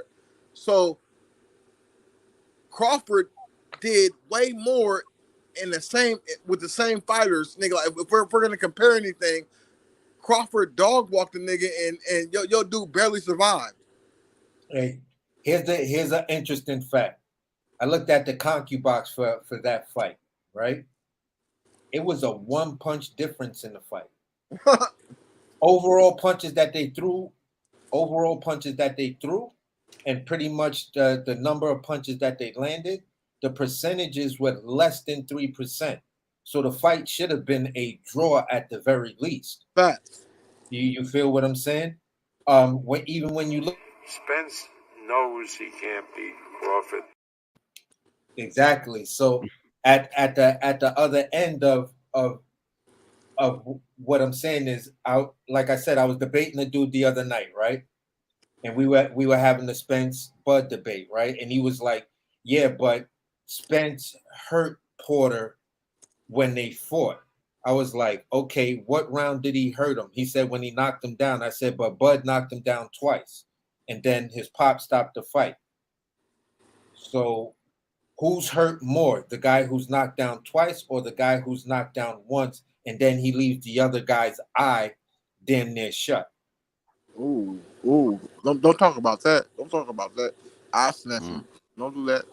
You feel what I'm saying? I said because Spence tried to throw that hook that wasn't working all night, and he said, "Well, what happened when he landed it?" He said, "Yeah, he landed it at one time, but at the cost of that eye. From the same eye he was supposed to have the retina, and the same eye, and all of this other shit. That shit looked like it was damn near shut. If the fight would have went 12 rounds, it wouldn't have not gone 12 rounds because they would have stopped it on account of Spence's eye." Yeah. So I'm like, bro, I don't know what fight you watched, but I had Crawford not a draw. I mean, not Crawford. I had Porter winning that fight. No, I was so pissed off. I threw shit at my TV. I was mad as fuck, and I couldn't stand Sean Porter as a fighter. I thought he was one of the dirtiest fighters in boxing. The knockdown had me tired, bro. Like that was. And it was a flash knockdown, but it was still a knockdown, bro. Like, but I didn't think that was gonna give the win. I was like, all right. If anything, it tied the score, and then after that, I just felt no. But Spence did win the last round after that, though. The last 2 rounds after that. So I'm not, bro. I'm not gonna hate on Spence. I'm just saying, like, we gotta be honest. Like, how many rounds did you give Spence? I gave him 5 rounds. You gave him 5? Yeah. I don't know. I gave him. I literally gave him 4 rounds. And with the knockdown, that gets with 6 rounds. So like, damn, it should have been a draw. The 4 rounds I gave him had the knockdown. I just didn't see in the fight where he was, because each time he tried to throw that hook, Sean Porter made him pay, and he kept on backing him up. Every time he made him pay, Errol backed up. He got hit and backed the fuck up. That's why Sean Porter was the one who kept on coming forward. He showed me ring generalship. He showed me the harder punches, and he was backing that man up. Hey, bro. Hey. You got. We should do a watch on the fight together, and go blow by blow, bro. Break that shit down, both fights. Yeah, blow for blow, nigga. Like what happened, what didn't happen. Like, because at the end of the day, what people don't understand is Crawford is a wrestler, and he does very well controlling the clinch, bro. He does very well, and people talk about how he gets hit more when he's in close range, right? But he's knocking niggas out, like, bro. Like, you got to take a risk to knock a nigga out, bro. Like, I mean, he doesn't have to, but he does it faster by okay, he's taking these pity pat punches, but he's knocking niggas out though. Let me not just knocking niggas out, knocking everyone out. Let me ask you a question. Doesn't Bud Crawford have a 100% stoppage rate? At welterweight, yep. At welterweight. Yeah. So that lets you know they fucked up, because they let that man, they let that man's body acclimate to that weight. And now, like people said, but Bud is slower. I said, yeah, Jordan got slower, but he won more championships. You feel what I'm saying? It's a matter of when a boxer gets into his prime, he feels that, okay, I know how to change levels on you. I know when to get on the bike and move on you, and I know when to sit down on my punches on you. I said, you just seeing Bud Crawford just sitting down on his punches more, because he learn how to conserve energy. Yeah, he's like he knows how to conserve that energy, and then he knows how to unleash it when he sits on his punches. Because when he sits on them, he actually already set the trap for you, and all you doing is walking into the trap. Facts. So it's like, hey, but listen, y'all, I'm finna go ahead and wrap the show up, man. Been on here about 4 hours. I'm finna get something to eat by 12 o'clock. I ain't eating. I ain't had dinner yet. That's what I was doing. I had my smoker on and shit like that, and my missus was making some flan, so I was smoking some ribs, and the missus is making some. You be cooking over there, AC. I might have to come visit you in Brooklyn one of these days, man. Yeah, man. Bro. I didn't hear you. What up? I said, AC, I need a plate. Oh, yeah, well, that's what I'm saying. AC is chef. Yeah, so that's what he do. He do this. Like, that AC, yeah.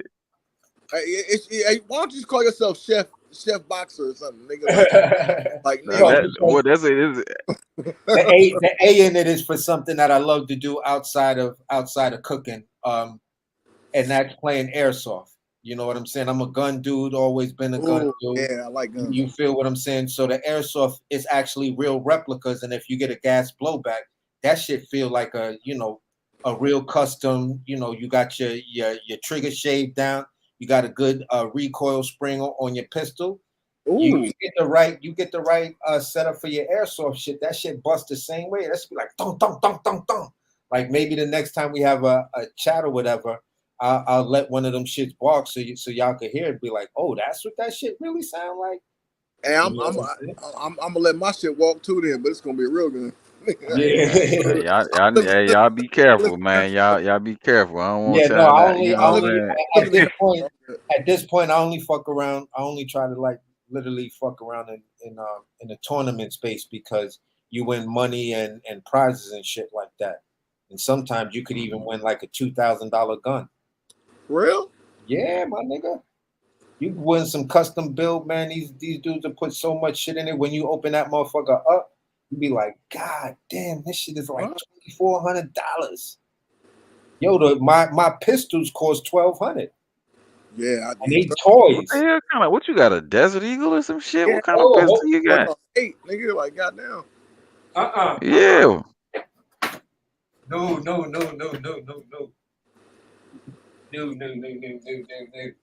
That boy got a 5.7 or something. That nigga 1,200. You crack, man. That's a lot of money. Yeah. No, these are high cappers, bro. These are high cappers, my guy.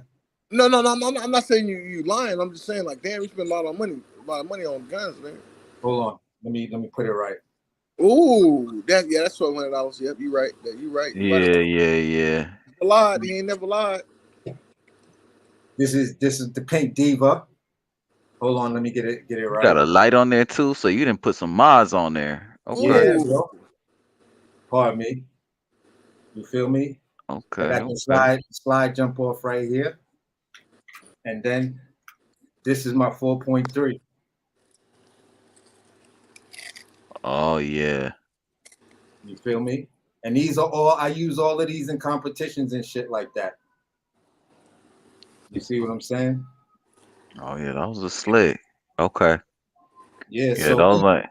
Yeah, each one of them cost about $800 when I got it, and then I put like another $600 or so, $600 to $400 in it, in other parts and shit like that. Yeah, I can tell. Hey, bro, I can see bro trying to get off. Let's get our closing thought off. Oh yeah. I'm finna go get something to eat, bro. Ain't nothing I gotta do. I'm just gonna get something to eat. I'm hungry. You know what I'm saying? You look tired, nigga. I'm more hungry than anything. Honestly, bro, shit. I need to go and get that premium StreamYard because I be worried about that shit too. I be trying to end it quickly. What's the difference? What's the difference? Oh, you just gotta pay for the premium one. You know what I'm saying? I just too cheap to pay for it. That's all it really is. Bro, I'm penny pinching everything. Nigga. So that's it. Say it again. I'm penny pinching everything. Yeah, bro. I'll be doing that, bro. But you gotta put time and energy into things you care about. You know what I'm saying? Like you gotta get on the lot, make some more videos, bro. Yeah, you're right. Bro, you're really creative in what you do, bro, and it really excites a lot of attention. So, bro, you can be much bigger than you are. You just don't do it. I don't know why. Yeah. Nah, man. I just be getting money other ways, man. You know, I'm a realtor too, man. I'm a realtor. I'm an investor. So I just be when I get a deal going, or I got some shit popping off or some money moves, you know what I'm saying? Like that get all my attention. Much, yeah. You see what I'm saying? Yeah. That get all my. So KD, we really got to chat, man. Yeah. Oh yeah. Let me drop this in the private right now, just to show you how real I am. Okay.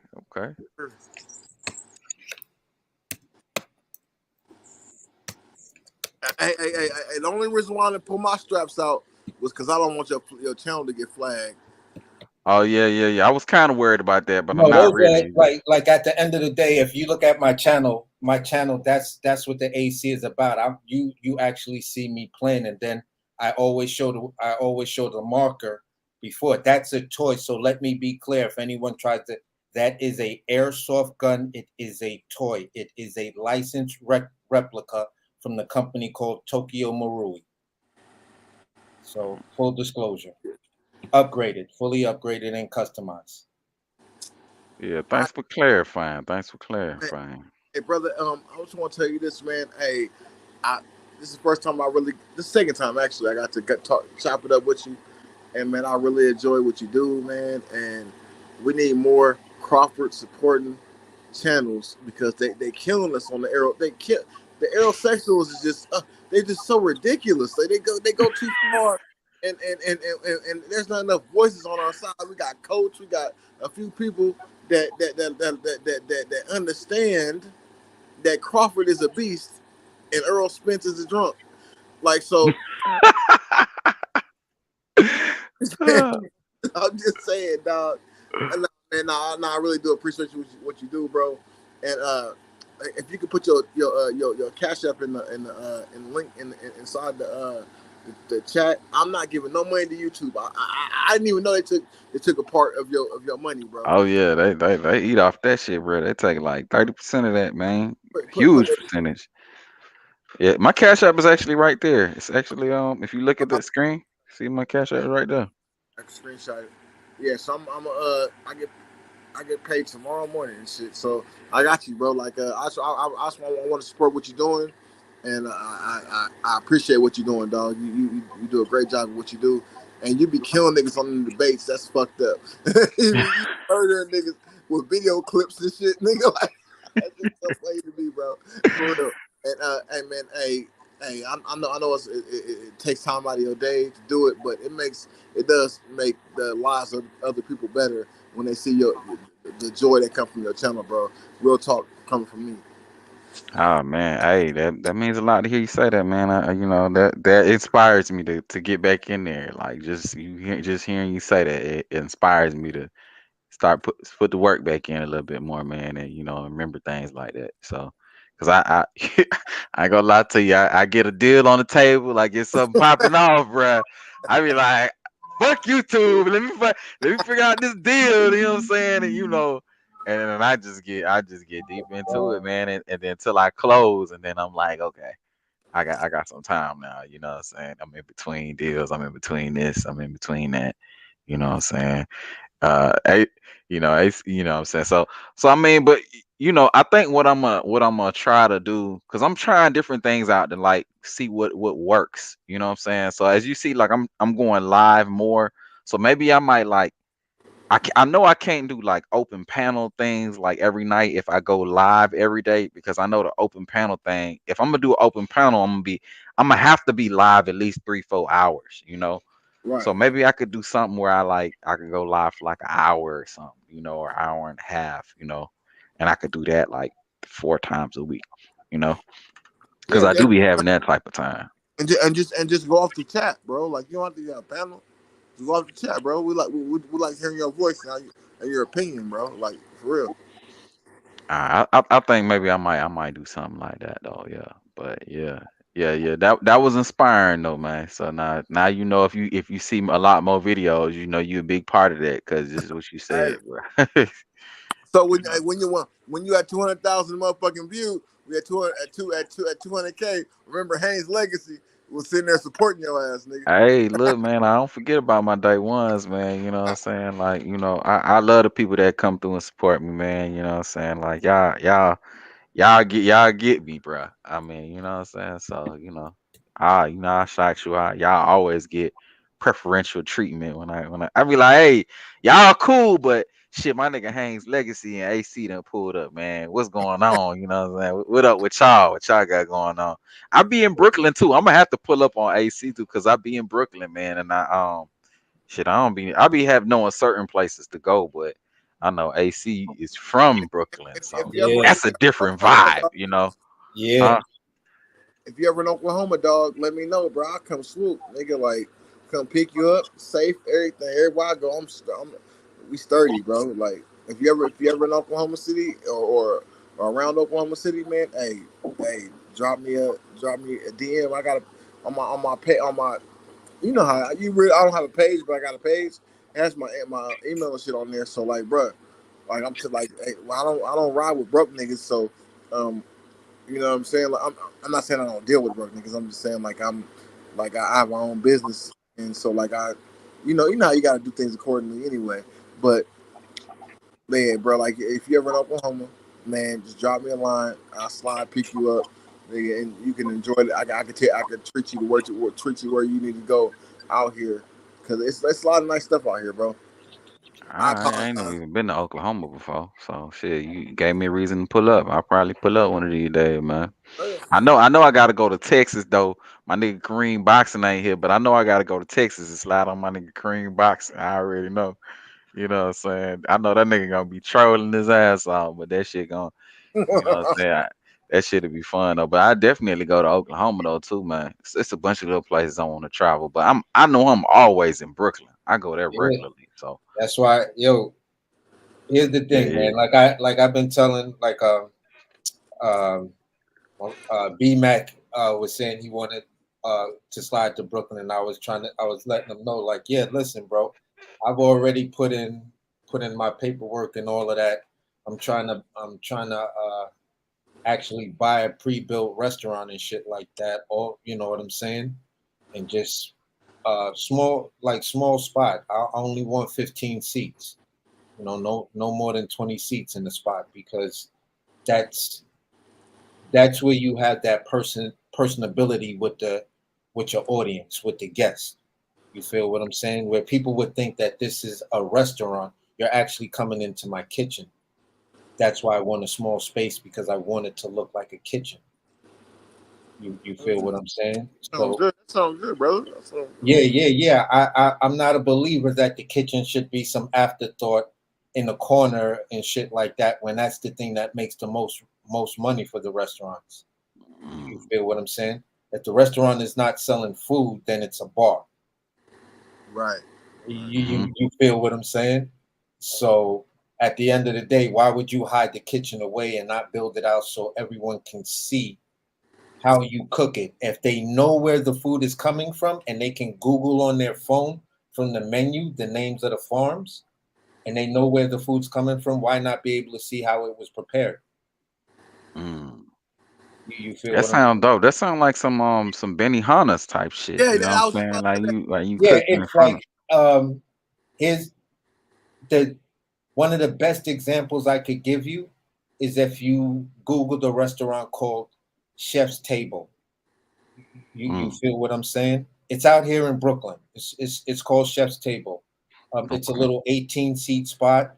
You see everything. Everybody sits in one little row at a bar. Beautiful little spot.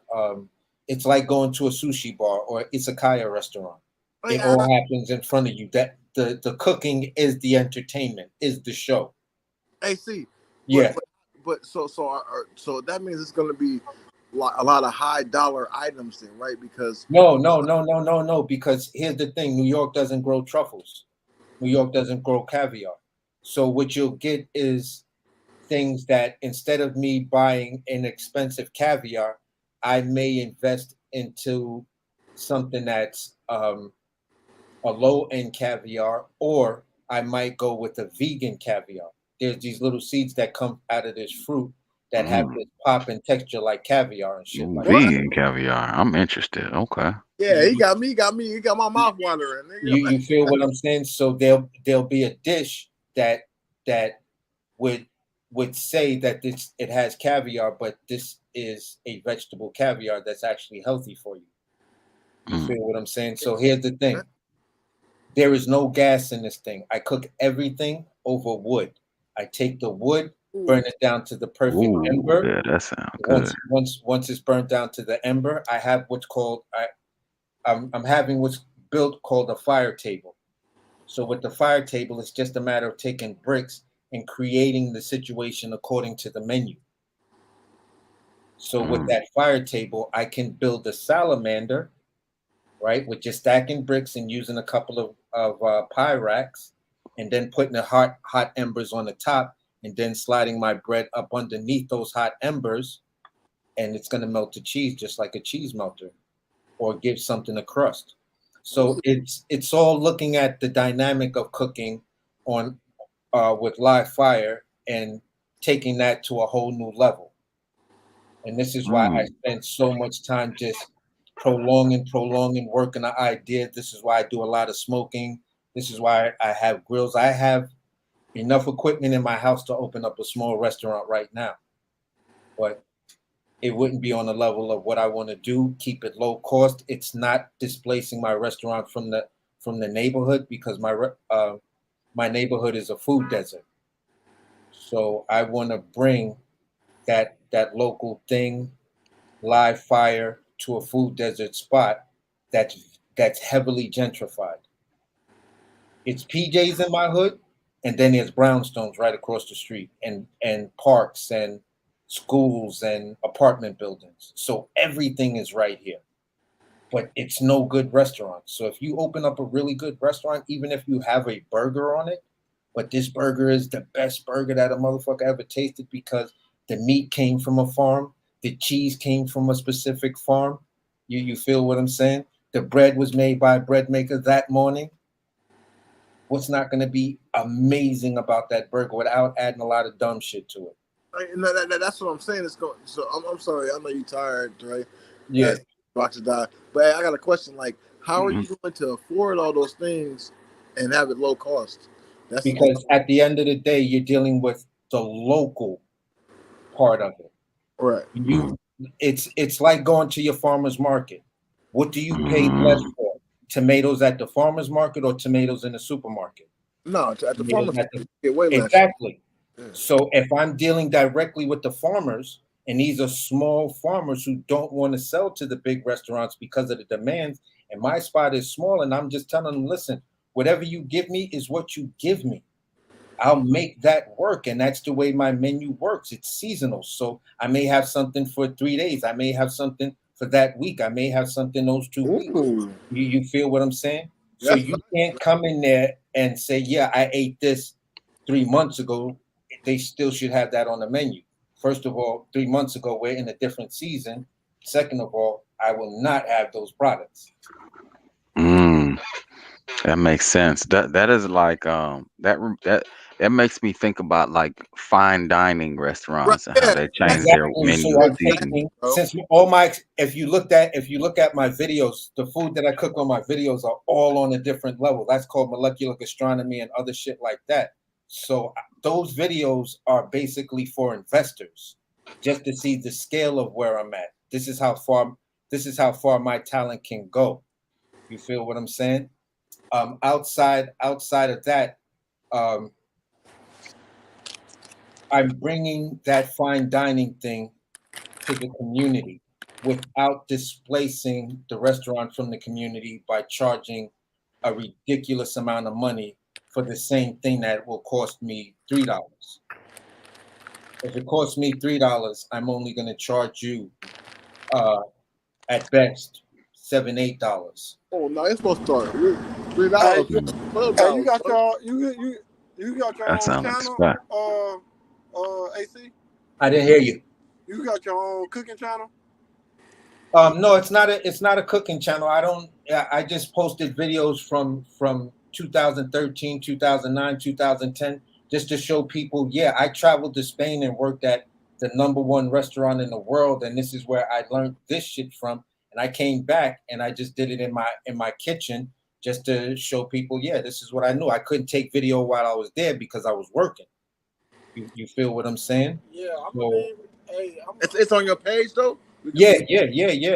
Hey, check that shit out. That's cool. Hey, I'm gonna need me a little salmon pasta recipe. That dude gonna say some goofy ass shit. I already knew it. That's one thing me and my daughter do. Me and my daughter, that's our thing. We like cooking together. You know what I'm saying? So I made salmon pasta the other day though. That shit was fire though. So you got good taste with that. What? Yeah, bro, but I'm on the level where I make my own pasta in the crib. You feel me? Yeah, see, I can make that. that shit. Yo, I know. I got a That's dehydrator in the what crib, so I'll take spinach and then dehydrate it, and then put it in a spice mix, and now the spinach is like a powder, so I can make a spinach pasta. What? Oh yeah, Yeah, that's the other shit, man. See You that see you what know I'm what I'm saying? saying? You not buying the noodles they got at No. Hey, hey, Everything I do is it's all made in house. So this is also how you keep the cost down low, because you taking the cost of what you're paying for and then translating that shit into your own labor costs. Hold on. So you make your own noodles?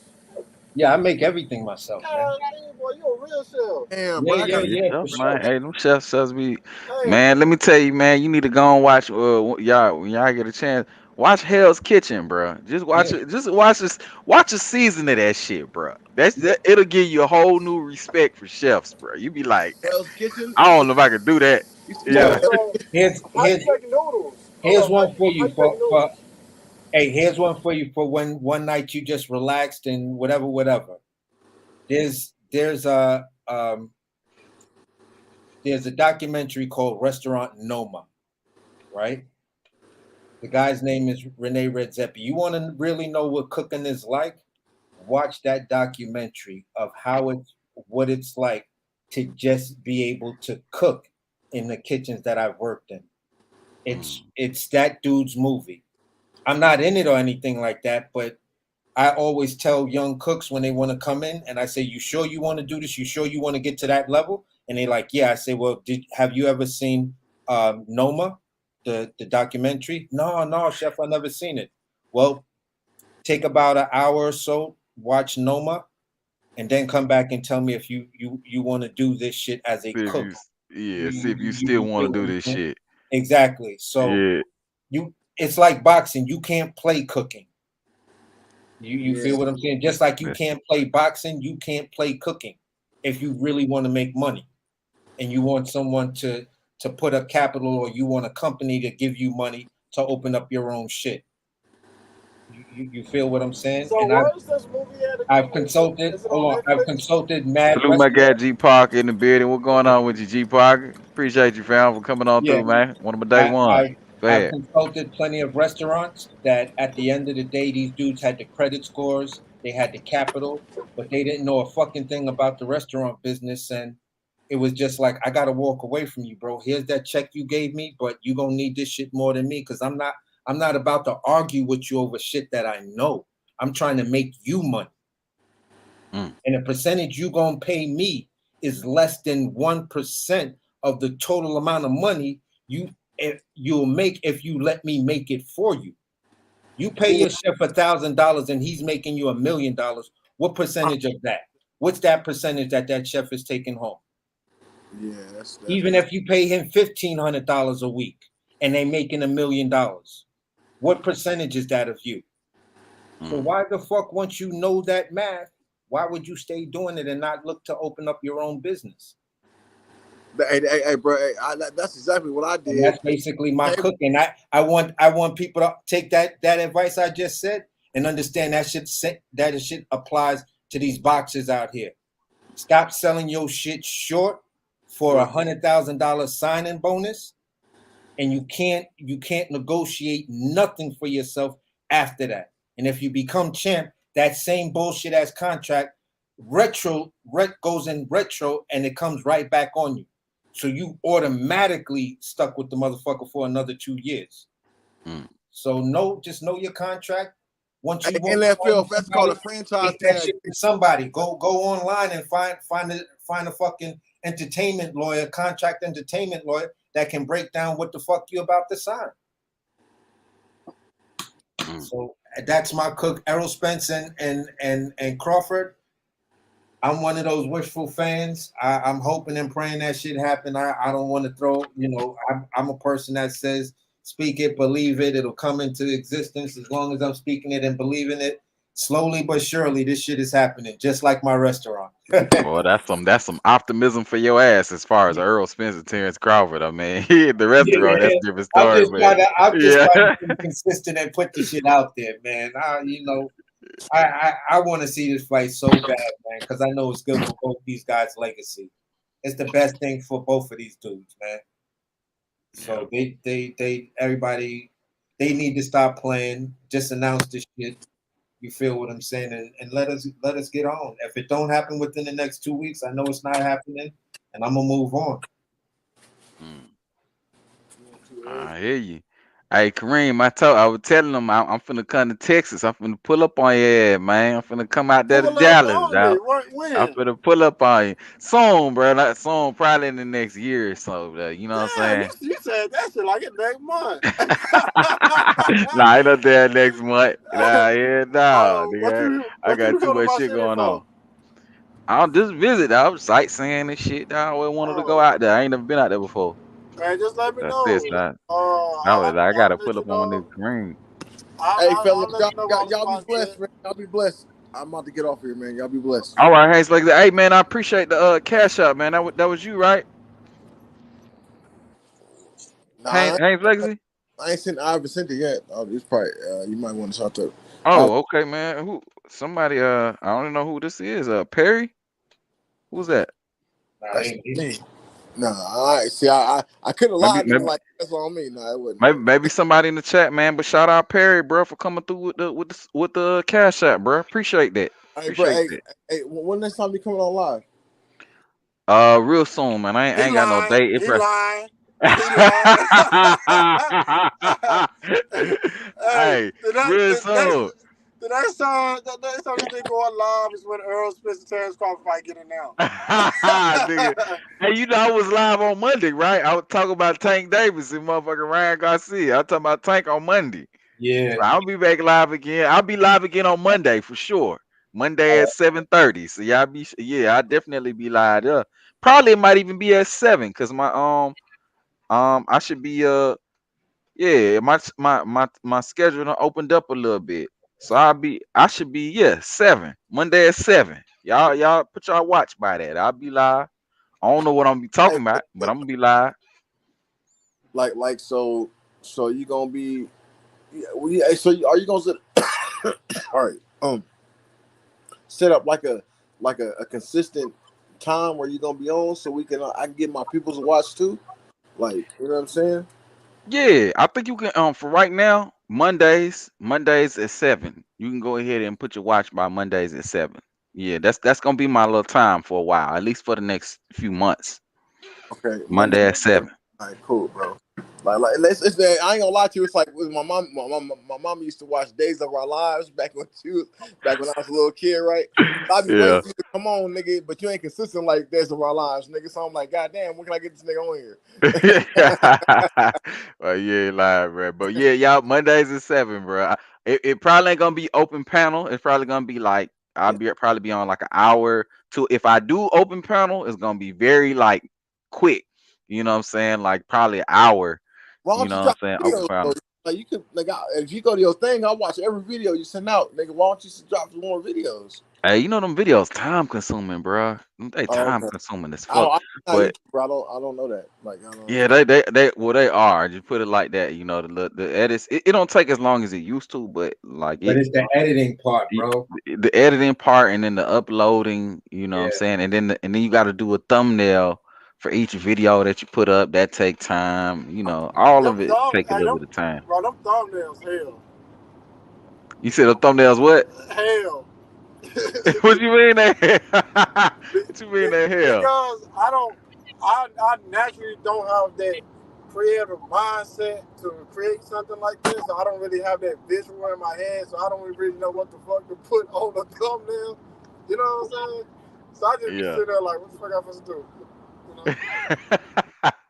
Yeah, the shit tough, bro. It is. It's tougher than a lot of people might realize. You know, doing the thumbnails and then you gotta do the tags for the video. Then you gotta you got this little internal things you gotta do with the videos too. So it take a little bit of time, and if I don't got enough time in the day, then that shit ain't gonna get done. That, But that, hey, I respect everything you're saying, right? yeah. I understand. I got my own contracted business doing cable, right? Mm-hmm. And I look forward to seeing you and a few other guys that I can listen to while I'm at work. You know what I'm saying? Like listen to your content and stuff like that. And so like that's my point of it. Like I don't care if y'all have nothing on the screen because I can't even see you most of the time. So like if you like there's a way like you could give boxing content even without picture, that would be cool. Like because I'm at work, I'm just working. You know what I'm saying? Like I'm just enjoying the person with a person's point of view. You know what I'm saying? Like so the video ain't really got shit to do with it. Yeah, I hear you. Okay.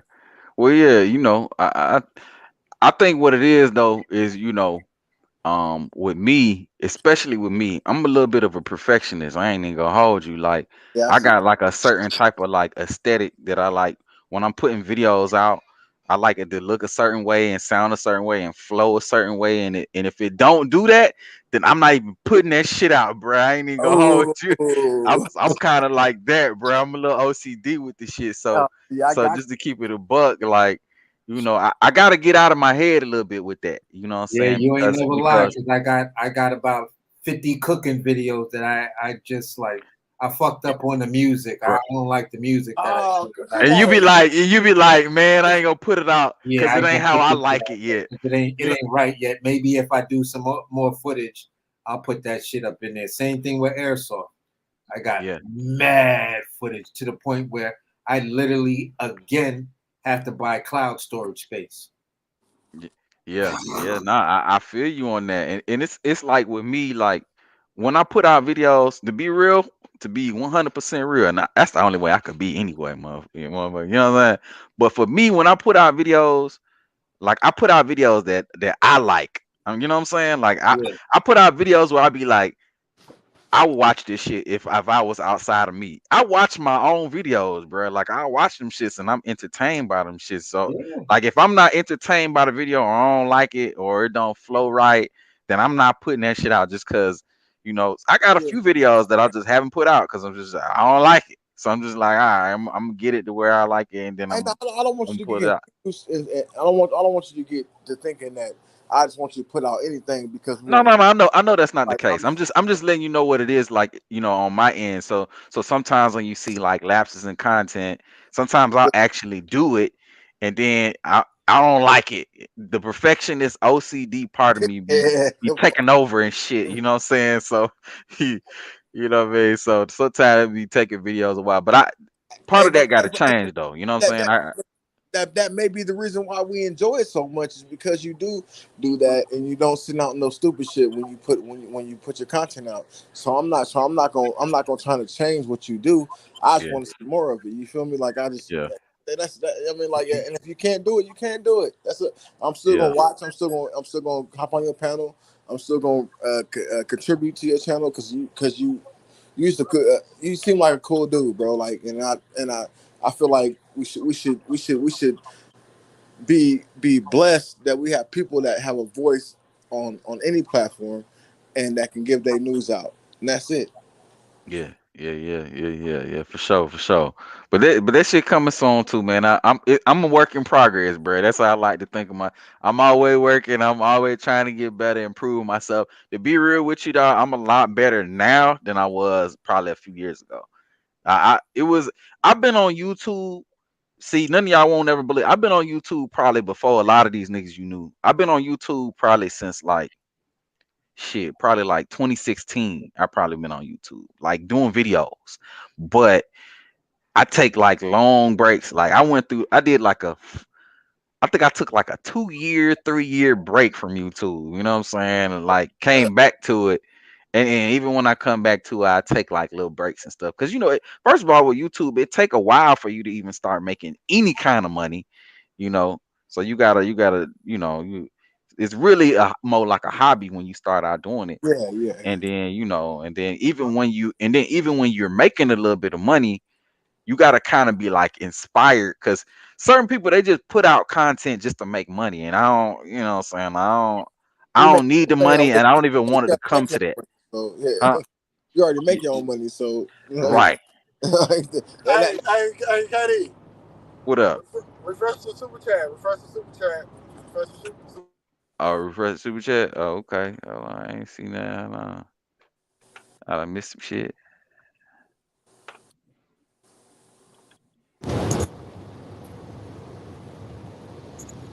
Let's go. Hello. Yeah, hello. Damn, somebody had called me.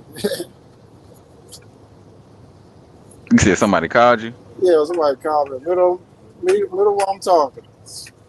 Ain't Hey, that how hey, that hey, shit hey, go? They always call in the middle of it. hey, brother. I gotta go to work in the morning. Y'all be blessed, Oh man. yeah. All y'all have a good night, man. And no, I pray every night, so I pray all y'all have a blessed morning and be well, bro. All right, Hey, you know, man. be blessed, my brother. You Be be blessed. good, man. All right, man. Be cool. Yes, sir. Yeah. Yeah. You got that? So when you say you come to Dallas, you say at the end of the year. Soon, yeah. Probably at the end of the year. You know, you Yeah, got I'm some. coming. What you got some family out here, or you just visiting?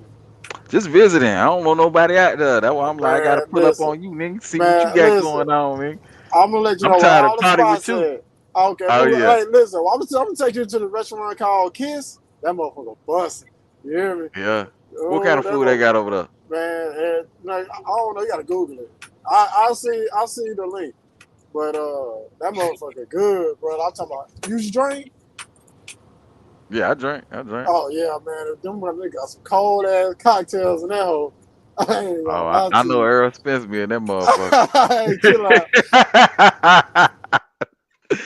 Oh man, oh man. Hey, that shit sound good though. To be real, yeah. I ain't never been out there before, so I'm just like, man, I'm finna pull up. You know what I'm saying? You know, shit. I know you out there, so shit. I'm finna pull up on you then. Fuck it. See what going on right there. You know what I'm saying? Maybe Yeah, catch a Cowboy game or something. Or motherfucking Mavericks. Not even though you told me that y'all niggas don't fuck with the Mavericks like who that. said that? You told me that. You I said ain't y'all never already fuck told with you the that. Mavericks like that. I ain't never told you that, bro. You said the Mavericks is like, man, whatever. But the No, I said Cowboys, I don't fuck with the Mavericks like that. oh The yeah. Lakers, no, I always said the Lakers was my favorite team. So Mavericks was always my secondary team. You told me niggas in Dallas don't really fuck with the Mavericks like that. You told me they like different about them niggas though. Nah, nigga. Nah, niggas definitely fuck with them, man. Niggas fuck with all the Dallas teams. And listen, if the goddamn Dallas Stars start making some noise, niggas don't even watch hockey. Look, let me tell you. Stars, not the stars. Listen, God damn. listen. Niggas don't even watch hockey. Let the motherfucking Dallas Stars win. We don't know shit about them. If them niggas in the motherfucking championship, nigga, we partying for that shit. What are you talking about? You know what I'm saying? Nah. That's just how Dallas is. Though. We just gonna celebrate our own team. No, like no matter what. You know what I'm saying? I ain't mad at it at all, man. I ain't mad at it at all, I'm man. telling you, I like, used to work for this company when they used to be like based out in Texas and shit, bro. Every time I would approach somebody who was from Texas, once they found out that what I was selling was from Texas, nigga, they were buying that shit immediately. I knew I had to sell. You know what I'm saying? Whenever it was somebody that was from Texas and they were buying that shit. So I know y'all niggas support y'all own shit, man. You know. But that's good though. I wish all communities was like that, you know. hey, look, man, I'm gonna tell you something. Yeah, I'm not sure if you ever heard this shit before, but everything is bigger and better in Texas. God Yeah. damn. Yeah, everything bigger and better in Texas, nigga. Yeah. Hey, listen, I ain't never met a nigga. I ain't never seen a nigga that came to move to Texas and say they life and got worse. Yeah. You know? So Maybe them shit. niggas on the first 48. Hey, hey, listen. One thing about Texas, if you're looking for trouble, you'll find it. Oh You know what I'm no, saying? man. If you ain't looking for it, you'll be alright. But Nah, if you looking for that motherfucker, you will. You seeking, you will find. yeah. Nah, I'm gonna be looking at cool, man. I'm trying to come out there, man. I'm trying to probably watch a game or some shit. You know what I'm saying? Go to a bar, you know what I'm saying? Have some drinks, you know what I'm saying? That's what I'm talking about. Trying to see what it looked like. You know, Yeah, I know you. bro. I got so many spots I could take you to. Motherfucker be jumping, bro. Yeah, nah, I'm gonna hit you up though when that time come. That probably this year, bro. Maybe now that we talking about this shit, it probably gonna be towards the end of the year, cause I ain't gonna have no time until probably like after December, probably like December, uh, mid to late December, probably some shit like that. You bringing your family with you? Nah. It probably just be me. Oh, okay. Maybe I might bring my woman with me, but you know, she might be with her friend at something Chicago or something like that. I don't know. Joe, But you got that info? yeah. No, I got you, AC. I got you locked in and everything. Yeah, man, I'm gonna hit you up. So I think I have a good idea what you're looking for too. So you know, we could talk about that and you know break that all the way down, cause you know Yeah, whatever. yeah. Yeah, So it's always I always look at it like this. It's it's always a matter of networking. for sure. You feel what I'm saying? So at the end of the day, you already heard my cook. I'll let y'all chop it up about Dallas and everything because I'm a New York Brooklyn boy. Yeah. You feel what I'm saying? Hey, see, you might have to come down to Dallas. You might come down with me to Dallas and we can check it out, see for ourselves, right? Yeah, Hey, listen. And see, Hey, like, fuck listen. that. What? Hey, listen. Whatever you do, just don't run no New York Giants game. Hey, don't Here you do go that. with this Don't do bullshit. that. Don't do that. I'm gonna come with the satin New York Giants Look, satin look, New York Giants jacket and a hat and a fitted hat. look. I'm about listen. I'm about to act like I don't know you. I might find some dunks that got the same color scheme from the college Nah. teams. Some college basketball dunks and shit. Hey, listen. Just don't. If you do it, just don't do it the week of. You know what I'm saying? Or don't do it. And the Cowboys just lost to the No, niggas. no.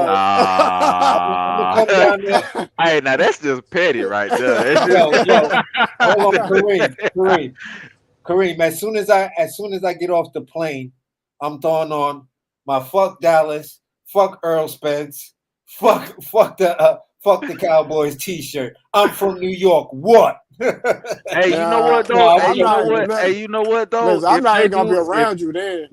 if Earl and Bud do fight, shit, I don't know what city it's gonna be in, but if it's in Texas, I'm going. Fuck it, I'm gonna go on down there. You know what I mean? I doubt it's gonna be in Texas. It probably be in Vegas, but shit, I might make even if I don't go to the fight. I just want to be in the atmosphere while that shit going on. You know what I'm saying? But I probably go to the fight though, to be real with you. But you know, Hey, you cut out there, Cream. Yeah, they might yeah, even Hey, listen. I'm definitely going to the fight 100%. I don't give a damn. I'm going. You know what I'm Them saying? But tickets I'm might not be spending no sold more than out by the time 2,000 your a ass get. seat. man. Them If tickets I can, gonna sell out in the first 5 minutes, man. That's what I'm saying. Them tickets And gonna be all, gone. yeah. and they're gonna sell But out in the listen, first I'm 5 minutes to legal ticket scalpers. To all I might. investors listen, that need and valuable if, tickets. if I can't get no decent seat for 2,000, I just go just to be in the atmosphere. You know what I'm saying? Man, But you ain't getting in that fight. You talking about a decent seat for $2,000, bro? You gonna pay how for a about decent seat at least 5,700. Hey, how if about it's gonna be in Vegas, man, I go to a motherfucking casino out there. You know Yeah, what I'm saying, and watch the fight. Like, yeah. hey, I'll do some shit like that. I Spend ain't mad. $100 or a couple of $100 to go in the casino and Yeah, yeah, man. have a Buy good yourself, time, have some drinks. You know yeah, what buy I'm saying? yourself a drink because you know they're gonna have a chip in the drink comp if it's the night of the fight. Hell yeah, Yeah, go in there, that spend sounds like a motherfucking plan. Actually, Yeah, I'd be down hey, with that. he, Kareem say he yeah, dropping 2 bands on the motherfucking ticket, but I ain't mad at you. Man, no, I'm saying Kareem, that. I know. I said that's my max point. You know what I'm saying? man, Hey, that mean you gonna spend the Especially 2 bands then. they go. especially like no, hold on. Especially like if they have it like at the Las at the Las Vegas Raider Stadium, the ticket's gonna be way cheaper if they have it at the It Raider probably will Stadium. be. Yeah, They're yeah, like, they will be. Man, that $2,000 just gonna get you a pass to the bathroom. That's if they have it at like MGM Grand or some shit like that. They got limited seating there. Man, you know it's gonna be at some prestigious joint, man. I It can't could be see. at the Raiders Stadium, though, the Allegiant Stadium, but I think Allegiant Stadium is like 100,000. I think that seat like 100,000 people or something like that. So if it's something like that, it might not be. It might not be expensive. It might actually be cheaper. It depends on which route they decide to go. If they want to go the Mayweather route, fuck the Mayweather route, because that does for niggas who got money. You know what I'm saying? And it's like, nigga, everybody just ain't got no. I'm just saying for the most general person, just ain't got thousands of dollars for a ticket. I mean, just for a seat, and then a few $100s on a flight, then another few $100s on a room, and then not including like the miscellaneous shit. Then it's you more than a few $100 on the flight, nigga. That flight probably, depending on where you coming from, that could easily a round trip could easily Real cost you fast, almost like a you rack. wanna, I know. you want to make That's what their I'm money. saying. They Well, put that I'm shit in in the small. Texas, so my shit ain't gonna be that much. Yo, listen, they want to make their money. You put that shit in a smaller venue, and this fight, you give them a great card, and it's $100 fight, easy. Yeah. It's $100 fight, easy. I can't think of one person that's not gonna pay $100 for this after paying $85 for $90 in some cases for Tank. Tank and After paying Ryan. $75 for Wilder versus Hellenius. Mm. Come on, bro. Come on, bro. This is $100 fight right here. If it's made. If it's made. You feel what I'm saying? So at the end of the day, man, keep that shit in a small venue. Nah, but listen, bro, this fight should be for the fans, bro. So it's like this is a fight that you want to bring your sons to. You know what I'm saying? Like this, that type of fight. You don't Yeah, want this is why you gonna pay. This is why back in the day the biggest fights were at the Garden, and the Garden don't seat a lot of motherfuckers. No, I'm just saying, but it's like I'm just saying, like if you have it at the MGM Grand, the only thing you're gonna see is a bunch of rich niggas with a whole lot of diamonds sitting with a bad bitch. You know what I'm saying? But at that, towards the back of the MGM Grand, that's where you gonna see the dads and they 14-year-old and 16-year-old sons and shit like that. Man, fuck all that, nigga. I want a decent seat. Have that bitch at the Raiders Stadium, bro. You know what I'm saying? That shit. I think that'll be better for the fans. We've been waiting on this shit. Everybody can't. How much the MGM hold? 20,000. But this is why the pay Something like that. Like come on, bro. Don't do us. Listen, don't do us like that. And we've been waiting this long. Everybody in the boxing community and one of their partners who's a casual still want to come to this shit. Man, they did it with Mayweather Pacquiao. Mayweather don't give a fuck about us. They need to just give a fuck about making his pockets fat as he can get them hoes. That gate gotta make sense, man. That gate gotta make sense. Right. And at the end of the day, the smaller the venue, the higher it makes it premium. Right. It makes it premium. No makes seat it sells premium. for less than 5,000. You're absolutely right. But also too, the premium is more than just the exclusivity. You also get a better view of the fight. The smaller the venue. Nobody feels robbed. Nobody's looking up at the jumbotron half the motherfucking fight. You feel what I'm saying? So at the end of the day, you gonna hear the thudding punches. You gonna feel like you in the room. It sucks though. It sucks. I mean, at the end of the day, it sucks. It's the money grubbing route. You know what I'm saying? Yeah. But I prefer if they did it at the stadium because that, like Kareem said, everybody can see it. But shit, these niggas don't give a fuck about us. The business, I'm with y'all 100% for the fans, but the business side of this fight, you feel what I'm saying? So right. It's not considered a flop compared to the Tank versus Ryan fight.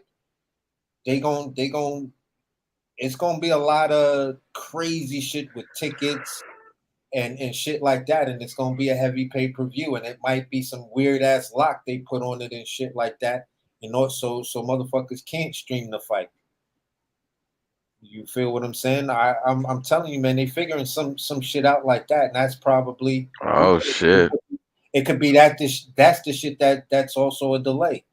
Errol's waiting and trying to figure this shit out. Figure out how you not gonna bootleg this shit, or Yeah. hey, you might have a point there. They might put up some money for some extra shit to keep niggas from using the Fire Stick. Yeah.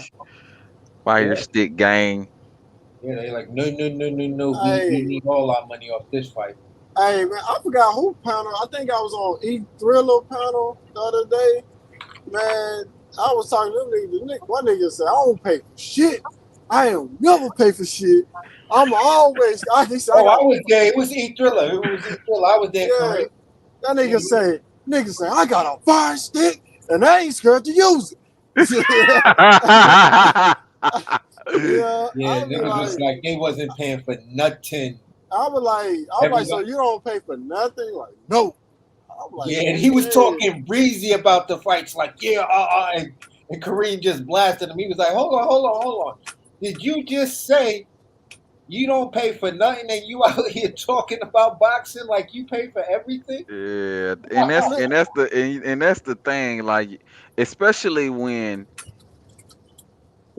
boxing puts on certain fights that we want them to put on, and then you don't pay for them. It's like, you know what I'm saying? It's almost like you don't have a right to even ask for the fights that that fans want to see, because when they do give you the fights, you're not even willing to pay for them. You know what I'm saying?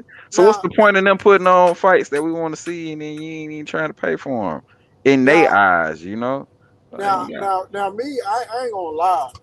Like some shit, yeah, I do stream and shit. Like if like if you're not fighting the type of nigga I want you to fight, then I'm not gonna pay for. Like that's what I'm saying. Like you should have bought that shit, Kareem. Like I did on God, I bought that. You know what I'm saying? That tank and run on God, I bought that. You know what I'm saying? So, but it's like, nah, I want to see it. But the undercard was ass. I ain't gonna lie. But it's like, nigga, you say you ain't gonna buy shit. Like, how the fuck you even got a channel? Like, you just you got a channel popping your shit, and you making money off the niggas, but ain't putting no money back in it. Yeah, you know that ain't cool, man. Ain't you know cool. what I'm saying? But cause me, I'm not paying for fucking Canelo fighting John Ryder. That's not gonna happen, bro. Yeah. Like the only way, bro, I'm not paying for that. I'm not. It's not. I wouldn't pay. I don't even. To be honest, I don't know who the fuck John Ryder is. To be honest, I don't even really want to watch that. To be real with you, even if this shit was free, even if the shit was on goddamn CBS, I'm not sure if I'd watch it. I probably would, but I would watch it in passing. Like I'd watch it like as I'm flipping through some other shit. To be then I honest go with by you, to see what's going on. Them one of them fights. If my cousins or my partners hit me up trying to do something, I'm outside. Fuck it. I'm not watching the John Ryder fight. You know what I'm saying? John Ryder fight. But Devin versus Loma, I'm buying that. I'm buying that. I might do a live stream. I ain't gonna lie. That motherfucker kind of expensive for them niggas. I ain't gonna lie. Like $70 for y'all. No. That pay-per-view gonna be like 60. I think I even heard Bob say it was gonna be 50. Like no, 60. I heard it was $40. No, it was it was $59.99. That's what it was. Oh, okay. That ain't bad. That ain't bad. I don't know. I gotta see the undercard. That's what your first pay-per-view. That's what your first official pay-per-view should be. It should be around $49 to $69. They're right. They're right within the market value. Man, they're right. Kareem, tell me they're not within. Tell me they're not within the right market value at $59. So to be honest with you, I thought the shit gonna be free. Top Rank been putting on free shows all these years, and that's what I expect from these niggas. Free shit. You know what I'm saying? But it's like, then it's like you gonna put on a show where we know it ain't nobody getting knocked out. You know what I'm saying? You know the motherfucker going to a decision. It's gonna be a chess match. It's gonna be for the hardcore boxing heads. It's gonna be a high-speed chess match. So that means you got to put somebody on the undercard that's a knockout artist. You know what I'm saying? Because if you don't, bro, don't Hold want on, to see no they boxing. do. I think ain't Big Baby Anderson gonna be on the undercard? I don't know. No, he got a fight coming up in Cleveland. Hold on, man. That undercard is actually good. Hold on, I'm gonna look this shit up real quick. Cause that Cause undercard did have some shit popping off. man, this motherfucker get. I hate driving with these fucking sensors inside these trucks. Motherfuckers can get in front of me and drive slow. Then y'all be like, "What's that beeping sound?" I'll be like, "Damn." Would you drive a big rig? Yeah, man. I drive the doubles. Wow. Yeah, wow. This shit is gravy though. I'm trying to go to. I'm trying to go to the day shift now, but them niggas playing with me. Oh, okay. My boy been trying to buy his own truck. I don't know if he did this year, like his own rig and shit like that. Yeah. Good luck with that, my nigga. He like, yo, it's hard, man, because bro, he that keep shit. putting so many restrictions, and now they talking about these fucking dangerous ass AI self-driving trailers that gonna be on the road. Like, yo, Man, this shit is crazy out here. I ain't gonna lie. Having your own truck, that shit hard, bro. I ain't gonna lie. Like, I ain't gonna lie. That's like being like having your own business, bro. That shit hit different. Like, like we work for somebody at the end of your job. You go home, party, rest, do whatever you want to do. When we got a business, bro, your mind just stay on that shit all day fucking long, bro. You ain't wrong. Yeah, you Bro, gotta. Here's Oh, the thing. so here go the undercard. So Oscar Valdez gonna be on it. he Versus just got Adam. smoked. Yeah, Adam Lopez, Oscar Valdez, and Adam Lopez. I don't know Adam Lopez. Who is Uh, you know who it is. Goddamn, I don't know. that? Shit. Nakatani gonna be on it. That's that nigga that Lomachenko beat. Man, hold on, bro. Oh, is Cambosa's gonna be on this bitch too? What? Rank number 2, earned a shot. Yeah, Cambosa look like Cambosa's gonna be Maloney Holtz 2 Division World Champion. Franco. Man, why they got this shit on here all weird, bro? Nico Ali Walsh is gonna be on it. Nakatani gonna be on there too. It look like they looking for fights for some of these dudes to put on her.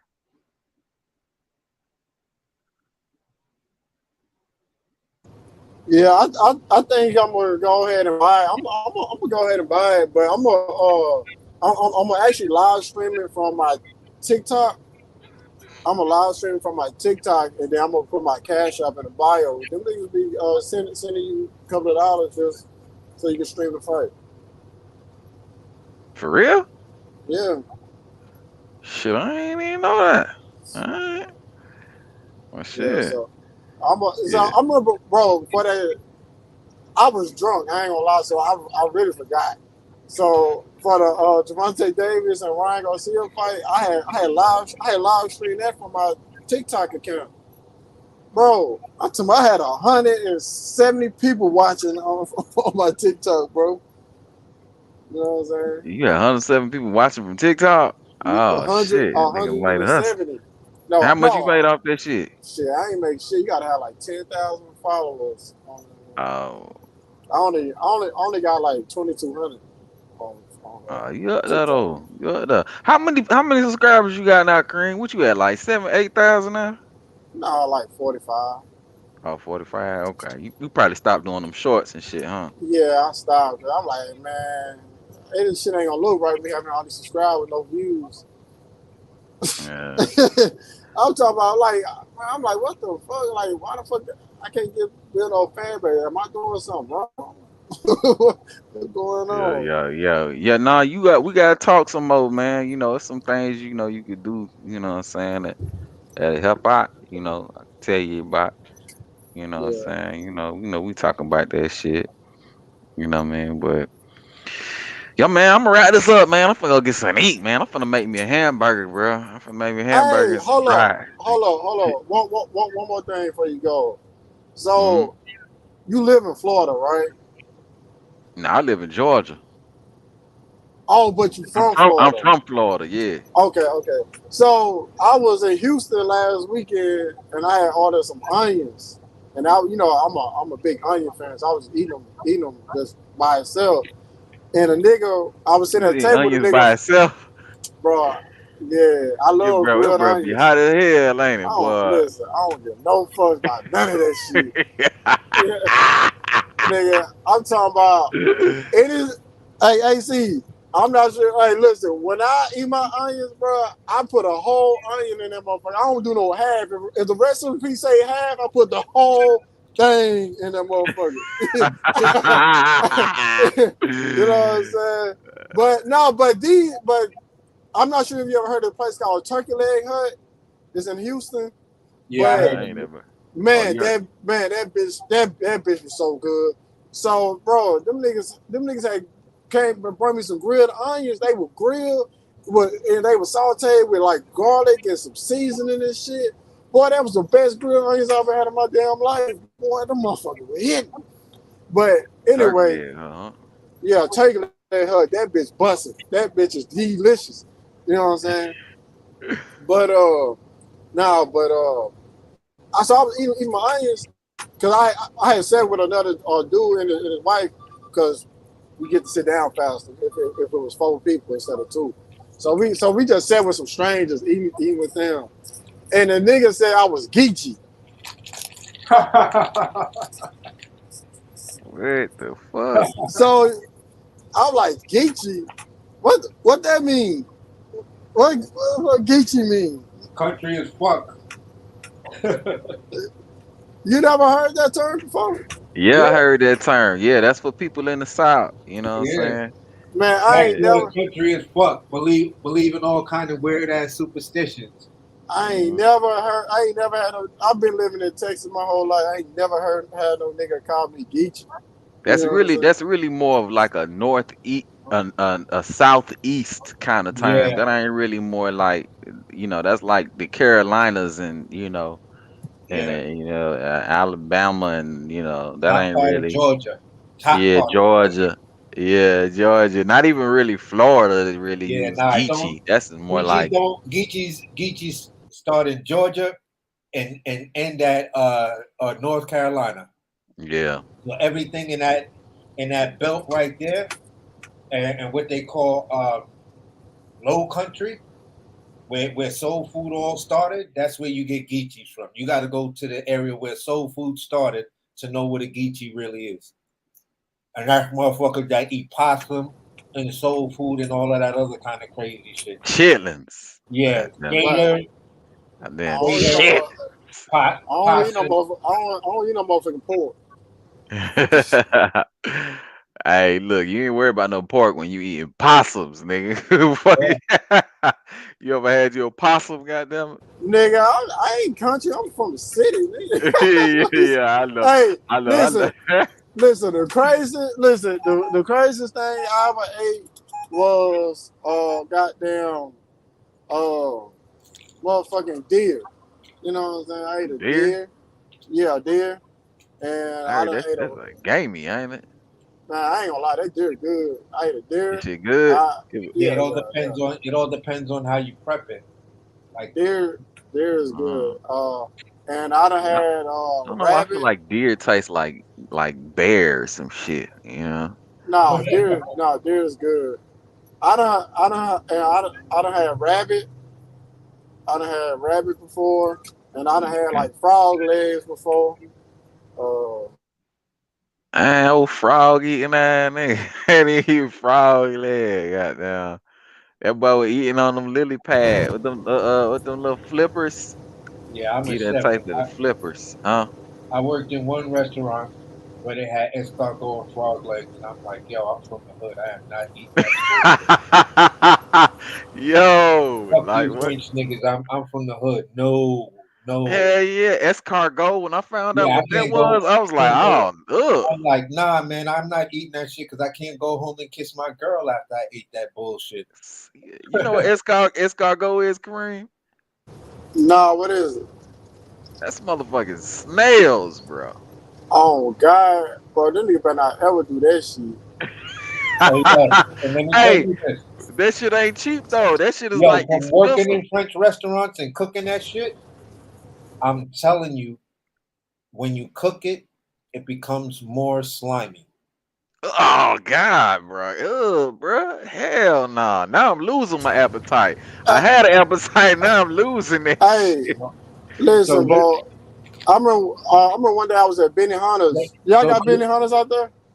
Yeah, we got yeah. Benny Hunters. So man, I went to Benny Hunter's. I got me like a salmon, one of them salmon rolls or whatever, because I love salmon. You feel me, bro? I'm black. Don't bring me nothing that ain't cooked, nigga.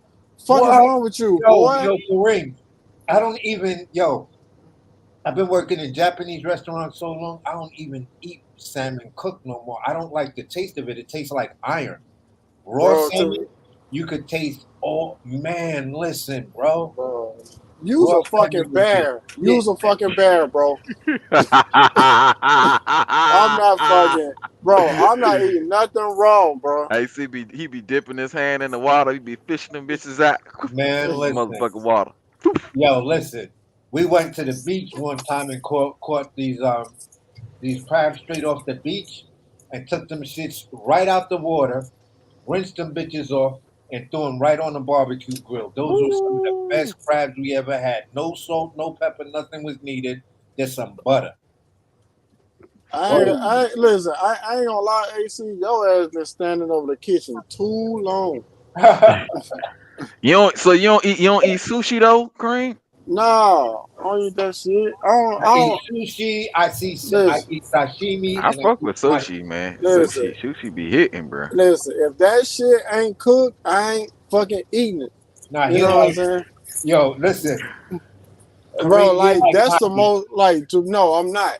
Yo, That's the Kareem, most I'm telling you. I said the same shit maybe like Kareem, I'm 5 years telling you, ago. I you said like the maki same rolls shit. because maki rolls are all cooked. That's the shrimp tempura roll. That's the wagyu beef roll. That's the salmon tempura roll. That's um, the hold on. Well, no. Oh, hold on. Well, I take it back. Well, yeah, I do eat sushi if it's cooked. yeah. Yeah, they Yeah, got yeah. cooked sushi. Oh, yeah. I eat it cooked. I'm not eating no fucking raw animal, bro. You know what I'm saying? That's not happening, bro. Kareem, Don't give me no raw fish, bro. Don't give Kareem, me you no ever raw had seafood. truffles? You That ever shit had sound truffles? familiar. That shit sound familiar. It's What a, is it? it's a. I don't want to tell you how the mushroom is made, but it's a mushroom. Oh, yeah, I eat mushrooms. It's a little hard black mushroom and shit like that. You feel what I'm saying? They tend to grow under pine trees Oh, yeah. in I know what they colder are. climate, and they got a certain funk and flavor to it. So I'm just saying, if you had a burger with some truffles and some good cheese, you'll be alright. Nah, I like mushrooms. Oh, all right. But So don't give me no. I ain't gonna lie, that motherfucking sushi be hitting. I give me a yeah, goddamn boy. tuna salmon roll or some shit Yeah, like that. the spicy tuna roll and the spicy salmon roll is Ooh, my favorite. that shit that be hitting, boy. Yeah. Man, you missing out on that Man, motherfucker, boy. nah. Yo, So you, the king crab and tuna roll. so you I be Hell mean, eating, yeah. the so king you be, crab and cucumber roll. so you Kareem, be, so bruh. you be eating that shit raw too? Hell yeah, I be eating that shit raw, Man, boy. y'all That some shit that be nasty hitting, boy. niggas, bro. I'ma tell you right now, boy. I used to say the same shit you said about 5 years ago. I was talking like you. About 5 years ago, I was like, man, I would never eat no raw shit. No, hell no. This how I start. You start off by eating the cook shit. Eat the cook shit. And then when you eat the cook shit, somebody, you go with the right person. Yeah, They'll slide you in something that's raw. They'll be like, try it. And yeah. then while you trying to cook shit with the raw shit, you're gonna be like, oh, that ain't too bad. I guarantee it. And then Listen. I'm telling Listen, you, bro. Well, Katie, you just got to get over. You just got to get Katie, over the thought of it being raw, and I Katie. guarantee you, Listen, Katie. And understand the flavors, not the rawness. Listen, right? listen, Katie. I didn't even know this shit was raw until I bit into it. Yeah. So I'm at Benny Hunter spitting this shit out in front of everybody. Because I'm like, I'm talking about as soon as I bit into it, I knew something was not right. My fucking taste buds was going through the roof. And it was like that I worked with would have grabbed a knife and went after you, boy. You spit out some sushi from these guys?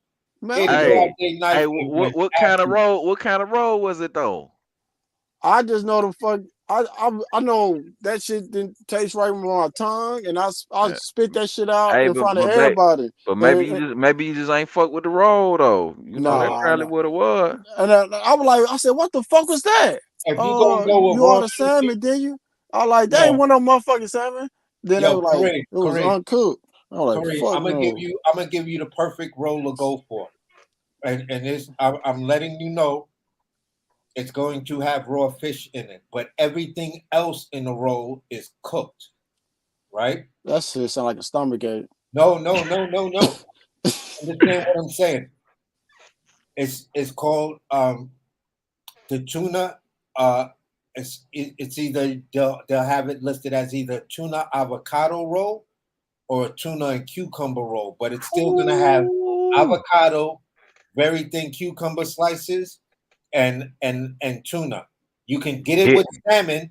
You can get it with salmon, and then they're gonna put the sesame seeds in it. So basically, it's a roll that's gonna come in a lot of rice. They're gonna put rice on both sides. So that's gonna mask a lot of the rawness for you. If you ever seen some sushi, they do the rice on one side, flip it over, and then they do the rice on the other side. That's kind of called the In-N-Out roll. You feel what I'm saying? To the guys that work in the back. So if I was there, I'd ask them, do they do In-N-Out? And then if our chef would be like, yeah, then I'd be like, yo, give me one roll, salmon, sesame, cucumber, avocado, right? In-N-Out roll. Okay, cool. They do it. I take a piece and say, listen, when you eat this, now I want you to make sure you put some of the wasabi and some of the soy sauce, because the soy sauce is a fermented product. And as soon as the fish hits that, it's like it cooks it immediately, like ceviche. You feel what I'm saying? So the mouth won't make you feel like you eating anything raw. It'll make you feel like, yo, whatever I'm eating tastes really, really good. And this little spice that's involved in it is banging. You feel what I'm saying? To be honest with you, bro, I think y'all got European inside y'all blood, bro. You know what I'm saying? Yeah, that's the only way y'all eating this shit, bro. Y'all need to do y'all ancestry. Boy, y'all if you go back to Africa, man, yo, hold on. Ethiopian food is all raw. So if you feel you got any Ethiopian in you, if you went to a Marcus Samuelson restaurant, bro, half your meal is gonna be raw, chopped up meats with these spicy ass spices and oils and shit in it. And that's all Ethiopian food, bro. Tell him. He talking about like he know the roots. He don't know the roots like he think he know the roots. You know what I'm saying? Listen, y'all family is from the Caucasus Mountains. All right? y'all out here eating this bullshit.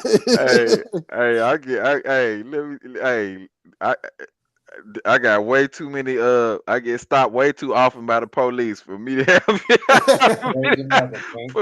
them type of privileges around this motherfucker, boy.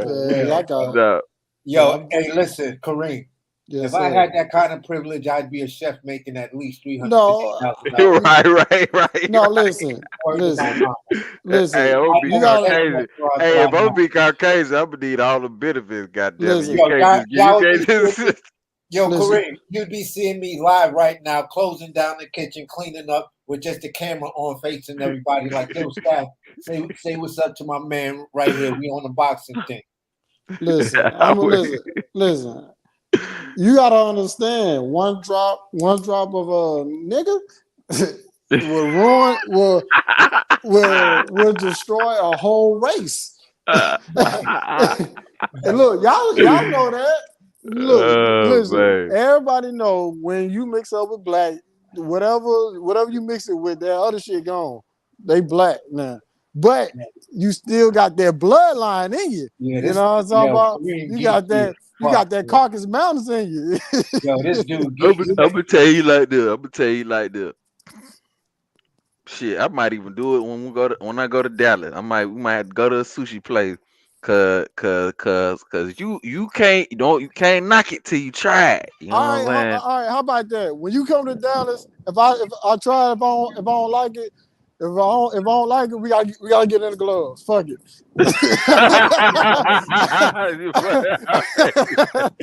Hey, Kareem. I ain't got no problem with none of that. Kareem, listen What's here, up? man. If I come out there and I take you we go to a sushi spot, you don't like it, I'll take you to any of the best barbecue spots from Franklin to whoever barbecue in Houston or whatever in Texas. He gonna like that. He gonna like that. He gonna like that shit. AC. Yeah. He gonna like that shit.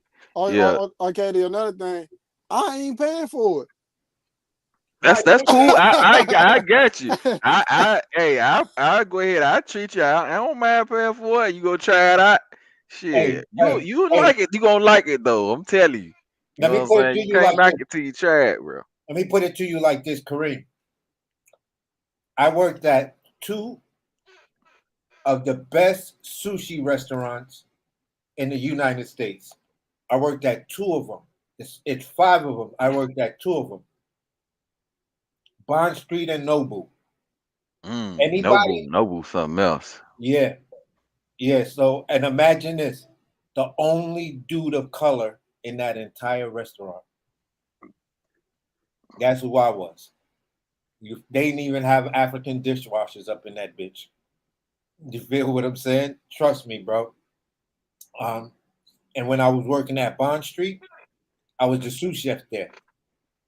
So I had staff up under me that I had to delegate work to.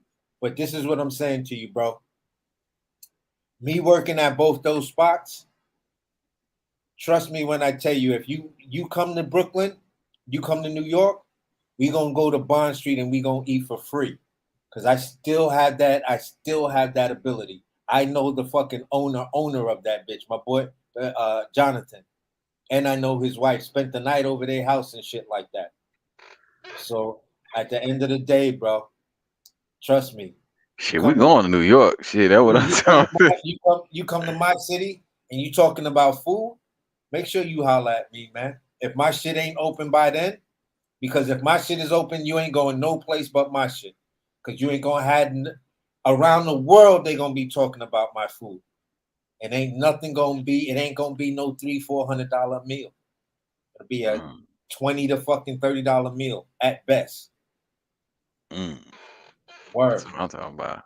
Yeah, bro. I'm pulling up, bro. Say less. I'm gonna let KD go because he looking mighty hungry right now. Yeah, I'm about to. Hey, I'm saying, well, his ass over here yawning and everything. We're gonna let you go. Talk about. Yeah. I'm over here yawning. Yeah, y'all right. Shit, I'm gonna go eat though. Shit, that's what I'm finna go do. What the? So all the restaurants stay open like that in Atlanta?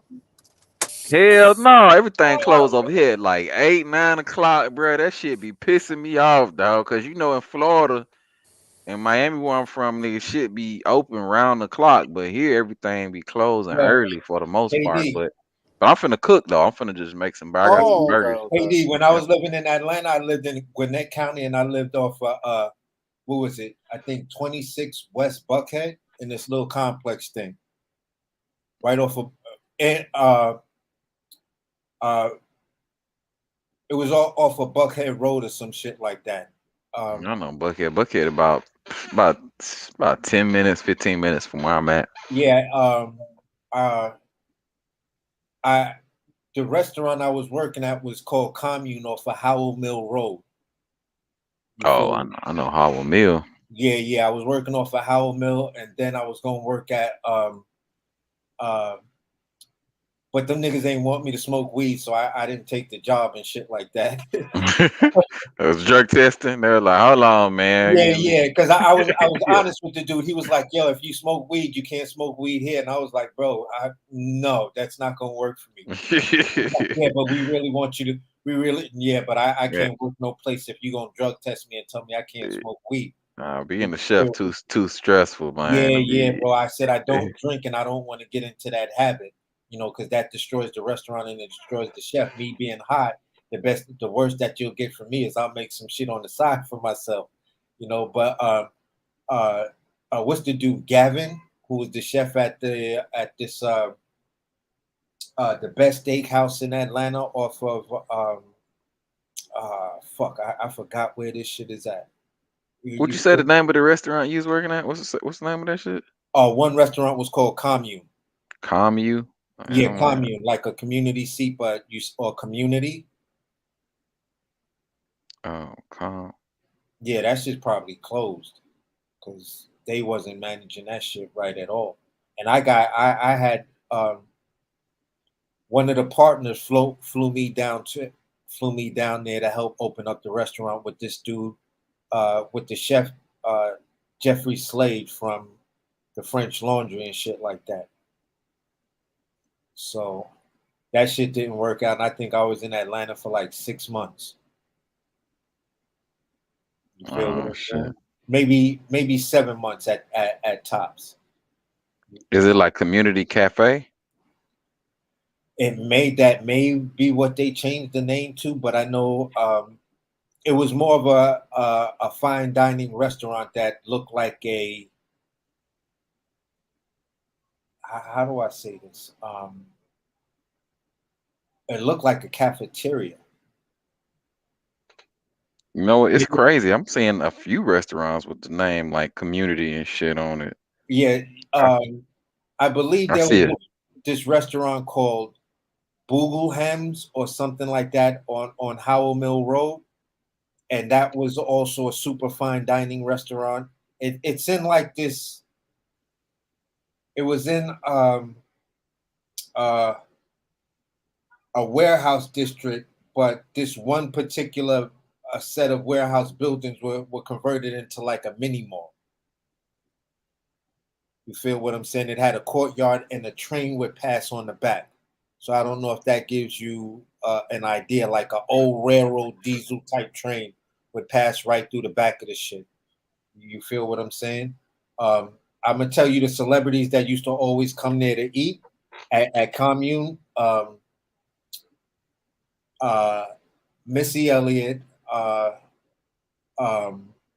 Tweet, Jermaine Dupri, most of them so deaf people. And damn, who else? What's that? What's the big fat dude from what's the name? He made the song "Fuck You." Big fat dude, CeeLo Brown. CeeLo Brown, yeah.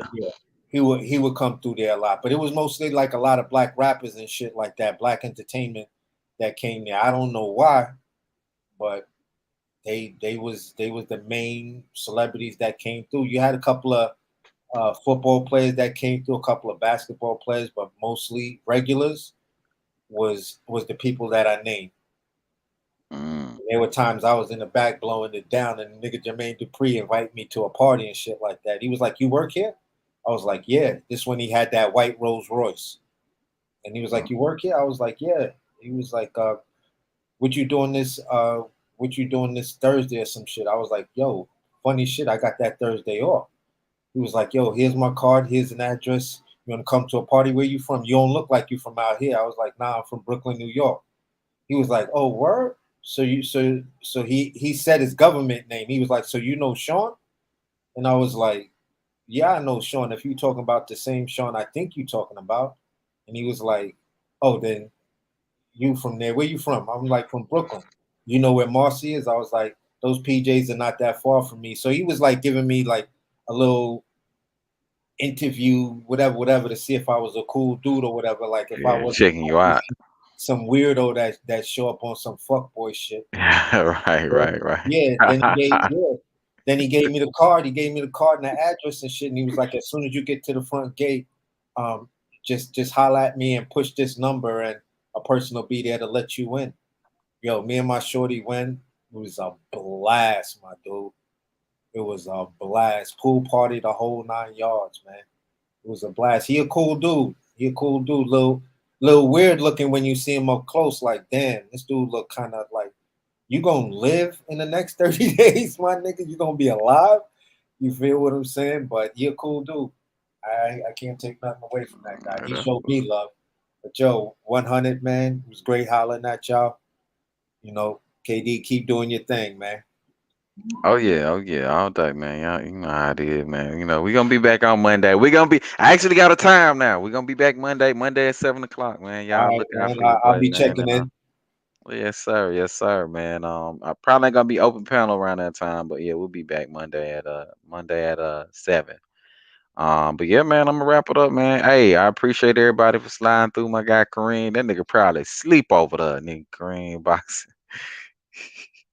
Yeah, he ain't responding. Yeah, he sleep. I do be sleeping at work, but that's a little later on tonight. You know what I'm saying? nigga, you better not. Hey. I hope your ass ain't over there snitching on yourself, bro. Man, Don't be over there snitching. Nigga, I'm outside. And shit, on Fridays, ain't no fucking management here. Literally none. we fucking just do our job and go home on Fridays. Hey, shit, I ain't mad at that at all. Shit. All right, well, look. Hey, appreciate everybody. We wrapping up, but I appreciate everybody for sliding through, man. Shit, if you're new to the channel, be sure to subscribe. Everybody, hit the like button on your way out. I'm sleepy. I'm finna go get something to eat, though. You know what I'm saying? What you about to say, Kareem? No, I was about to mock you. And be sure to hit that motherfucking like button. You Yeah. said? Hit that goddamn like button. That's what I be saying. Yeah, hit that goddamn like button. Yeah. What you want? You still want me to do that thing, Kareem? Did you call text me? me about? Yeah. Oh shit, you about to eat it. You tired and shit. We just talk about it tomorrow. All right, no problem. All right, well, shit, man. All right, y'all, man. I appreciate everybody for coming through, man. I'm about this thing, man. Holla at y'all.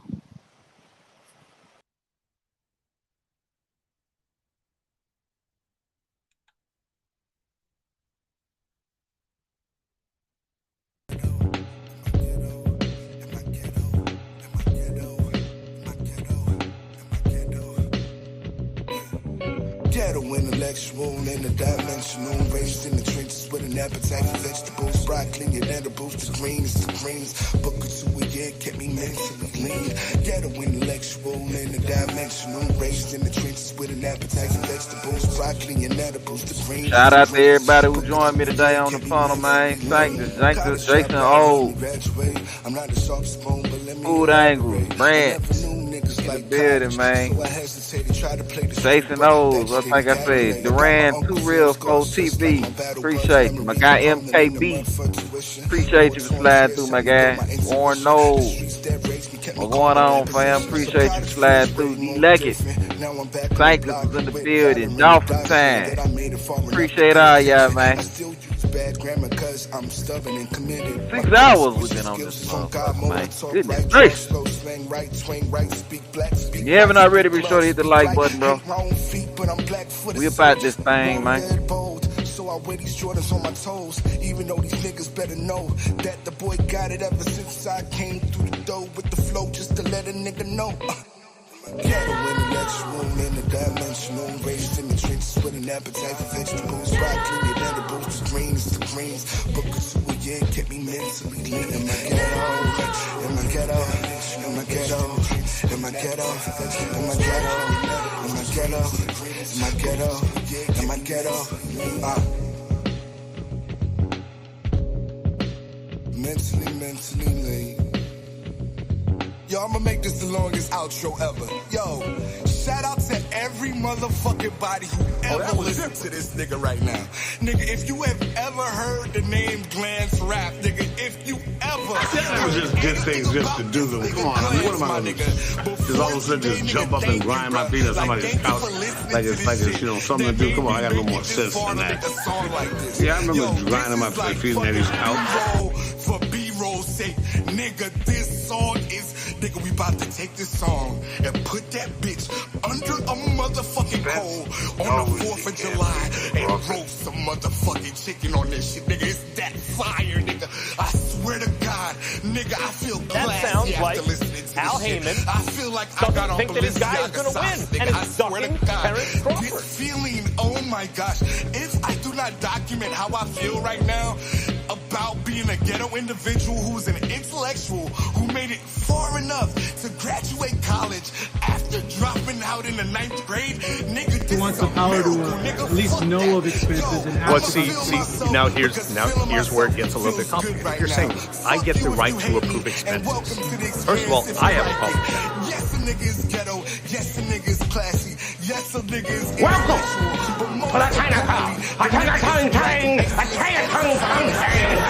Pay attention right now, nigga. You need to go do your taxes. This is shit talking of the century right now. Fuck you. Fuck all of your haters that don't know that this nigga. Al don't hold back his fighters on things. He may give his suggestion on this and that or whatever, but what pretty much who we want, we gonna get. That sounds like Al Heyman doesn't think that his guy is going to win and is ducking Terence Crawford.